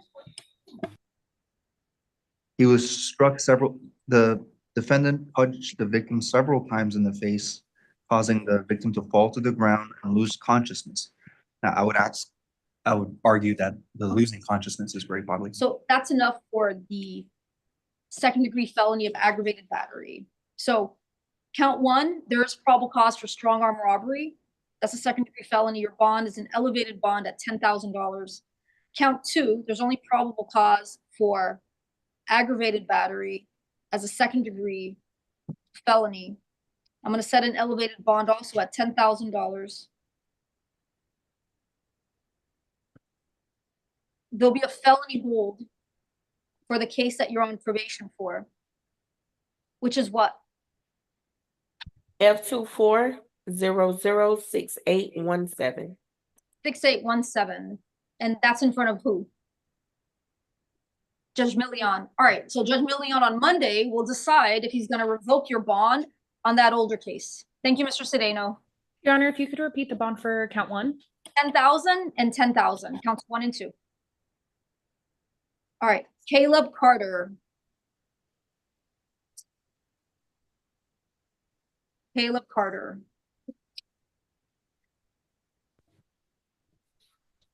Mr. Carter, are you going to? You're on. You want to wait the reading of the allegations? Yes, Your Honor. Understood. We'll do that. For now, let me just ask Mr. Carter, are you going to hire an attorney? Can you afford one? No, I cannot. So, public defender is appointed to represent you. Give her a minute to read the allegations in the affidavit. The victim is present on Zoom, Your Honor. Can you let them in?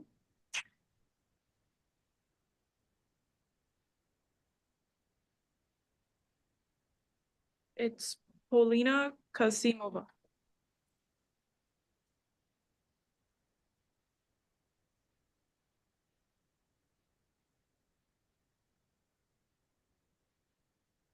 They need to identify themselves better.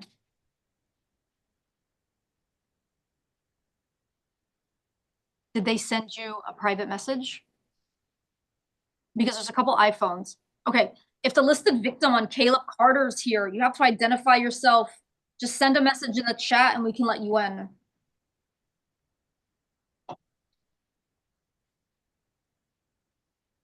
It's observer.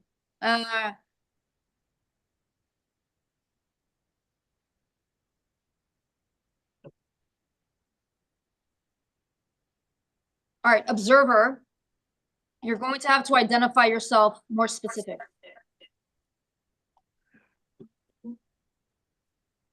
Olivia, I got you. Just Okay, send me- you let them in.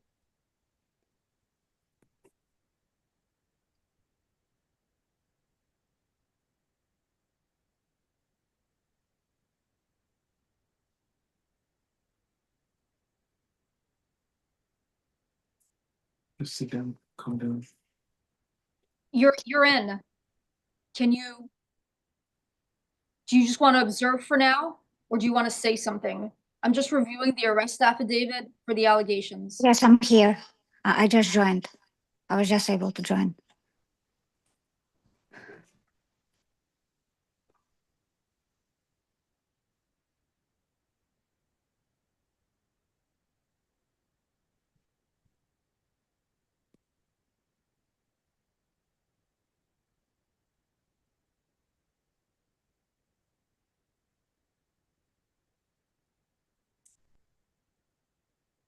All right, Mr. Arthur, it looks like there's probable cause for the arrest, at least as to counts 2 and 3. The aggravated stalking. Yes, Your Honor, I don't see that these allegations are enough for the third-degree felony of aggravated stalking. Let me just look at the definition for aggravated stalking.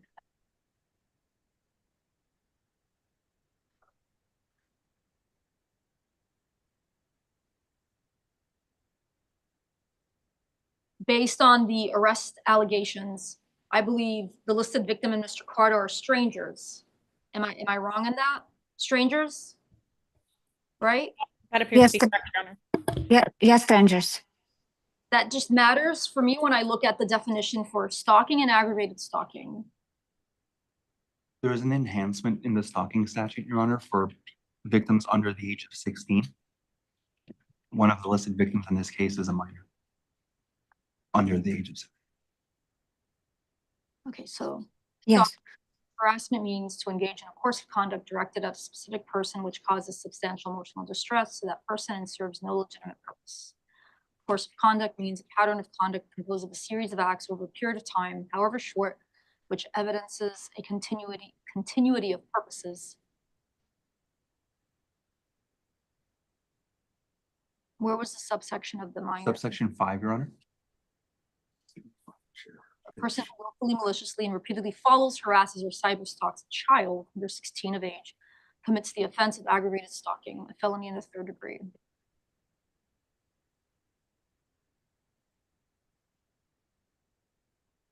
Let me just review again. All right. Walking westbound, north sidewalk, the 700 block of Valencia with a juvenile daughter, 3 years of age. Reached out to her.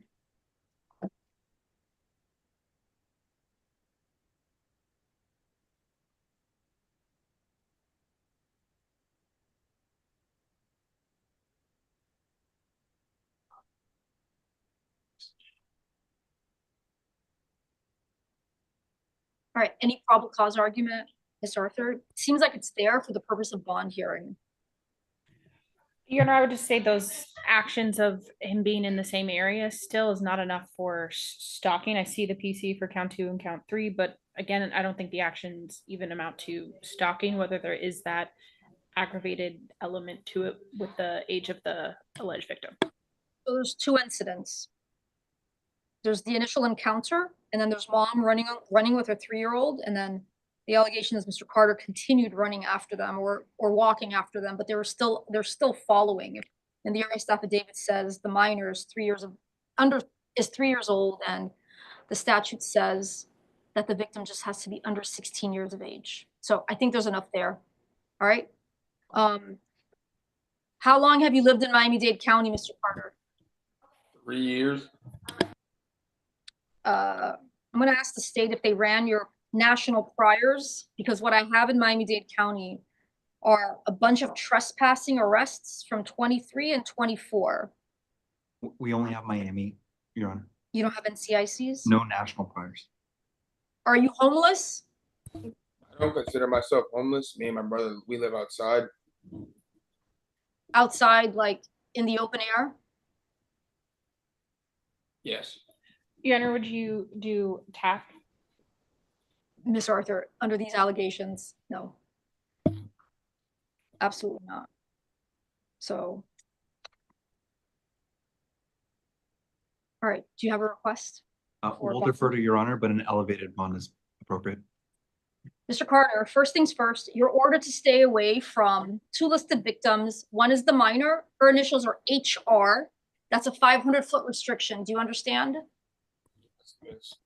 HR. And the adult, her name is Polina Gatsumova. Do you understand? Here, so she means business. She doesn't want you having any contact with her or the minor. So that's a 500-foot restriction. Do you understand?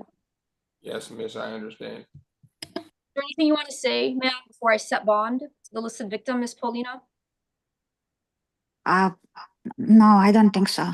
No? You're probably not really familiar with the way it works, right? No, I'm not familiar, but I just had when I spoke to the surgeon, they said that that's not what he was going to be charged with. So I just don't know how this works. So there's 3 charges. One is aggravated stalking. There's 2 other charges that relate to the actions he was doing. Right. In front of you and your daughter. His lawyer has asked me not to read it into the record. Sometimes we don't do that, but they are the inappropriate allegations towards you. Yes. Yes, correct. Each of those felony counts carry up to 5 years in prison. The misdemeanor carries up to a year in the county jail. So that's 11 years of exposure. You can have a further discussion if you show up for a pre-file conference with the state attorney's office. They can go into more detail about what those crimes carry, okay? I'll cooperate whatever you ask from me. I'll. And they'll also explain to you the elements of the crime, what can be proven in a court of law. Bond hearing is a specific court proceeding where we just determine probable cause. That's a much lower standard than beyond a reasonable doubt, which is if a case goes to a jury trial. So I understand. They'll explain that to you. I understand. So there's no bond that the state of Florida has set as a recommended standard bond. So I can set whatever I think is appropriate. I've already set the stay away order, and he's acknowledged that he needs to stay away from you and your minor child. So what I'll do is I'll set an elevated bond as to all 3 counts plus house arrest, total lockdown. If the charges get filed, then the bond and the house arrest remain throughout the court proceedings. If the charge, for whatever reason, then a judge may revisit that. Does that make sense? Makes sense. Okay, so count 1 is house arrest, total lockdown. Count 2 is house arrest, total lockdown. Judge, I think he's homeless. He says he lives in the open air. If he gets some sort of permanent housing, then he'll provide us a street address. But regardless if he's homeless, it's house arrest with an ankle monitor, so the court can keep track of him, especially since I issued 2 stay away orders. So it's house arrest, total lockdown. Count 1, it's plus bond of $10,000. Count 2 is plus bond of $10,000. Count 3 is a plus bond of $1,000. And we'll waive the fees. And that's level 1, which is the most restrictive house arrest. Is there anything else that I need to repeat for corrections? No, Judge, thank you. Any other questions I can answer for you? Ms. Paulina? Am I going to be notified if the person is released from custody or is a part of the case? The state does, Your Honor. So the state attorney should notify you. All right. Okay. You should contact them as soon as possible. They already contacted me this morning. That's how they gave me the link. So stay in contact with them, and then they should notify you. What house arrest should also do is, if he's going to post the bond and get released on house arrest, there is going to be a invisible field, a protection around your home, so that he can't have any contact with you. That's All right. how house arrest works. It works with the GPS ankle monitor. Okay, I understand. So keep in contact with them, and they can answer all your questions. Thank you so much, Your Honor. Thank you. All right, corrections. At some point, I need to go up to handle. They're waiting for me. I already handled Christopher Delangel, right? Or no, I have to handle him. Let me handle Christopher Delangel, and then I have to go up and handle the juvenile cases. Yeah. Oh, so then I can wait a little bit. Okay. I can Present, Your Honor. All right, Mr. Del Angel, we saw each other in misdemeanor court. I'll reappoint the public defender to represent you here. And I'm going to review the theft charge as well as the possession of an anti-shoplifting device. Your Honor, I do stand mute as to PC, and I see that there are no local priors, so I would be requesting pretrial services. Look, under the circumstances, that's not an unreasonable request, but I reviewed the other probable cause affidavit. He's accused of doing this a lot. And I think he hit up the same store twice in one day. And here we have Sephora that he hit up a few days after. So it's a course of conduct and a pattern of behavior that where he's taking things that don't belong to him, taking many, many things that don't belong to him, and actually being a little bit more savvy about it by having the anti-shoplifting device that they're accusing him of being in possession of. So that request is denied. The public defender is appointed. There's probable cause for your arrest. Grand theft, standard bond can be $2,500, but the possession of the anti-shoplifting device, the bond will be set at $5,000, plus a stay away order. You have to stay away from the Sephora located at 7407 North Kendall Drive. Do you understand me? Yes, ma'am, I understand. Get rearrested again, even if it is a minor offense of another theft. It could be something theft that's a few $1,000s or a few dollars. Judge, he has 3 counts. Oh, I'm sorry. Well, let me just warn you, if you get rearrested for anything, minor or major, a judge can review your bond and they can revoke it. So govern yourself accordingly. I just have grand theft and anti-shoplifting. Oh, there's petty thefts. All right, so count 3 is 1,000, count 4 is 1,000.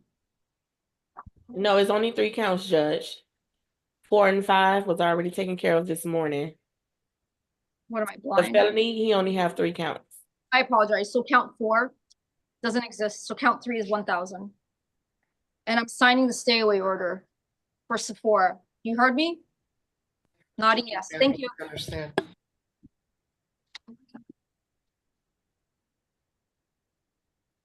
All right. Brian Rhodes, Co-defendant, Your Honor. co-defendant.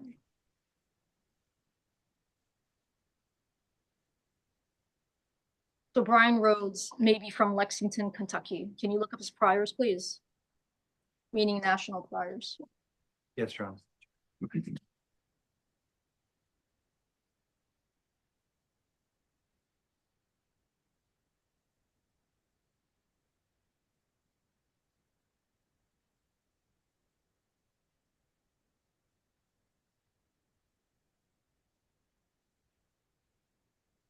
Brian Rhodes. Your Honor, I think corrections is bringing him.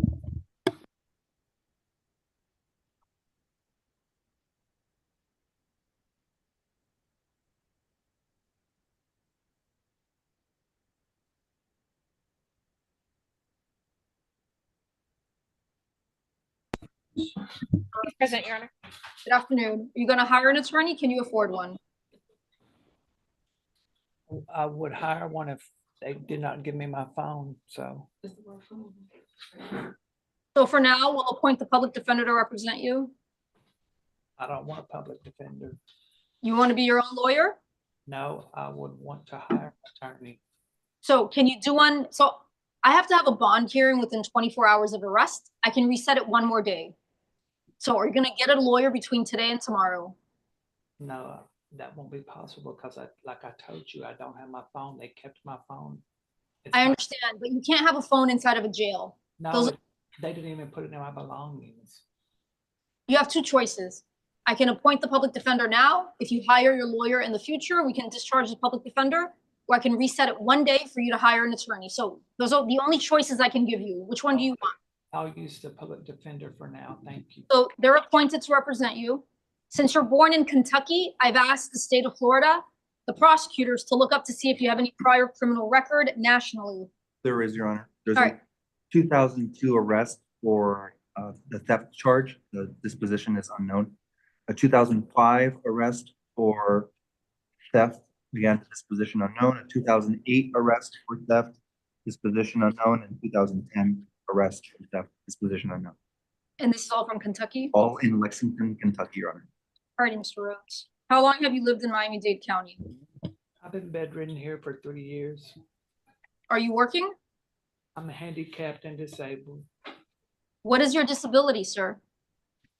Well, I have a laundry list of them, You could give me a few of them. Give me the most important ones. but I was in an accident.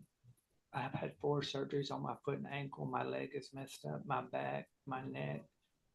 So as I told you, I've been bedridden for 3 years since I've been here. You're telling me that you've been bedridden for 3 years? Yes, I've had 4 surgeries all in a row. How are you able to stand in front of me and next to your lawyer? Very carefully.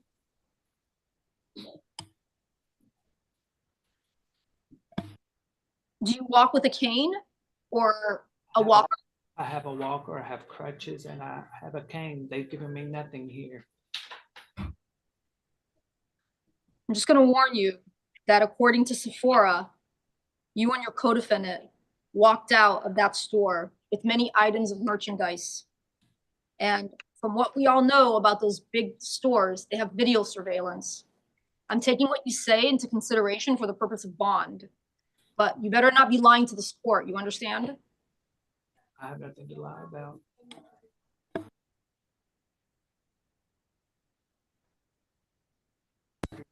University of Miami. All right, the total loss of merchandise on one day was $1,625, meaning $1,625. Another day was $510. There's probable cause for your arrest. While they may be crimes that are not violent in nature, meaning there's no accusations that you actually physically harmed anyone. You have 4 prior theft contacts in Kentucky. And there's an allegation here that either you or the other co-defendant or both of you are using some sort of metal device as an anti-shoplifting device. So a stay away order in favor of Sephora is appropriate, as well as a monetary bond. You're ordered to stay away from Sephora 500 feet. It's the Sephora located at 7407 North Kendall Drive. Do you understand my first order? Yes. All right. Your bond will be set at a monetary bond. The grand theft will be $2,500. The anti-shoplifting will be set at $5,000. And the third count of petty theft will be $1,000.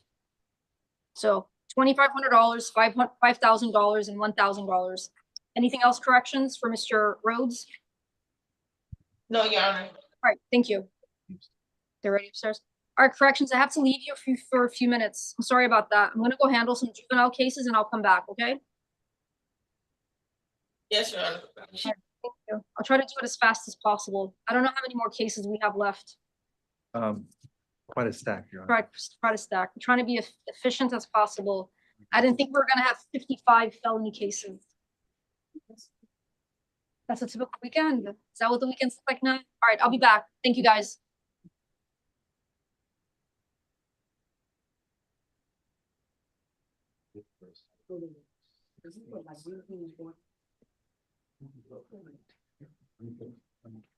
Right. 23 cases left, Your Honor. Yeah, I don't, yeah. Yeah.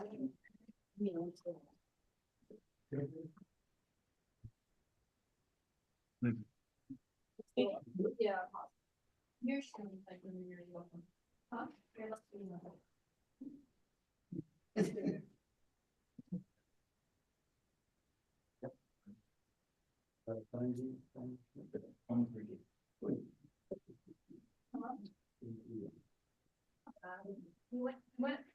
We did 32.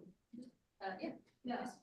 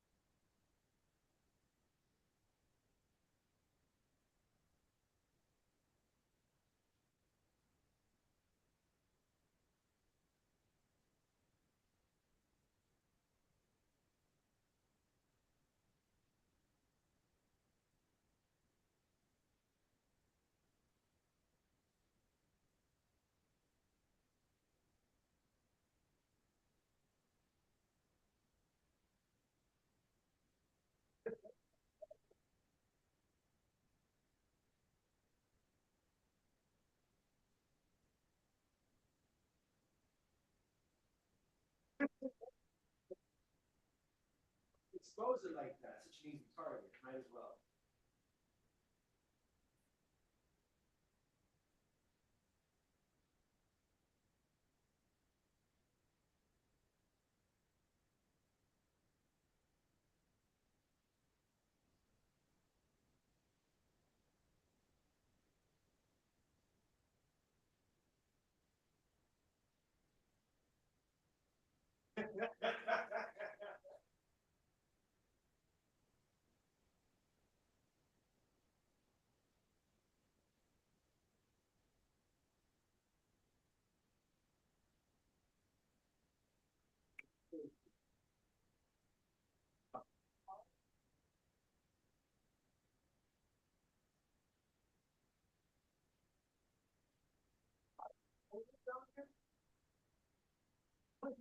They don't want to.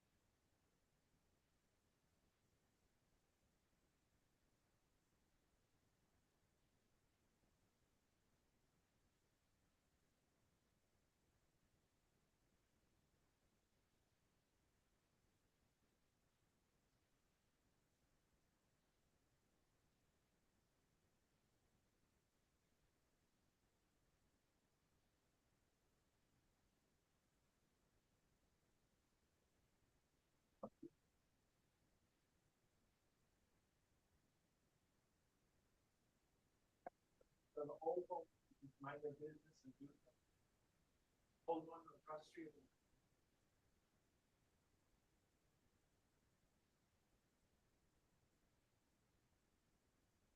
Okay, well, Jimmy is the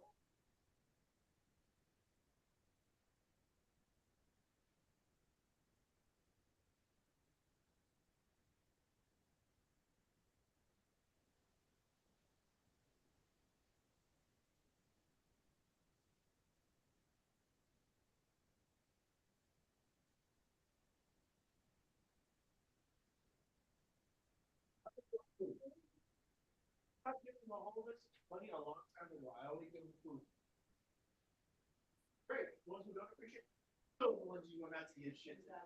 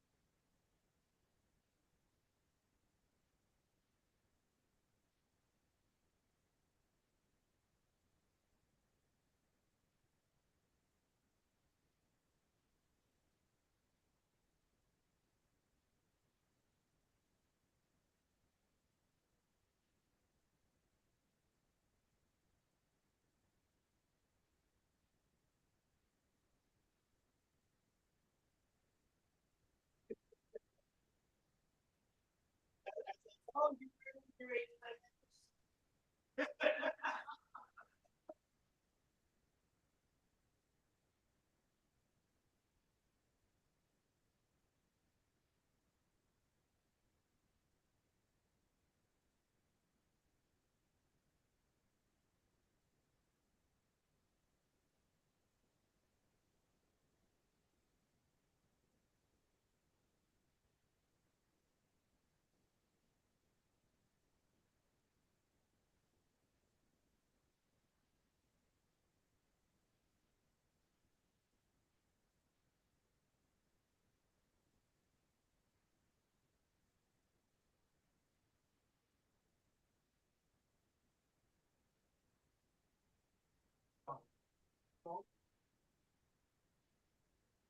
Hey.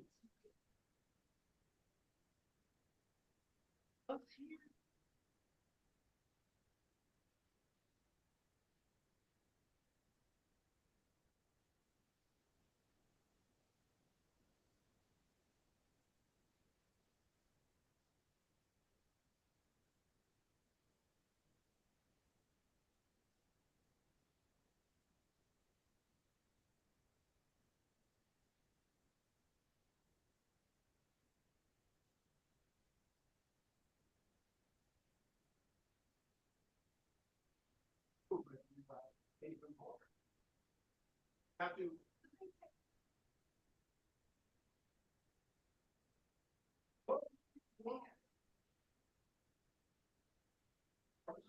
Are you joking?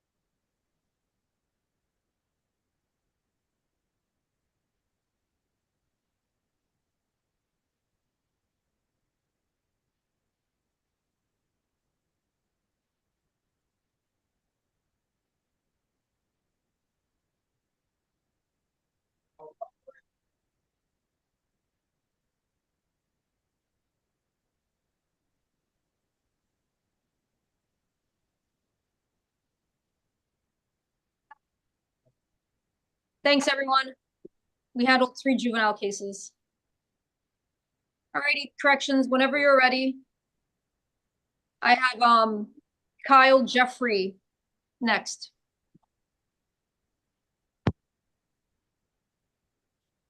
And Your Honor, per the chat on Zoom, I believe the defendant's parents are on the line. Can you let them in? I don't believe I'm a host. Oh.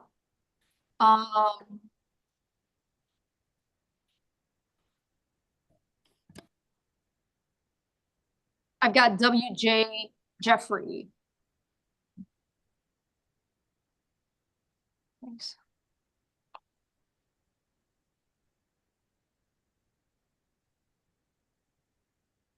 You let them in or no?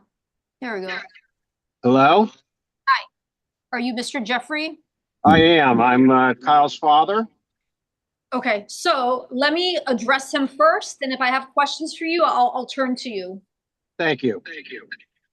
All right, Mr. Jeffrey, the public defender is next to you. Am I appointing them to represent you for now until you decide if you're going to hire a lawyer? Yes. All right, so they're appointed for the purpose of bond. Actually, they're appointed. If you hire another lawyer, we can always discharge them in the future.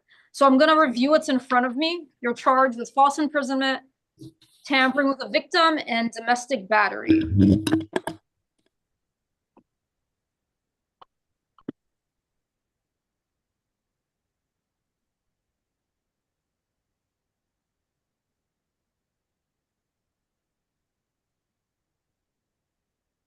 Do we know if Miss Mamaga is here?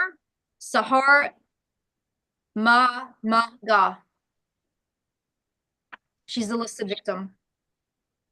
I haven't been notified from our office that she's gonna be appearing.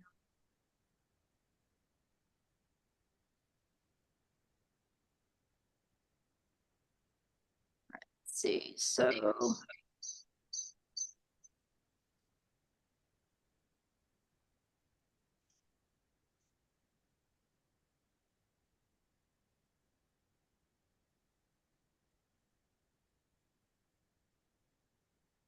All right, Mr. Jeffrey, where are you living now? I am Brickle. 45 Southwest 9th Street, Yes. number 1906, Yes. and you live there alone now. I live there with Sahar. With who? Sahar? Right, but it seems like you guys are broken up. And she I- lives there. Now we are broken up, correct? Okay, so does she have possession of the apartment right now? I believe she is now. I'm not sure where she is right now. Is there someplace else you could leave? Your Honor, he can stay with his parents, is my understanding. Look, there's allegations of some prior domestic violence between you and her. I'm going to issue a stay away order. You can't have any contact with her. That's a 500-foot restriction. Do you understand? Yes. So she's in the home now. I'm giving her possession of it. If she moves out, you can move back in. But otherwise, she gets possession of the home for now. You understand? Yes. You also can't possess any firearms, weapons, ammunitions, or any illegal drugs. You understand? Yes.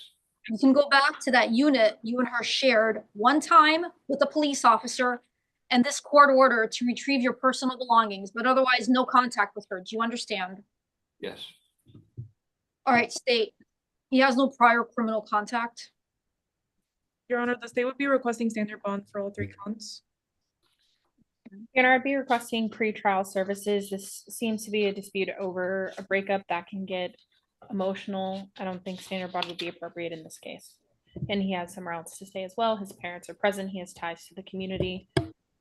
I don't have any prior criminal record. He's 29. He seems like he's gainfully employed. You also work in the Brickell area? Yes. All right, so your parents live in Miami-Dade County? Your Honor, I believe they live in Broward County. So you would live in Broward and commute to Dade for work? Yes, sure. You couldn't live in Broward and work in Broward, right? No, I could work remote a few days and then I can work. I was trying to get creative, thinking maybe I could just keep you in Broward for now, which might do everybody some good. All right, here's a stay away order. So over the state's objection, I'll release you to pretrial services with alternate bonds, including this, and I've also included the stay away order. So pretrial services, alternate bond, count 1, 2,500. Count, yeah, I'm ordering him. Count 2, alternate bond, 2,500. Count 3, alternate bond is 1,000. That's the misdemeanor. The stay away order is also a condition of your release. Do you understand? Yes. Right. Dad, is there anything that you wanted to say? Yes, Your Honor, if I could. My son has paid 100% of the rent, and the lease is in his name. So if she's allowed to stay, we basically are subsidizing her rent. So I would say that I would ask the court to consider directing her to pay 100% of the rent if she's going to have 100% occupancy of that apartment. So that sounds like a civil matter, and I'm a criminal court judge. I don't know if I have jurisdiction over that. Number 2, she's not here. So that can always be revisited in the future. Either the public defender or privately retained lawyer can try to ask the division judge for that type of relief. Does that make sense? Yes, Your Honor. Thank you for the consideration.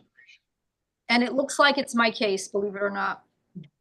How do we We get? have 20 divisions, and this one was blind filed in my division. So I may see him in about 3 to 4 weeks. Okay? Yes, thank you, Your Honor. Thank you. All right, Mr. Jeffrey, thank you. Thank you, corrections. Page 7, Carlos Castanera. All right. You can log off now. Alrighty, we saw him with a suspended license and county court bail. Alrighty, Carlos. The public defender is still on your case. I'm going to review this for probable cause. So state and defense, the possession, even though it's a large amount of fentanyl, there's no allegation that he's actually selling it. So it's just allegations of a large amount of possession. It should be a trafficking amount because 77 grams, I think, is a trafficking amount.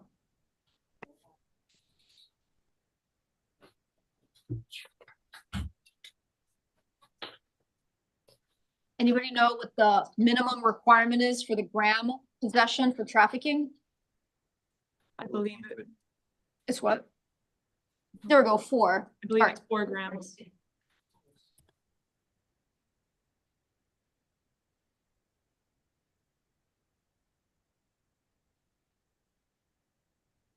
Oh, he's got 77. Where is the, okay, so there's cocaine.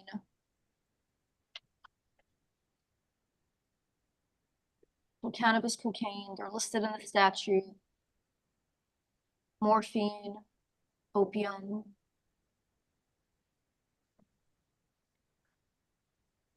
Hydrocodone.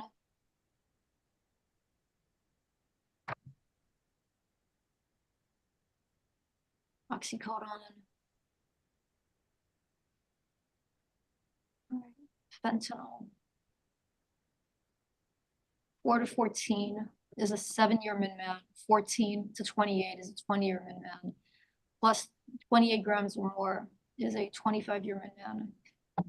All right, so Miss Arthur, it looks like if I find trafficking, if I find that he's in possession of 77 grams of fentanyl,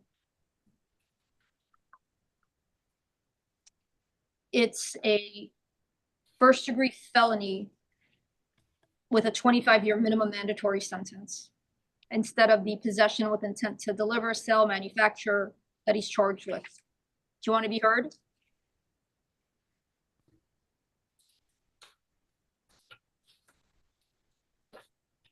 So there's no allegations he's actually selling it, meaning placing it into the commerce, which is usually the way that it's defined. Exactly, Your Honor. There is no allegations of sales. But it's still a high amount. It's still a high amount. This is a 25-year min-man. Corrections, what did I set as the bond for the misdemeanor DWLS? 150, Judge. Okay. Your Honor, I would just note that he has no local priors from what I can see this. Your Honor, the state has a motion. Wait, you're gonna move for pretrial detention? Yes, Your Honor. Okay. Your Honor, I don't think these offenses qualify under the pretrial detention statute. Let's read it together. If it's a dangerous crime under 907-0415A. State, are you sure it qualifies before we go down this rabbit hole? It's a yes. first degree felony, Your Honor, and then it's the trafficking, which is enumerated in the motion, but also in the statute. Yeah, sometimes the some of the drugs are not included or the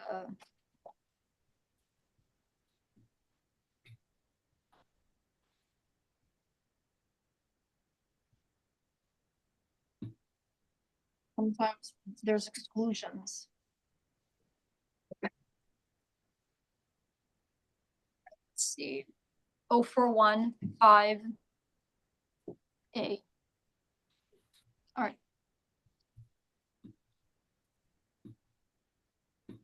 Trafficking of controlled substance as described in, so 05A 24 refers us to the trafficking, 893.135.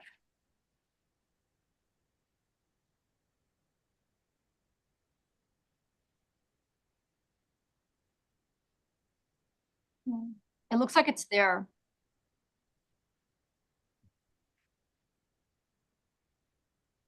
Fentanyl, yeah.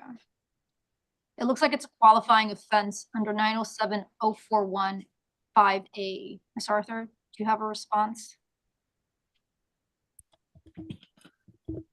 Your Honor, the allegations are not trafficking. These still wouldn't apply for what he was arrested for. So this wouldn't qualify under the pretrial detention statute. Right, but I'm finding probable cause that it's not a sale or manufacture. I am finding that he's in possession of 77 plus grams of fentanyl, which because the minimum threshold is 4 grams for trafficking, it's a trafficking amount. The issue is just, does fentanyl qualify as a dangerous crime under the pretrial detention statute? It looks like it does.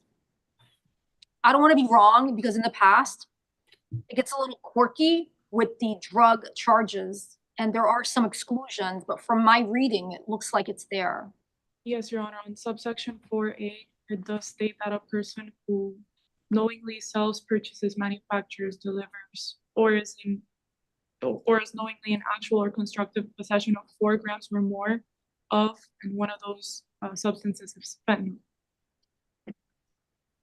All right, do you want to be heard further, Ms. Arthur? Your Honor, I couldn't hear that last thing you said. You want to be heard further. We put the statutes on the record. The state's moving for pretrial detention. I reviewed it, and it looks like it applies. Your Honor, I stand on my previous arguments. All right, sir. You'll be held no bond on count 1. Pretrial detention is granted for now. Your case will go in front of a judge on Monday, and they'll determine a date for the hearing. If the state withdraws, which is common as a ponte, I know you don't practice in front of Judge Gonzalez Marquez, but they often do withdraw these pretrial detentions, just an FYI, and then they can have a mini bond hearing on Monday with him, okay? All right, corrections. Pretrial detention granted. He goes in front of Judge Gonzalez Marquez on Monday, please. We caught that? Corrections? Yes, Judge. All right, thank you. Orlando Murialdo. He's present, Your Honor.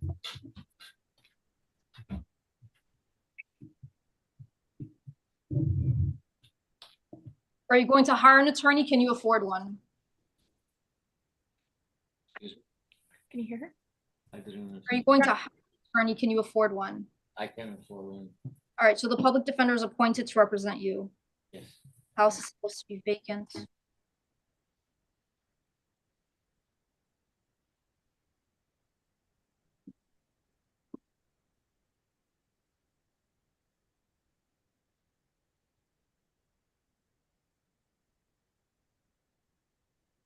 So it looks like it's a trespass plus theft.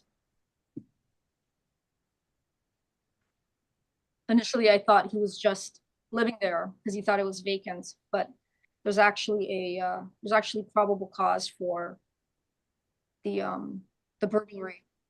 Okay, you're ordered to stay away from 151 East 6th Street.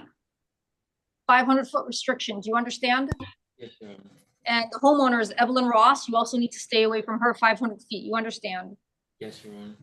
I'm going to issue a straight bond because you were just here in October with a burglary and trespass charge. So your straight bond as to count one is $15,000 plus the stay away order. Thank you. Julio Sanchez.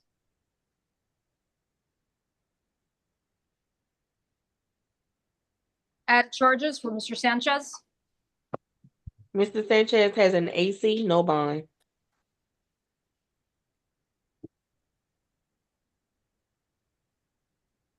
All right, Mr. Sanchez.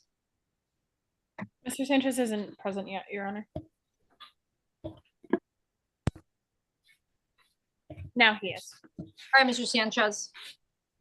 There's probable cause for your arrest. I'm appointing the public defender to represent you. Seems like you may have absconded from your division judge for a while and we found you. Your bond as to the tampering charge is set at $2,500. You're being held no bond on the older case, F2418026. Thank you. Tyrone Granum.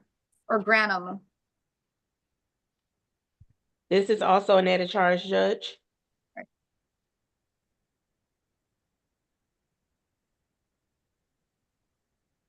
Mr. Granum. Your Honor, he's not present yet.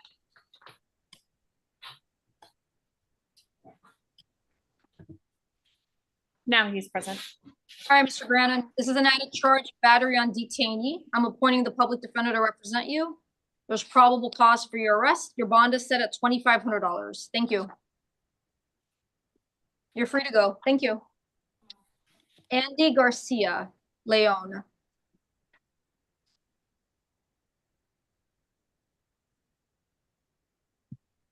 Your Honor, he does require the services of the Spanish interpreter. Interpreter present. All right. Can you afford an attorney or are you going to hire one? ¿Usted puede pagar un abogado o usted va a contratar un abogado? Que si usted puede pagar un abogado o va a contratar un abogado. No puedo pagar al abogado. I can't pay for an attorney. The public defender is appointed to represent you. Se le asigna el abogado de oficio para que lo represente.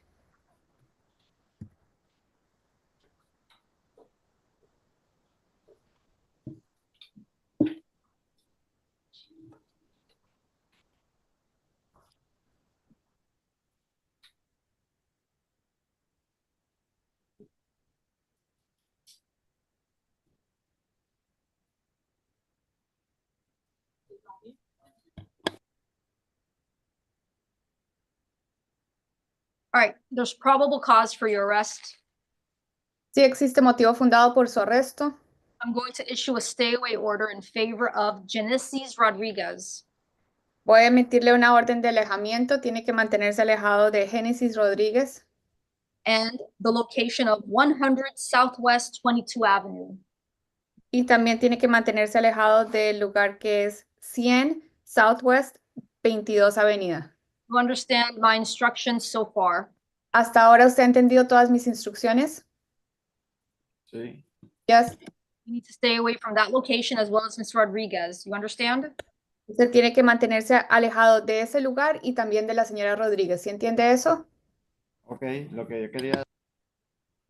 I just need Yo quería preguntar porque me dijeron que yo ni sé ni por qué me arrestaron. Yo estaba ahí, ella misma... I wanted to know because I don't even know why I was arrested. I was there. Génesis me dio Mr. comida y todo. Mr. Garcia, I advise you not to talk about the facts of your case at all.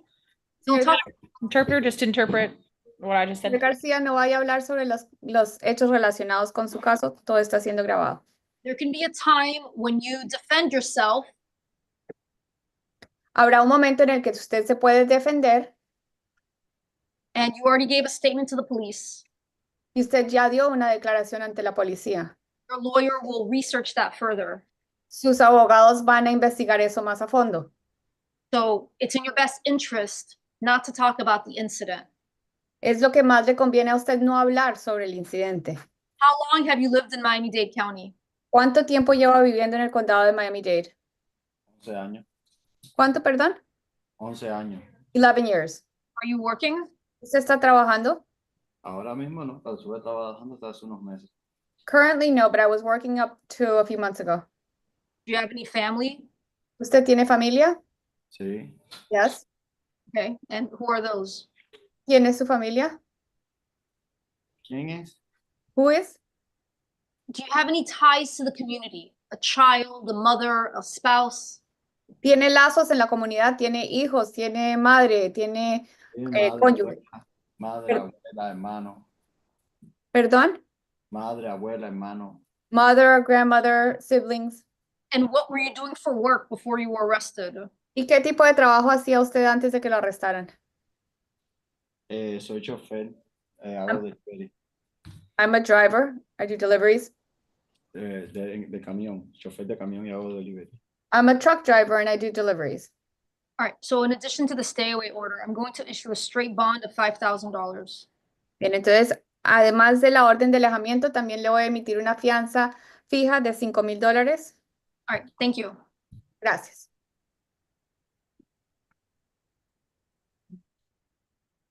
Kurt Morris. Mr. Morris is a fugitive from Fulton County, no bond. All right, I think we saw him earlier, right? All right, Mr. Morris, the public defender is appointed to represent you. I already saw you in morning calendar. And let me review the charges here.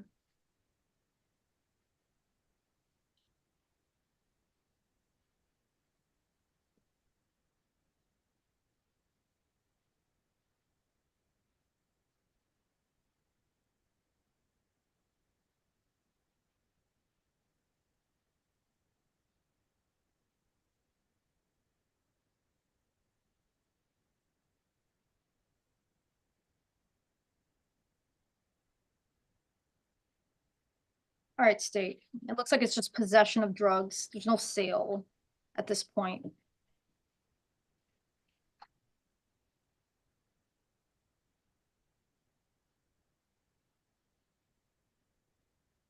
And the weapon, is he accused of being in possession of a firearm or something else? 9mm handgun.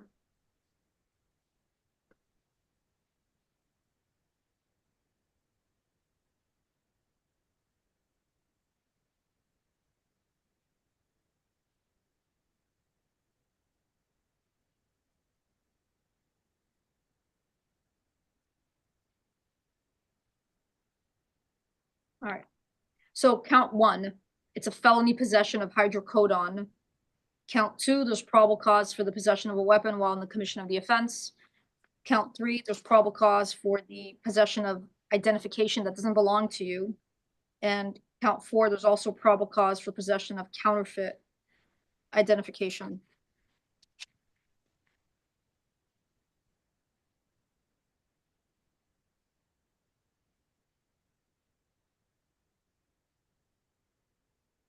Okay. All right, so count 1, your bond is set at 5,000. Count 2, 5,000. Count 3, 5,000. Count 4, 5,000.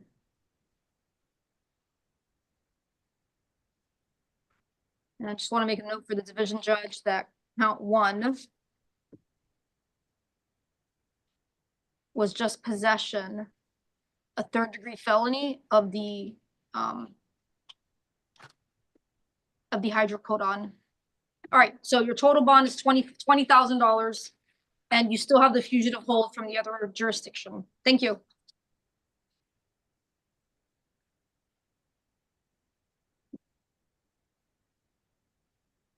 think I already dealt with Mr. Lindsay or no? No, here we go. You're back. On his traffic this morning, Judge. All right, so the traffic that I gave him, what bond did I give him again on the traffic? Oh, the 2,500. 500, okay. Mr. Lindsay, you're the one that was doing allegedly 70 and a 35. How long have you lived in that Miami Avenue address? Quite some time. I think more than 8 years. Are you working? Yeah, I do Uber Eats and I sell clothes with my stepmom and my fiance. Well, Your Honor, are you appointing the public defender's office? yes, I'm appointing the public defender's office.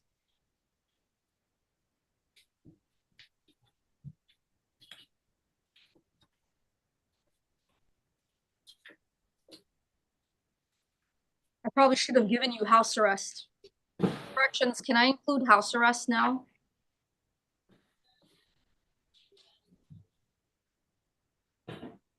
I'm gonna give him house arrest. Level 3. With a curfew. 9 p.m. to 6 a.m. So house arrest plus bond, $2,500. Level 3, 9 p.m. to 6 a.m. The fees are waived. I want to make you consider straight house arrest rather than house arrest plus. I don't see any local convictions. I can do that, but that $1,000 bond remains on that reckless driving. Yeah? So house arrest, with what, an alternate bond? But I don't want to do that. So if I'm going to set an alternate bond, it's going to be a high bond. Does that make sense? Understood, Your Honor. Or I can just lower the bond. I'm going to lower the bond. House arrest plus $1,000. I'll lower the bond because I want him on house arrest. Mr. Lindsay, I'm going to keep a track of you because you're alleged to have been driving recklessly. You can't do that, number one. And number two, you're alleged to be in possession of quite a lot of cannabis. That's more than just personal use, sir. So I'm including the reckless driving in my order here.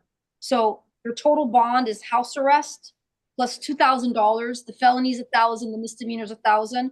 Level 3, 9 p.m. to 6 a.m. You can work, you can run errands, but that ankle monitor stays on you. Do you understand? Yes, ma'am. All right, corrections. Do I need to say anything else about Mr. Lindsay? It was house arrest plus 1,000, correct? Correct. Then you can include the misdemeanor count with the house arrest. Yeah, it's basically house arrest 2,000. Okay, one count. The traffic was given 2,500. Okay, then that stays 2,500. So it will be house arrest plus 2,500? Plus for the traffic, you're including the traffic in the house arrest? Yes. And you're gonna keep the bond that you gave earlier, which is 2,500, correct? Yes. Okay. Okay. House arrest. Sorry about the confusion. Yes. Rafael Arevalo.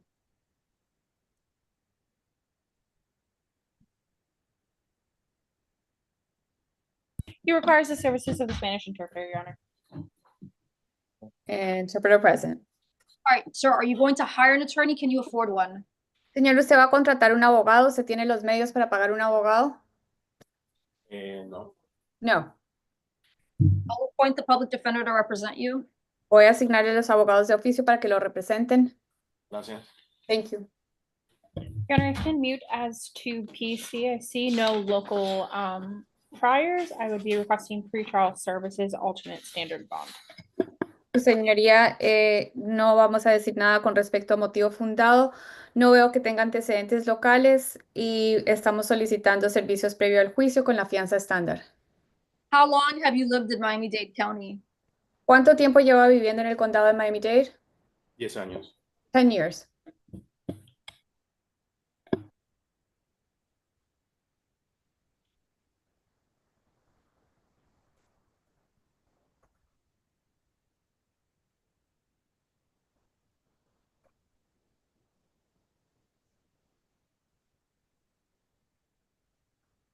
It's just interesting that for 2 years, the victim didn't realize the charges were being authorized on the credit card. Es interesante que durante 2 años la víctima no se dio cuenta que los cargos estaban siendo puestos en la tarjeta de crédito. It's $46,000 of services. I just don't know how that goes unnoticed. Son $46,000 de servicios. No veo cómo eso pasa por alto. Just strange. Es extraño. State, do you have any indication that they knew each other or this was some sort of business deal gone bad? ¿Fiscalía tiene algún indicio de que se conocían o que esto era un negocio que salió mal? Or some sort of personal relationship with them where one had access to the other's credit card? ¿O algún tipo de relación personal donde uno tenía acceso a la tarjeta de crédito del otro? No, Your Honor, the state is not aware of the relationship between the victim and the defendant. I'll pause for interpretation. No, su señoría, la fiscalía no tiene conocimiento de que hubiera algún tipo de relación entre la víctima y el acusado. Part of the reason I ask is, in the middle of page 3, it says, defendant failed to return the funds to the victim. El motivo por el cual pregunto es porque en la mitad de la página 3 dice que el acusado no le devolvió los fondos a la víctima. It's just an interesting sentence to drop in the middle of this $46,000 theft allegation. Es algo interesante que aparece en el medio de estas acusaciones de un robo de $46,000. Your Honor, I think this is just pointing to the fact that the defendant kept the funds and never returned them for the period of 2 years. I'll pause. Su señoría, yo creo que eso solamente está señalando el hecho de que el acusado se quedó con el dinero y eso fue durante un tiempo de 2 años. Additionally, it does state that the funds were being utilized as part of marketing funds, which is why it went unnoticed for such a long time. Y adicionalmente se dice que los fondos estaban siendo utilizados como parte de mercadeo y por eso fue que pasó tanto tiempo por alto. I understand he has no prior criminal record, but this is over a 2-year period, so I think a monetary bond is appropriate. Entiendo que él no tenga antecedentes, pero esto es algo que sucedió durante un periodo de 2 años, o sea que me parece que una fianza monetaria es lo adecuado. First things first, you need to stay away from CFA Design Group. Primero que todo es que usted tiene que mantenerse alejado del CFA Design Group. 13450 Southwest 131 Street. Y la dirección es la 13450 Southwest 131 Street.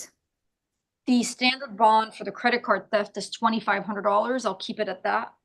La fianza estándar por el robo de tarjeta de crédito es de $2,500. Lo voy a dejar en esa suma. And the standard bond for a second degree theft is $7,500. I'll keep it at that. Y la fianza estándar por hurto del segundo grado sería fianza de $7,500. It's a total bond of $10,000. O sea que es una fianza total de $10,000. Thank you. Gracias. Glenn Cronin.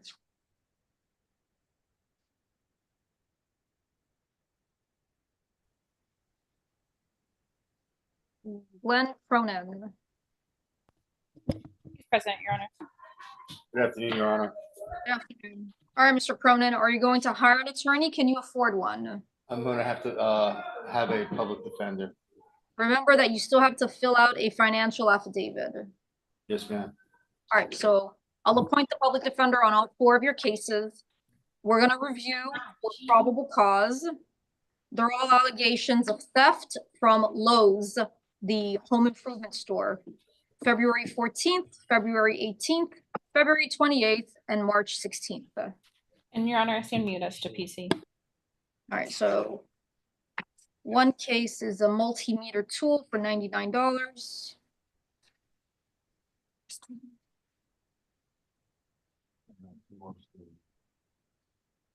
Yeah.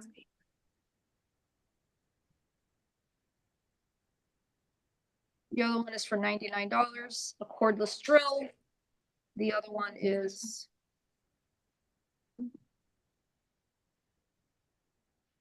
another tool for $99. And the last one is a drill for $149. Does he have any prior state? I don't have anything local, but it says retail theft with a prior conviction, and he's born in New York.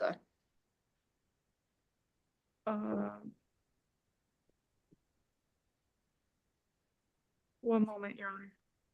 All right, so on all 4 cases, you need to stay away from the Lowe's in Homestead, 1850 Northeast 8th Street. Do you understand?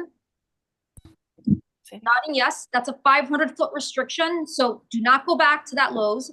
Won't even let your little pinky toe enter their parking lot. Do you understand me? Yes, ma'am. Yes. Okay.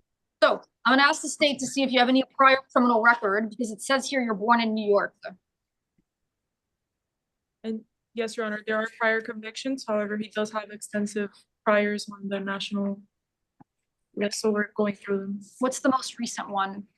They're not listed in order, Your Honor, so. Okay, well, just throw out what you see as serious and or recent. Specifically, if there's any theft priors.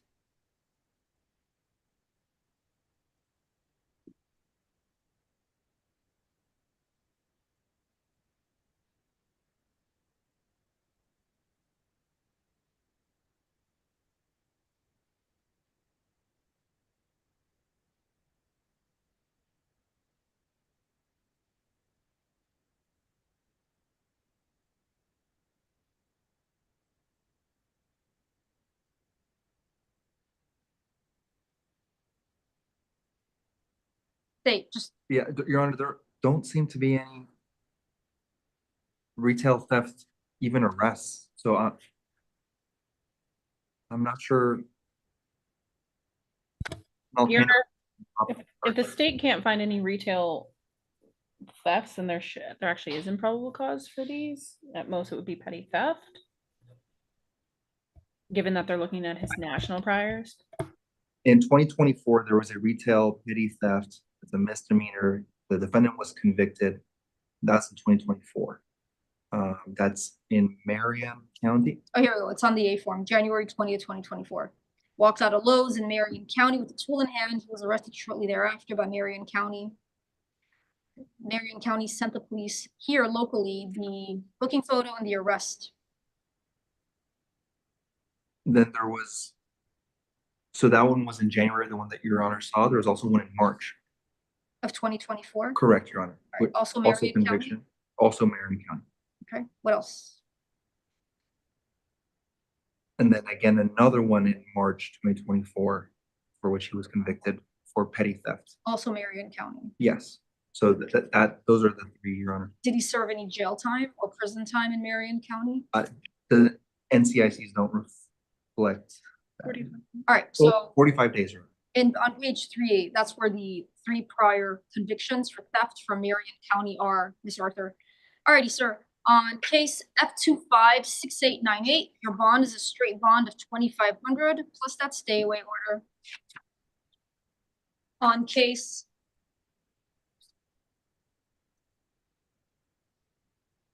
F256899, your bond is also $2,500 plus that stay away order. Yeah. And that stay away order is in favor of Lowe's. On F256888, your bond is also $2,500 plus the stay away order in favor of Lowe's. And last case, F256887, your bond is also $2,500 plus the stay away order in favor of Lowe's. Thank you, Mr. Cronin.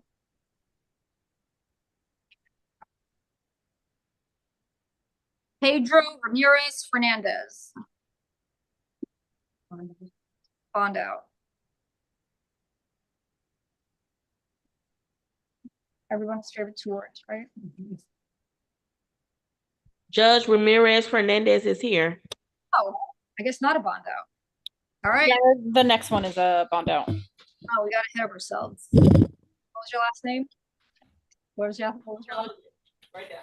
Thank You got too excited. All right. Mr. Ramirez. Yes.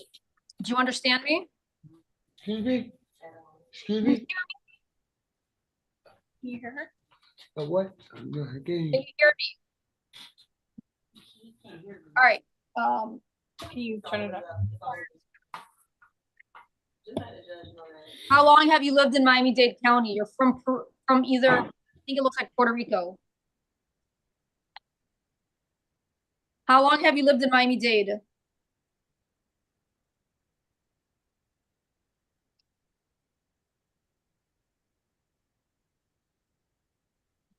Mr. Fernandez, how long have you lived in Miami-Dade? 80s. Your Honor, he's been here since the 80s. The He 80s. has trouble hearing, so I'm repeating your The questions 80s, I closer came to from Puerto Rico. I'll keep my voice up. What's your home address? Oh, I'm homeless now, man. I'm I have- homeless. Okay. I'll refer him to TAP. I was gonna release him on his own recognizance, but I can't do that. All right, so I'll refer you to TAP. It's a homeless assistance program. Your alternate bond count 1 will be 1,000. Alternate bond count 2, 500. Alternate bond count 3, 150. If something changes, you get a good address, you can ask for the ROR in front of Judge Rodriguez. You can tell him, I promised you that, with a valid address. Yeah. All right. Thank you, Mr. Ramirez. Jose Martinez. Bond out. Oh, Miss Campbell. You confused Fernandez for Martinez. Did you all get like food? Maybe some sugary whatevers? It's 3 o'clock. No, there's no coladas, but there is Jairo Escobedo. Jairo Escobedo. Judge, these aren't added charges. Alrighty. Where's Jairo? He's present, Your Honor. Is there any probable cause arguments, or can I just set a standard bond? Your Honor, I stand mute. Alrighty, Mr. Jairo Escobedo, I'll appoint the public defender to represent you. On one case, you're accused of theft from CVS. You can't go back to that CVS. F56875, your bond is $2,500 plus a stay away order. Do you understand me? Yes, ma'am. Hear me? Yes, ma'am. All right, so CVS is located at 13675 Southwest 88th Street. It's a 500-foot restriction. Don't go back there. And the second case is Marshall's, F256874. State, you got them reversed. Yeah, I'm I'll realizing that. do it. now. I'll do it. Okay, you're I'll on. fix it. It's all right. It's a long day. Judge, case ending in 75 is 2,500, correct? Yes, plus a stay away order. The case ending in 74 is $2,500 plus a stay away order in favor of Marshall's. Thank you. You're good.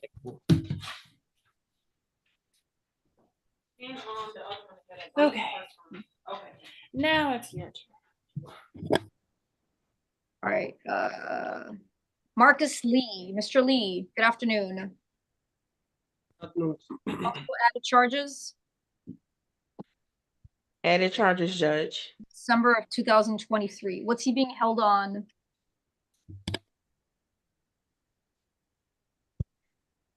Is he being held no bond on the other charge? He was seen before Judge Glazer yesterday. He was given bond 7,500 on both counts. Okay. And he has the public defender, right? All right, Mr. Lee, I'm going to appoint the public defender to represent you on 6906. You have added charges. The allegations are from December of 2023. It's for one count of armed robbery, accessory after the fact, conspiracy to commit robbery, and dealing in stolen property. It's a few pages, so just give us a minute to read it. Yes? I Counsel? stand mute as to PC. T-Mobile. So the allegation is He had robbery a- from T-Mobile, right? He was masked while holding a gun at the T-Mobile employee demanding money. So an open retail store. Correct, Your Honor. Also, just for Your Honor, a pretrial detention motion was passed.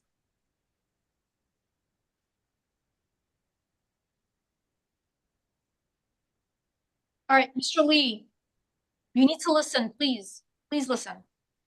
The armed robbery count is a non-bondable offense anyway. Even though they're old allegations, the state of Florida is well within the statute of limitations. So, in addition to the public defender being appointed to represent you, there is probable cause for your arrest. You need to stay away from that T-Mobile store located at 18851 South Dixie Highway. Do you understand my instructions so far? Yeah. There's also 2 women that were working there. Even if they're strangers to you, you need to stay away from them. Do you understand? You understand me, sir? Their names are Elizabeth Altamirano, Trinidad. You understand? I just need an acknowledgement that you heard me and you understand my court orders. I understand. And it's a 500-foot restriction. You understand? Yeah. Let me just finish filling out these stay away orders in favor of the female victims as well as the store location. State next time you got to put the store location, okay? Yes, Your Honor.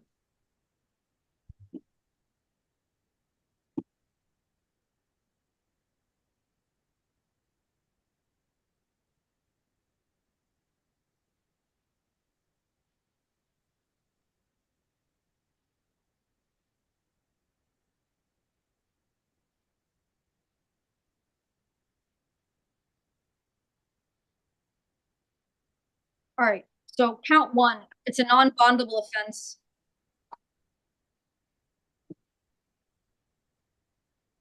Your bond is no bond. Count 2, accessory after the fact. It's a first-degree felony. Your bond is set at $15,000. Count 3, it's a robbery with a deadly weapon. Second-degree felony. Your bond is set at $7,500. Count 4, dealing in stolen property. Second-degree felony. Your bond is set at $7,500, and that also includes the stay-away orders. The pretrial detention motion is granted. I don't know if the state is going forward because your first count is a non-bondable count anyway. They'll decide on Monday or in the next week or so if they're going to ask for the pretrial detention. So it will print on Monday corrections for the pretrial detention hearing. Okay? Yes, Judge.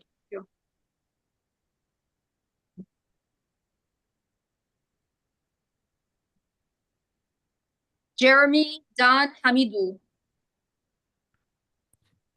Yes, Your Honor. Good morning. Morning. Are you going to hire an attorney? Can you afford one? I hired an attorney before, but I don't have any money now because the last attorney took all my money. Who did you hire before? I had Gary Gonzalez. Gary or Greg? Excuse me? Gary or Greg? Gary Gonzalez. All right, so I'll appoint the public defender on this case, 6869. You're charged with petty theft from Walgreens. I'm going to review it for probable cause. You're accused of taking Cook's brand mango mimosa into your pants, covering it with your shirt. All right, so there's probable cause for your arrest. First things first, Mr. Dan Hamidou, can you listen to me, please? You need to stay away from the Walgreens located at 1 Southeast 3rd Avenue in Miami. Do you understand me so far? That's a court order, 500-foot restriction. Do you understand? Yes, Your Honor. All right, you're also, your bond is set at $2,500 plus that stay away order. And you're out on felony bond. So there's a hold for F255773. You'll print in front of Judge Millian on Monday, and he'll decide if he's going to hold you no bond on the older case, that are a theft case. Thank you.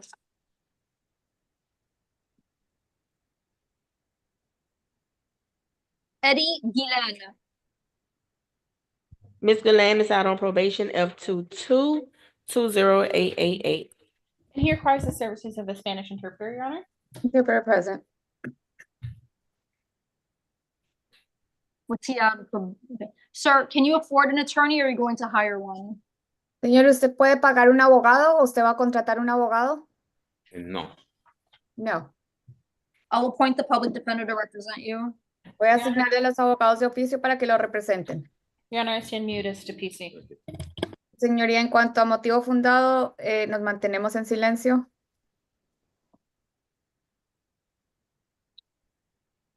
All right, there's probable cause for your arrest. Bien, sí existe motivo fundado por su arresto. I don't know if your judge is going to revoke your bond on the old case or not. No sé si el juez suyo le va a revocar la fianza por el caso antiguo que usted tiene o no. I probably wouldn't, but I'm going to leave it up to her. Yo probablemente no lo haría, pero voy a dejar eso en manos de ella. The bond is a straight bond of $1,000 La fianza es una fianza fija de $1,000 and a felony hold on your probation cases. y tiene una detención por delitos mayores en los casos que tiene abiertos. You'll print on Monday in front of Judge Benzer and she'll decide if she's going to hold you no bond or not. Esto entonces estará en el calendario del día lunes de la juez Benzer y ella decide si lo detiene sin fianza o no. Thank you, Mr. Guillen. Gracias, señor Guillén. Brian Valiente.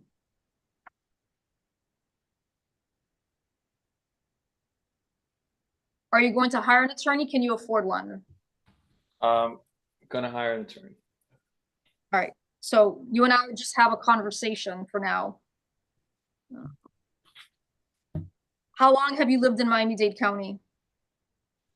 20 years. At least. Are you working? Sorry? Are you working? Yes. What do you do for work? I'm a car salesman. So there is a stay-away order the state wants me to issue in favor of Charles Joseph Handy. I'm not asking you about the facts of the case or anything related to the incident, but you need to understand my court order to stay away from Charles Handy. Do you understand? Understood. So it's a 500-foot restriction. You also can't send him any messages directly or indirectly. You understand? Understand.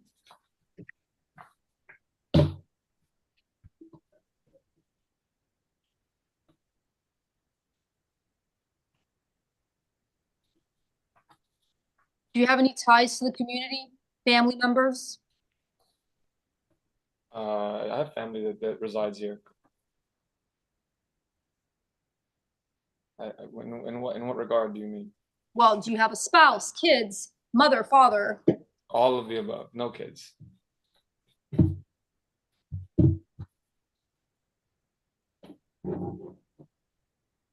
Right, state. So these are allegations from January of 2025. I'm not minimizing it. It looks like the victim got 15 stitches to the eyebrow. It looks like lots of anger during a soccer game. Yes, Your Honor, the state will be requesting the standard $2,500 bond.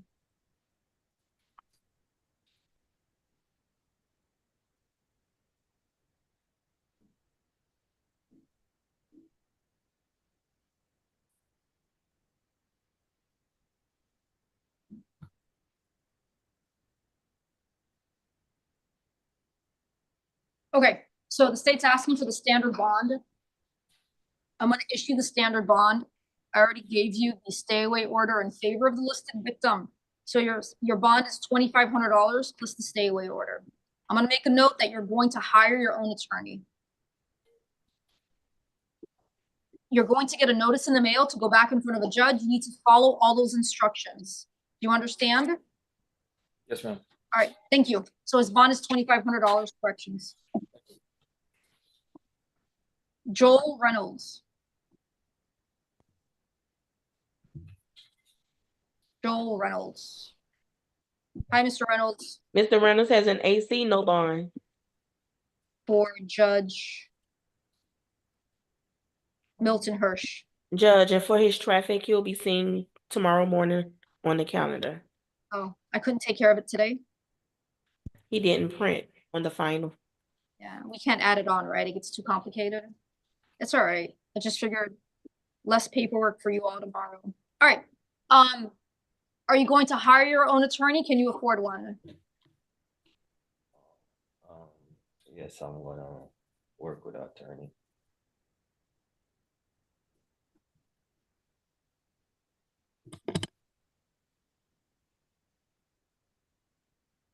All right, so it looks like it's search incident to arrest, a possession of about 1 gram of crack cocaine.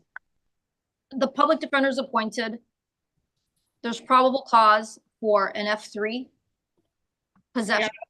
That was gonna be my probable cause argument. So I'm not trying to like quiet you all, but I'm trying to like move as efficiently as possible. Thank you, Your Honor. Get us out of here. And so F3 possession, probable cause, your bond is $1,000, but there's a felony hold for your division judge.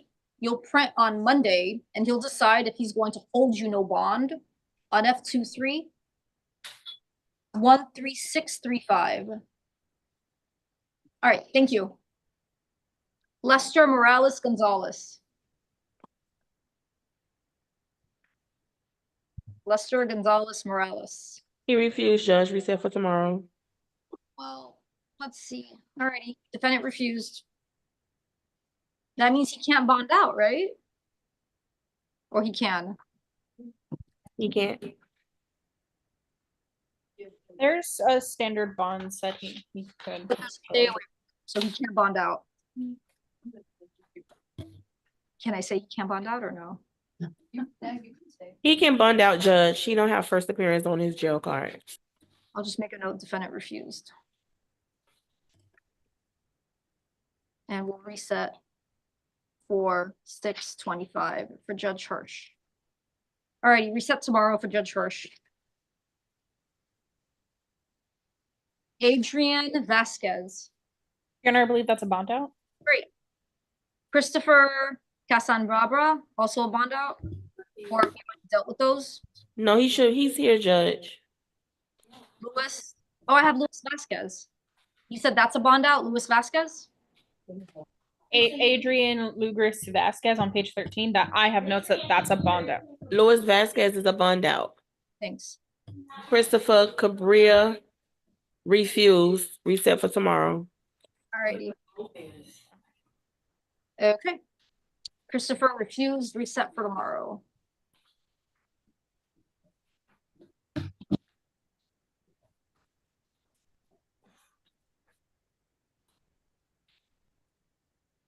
Bernardo Lopez. Come on, Mr. Lopez. Lopez has an AC. No.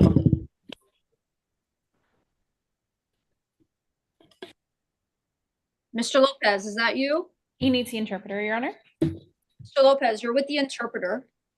Señor López, ¿tiene la intérprete? Hey. Yes.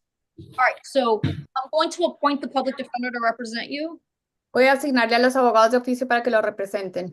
I'm going to review this possession allegation for probable cause. Voy a revisar esta acusación de tenencia para ver si existe motivo fundado. Your Honor, I stand mute as to PC and request TAP. Su señoría, estamos solicitando TAP y permanecemos en silencio con respecto a motivo fundado. Normally I'd give it to you, but Judge Marquez wants to see him on that older case. Oh, yes, I do see the old. Normalmente eso es lo que haría, pero la juez Márquez quiere verlo en ese caso anterior. Your bond, I'm sorry? Would you consider a reduced bond of $1,000 instead? Yes. Thank you. ¿Se tomaría en consideración una fianza reducida de $1,000? La juez ha dicho que sí. Your bond is set at $1,000. La fianza le queda fijada en $1,000. There's a felony hold on F251538. Y tiene una detención por un delito mayor, que es el caso F251538. Thank you. Gracias. Marlene, come on. Alan Grant. Mr. Grant. Hello. Stand right here. Marlene.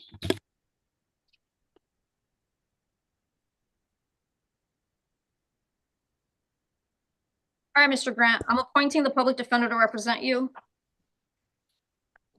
Have you been arrested anywhere else besides Miami-Dade County? No, not really.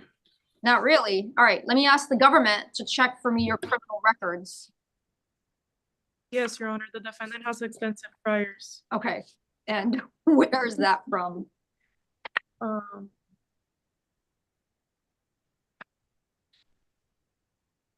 There are some from St. Petersburg, Your Honor. Where else? West Palm Beach, Pinellas County. Anything recent and anything dangerous? One moment, Your Honor. Because this is just, I'm not minimizing it, but didn't seem like he was really bothering anyone, but he was observed on the bus stop holding a glass pipe. So whatever he was doing, it was for personal use, and he probably needs some substance abuse treatment. Yes, Your Honor. He has prior drug convictions.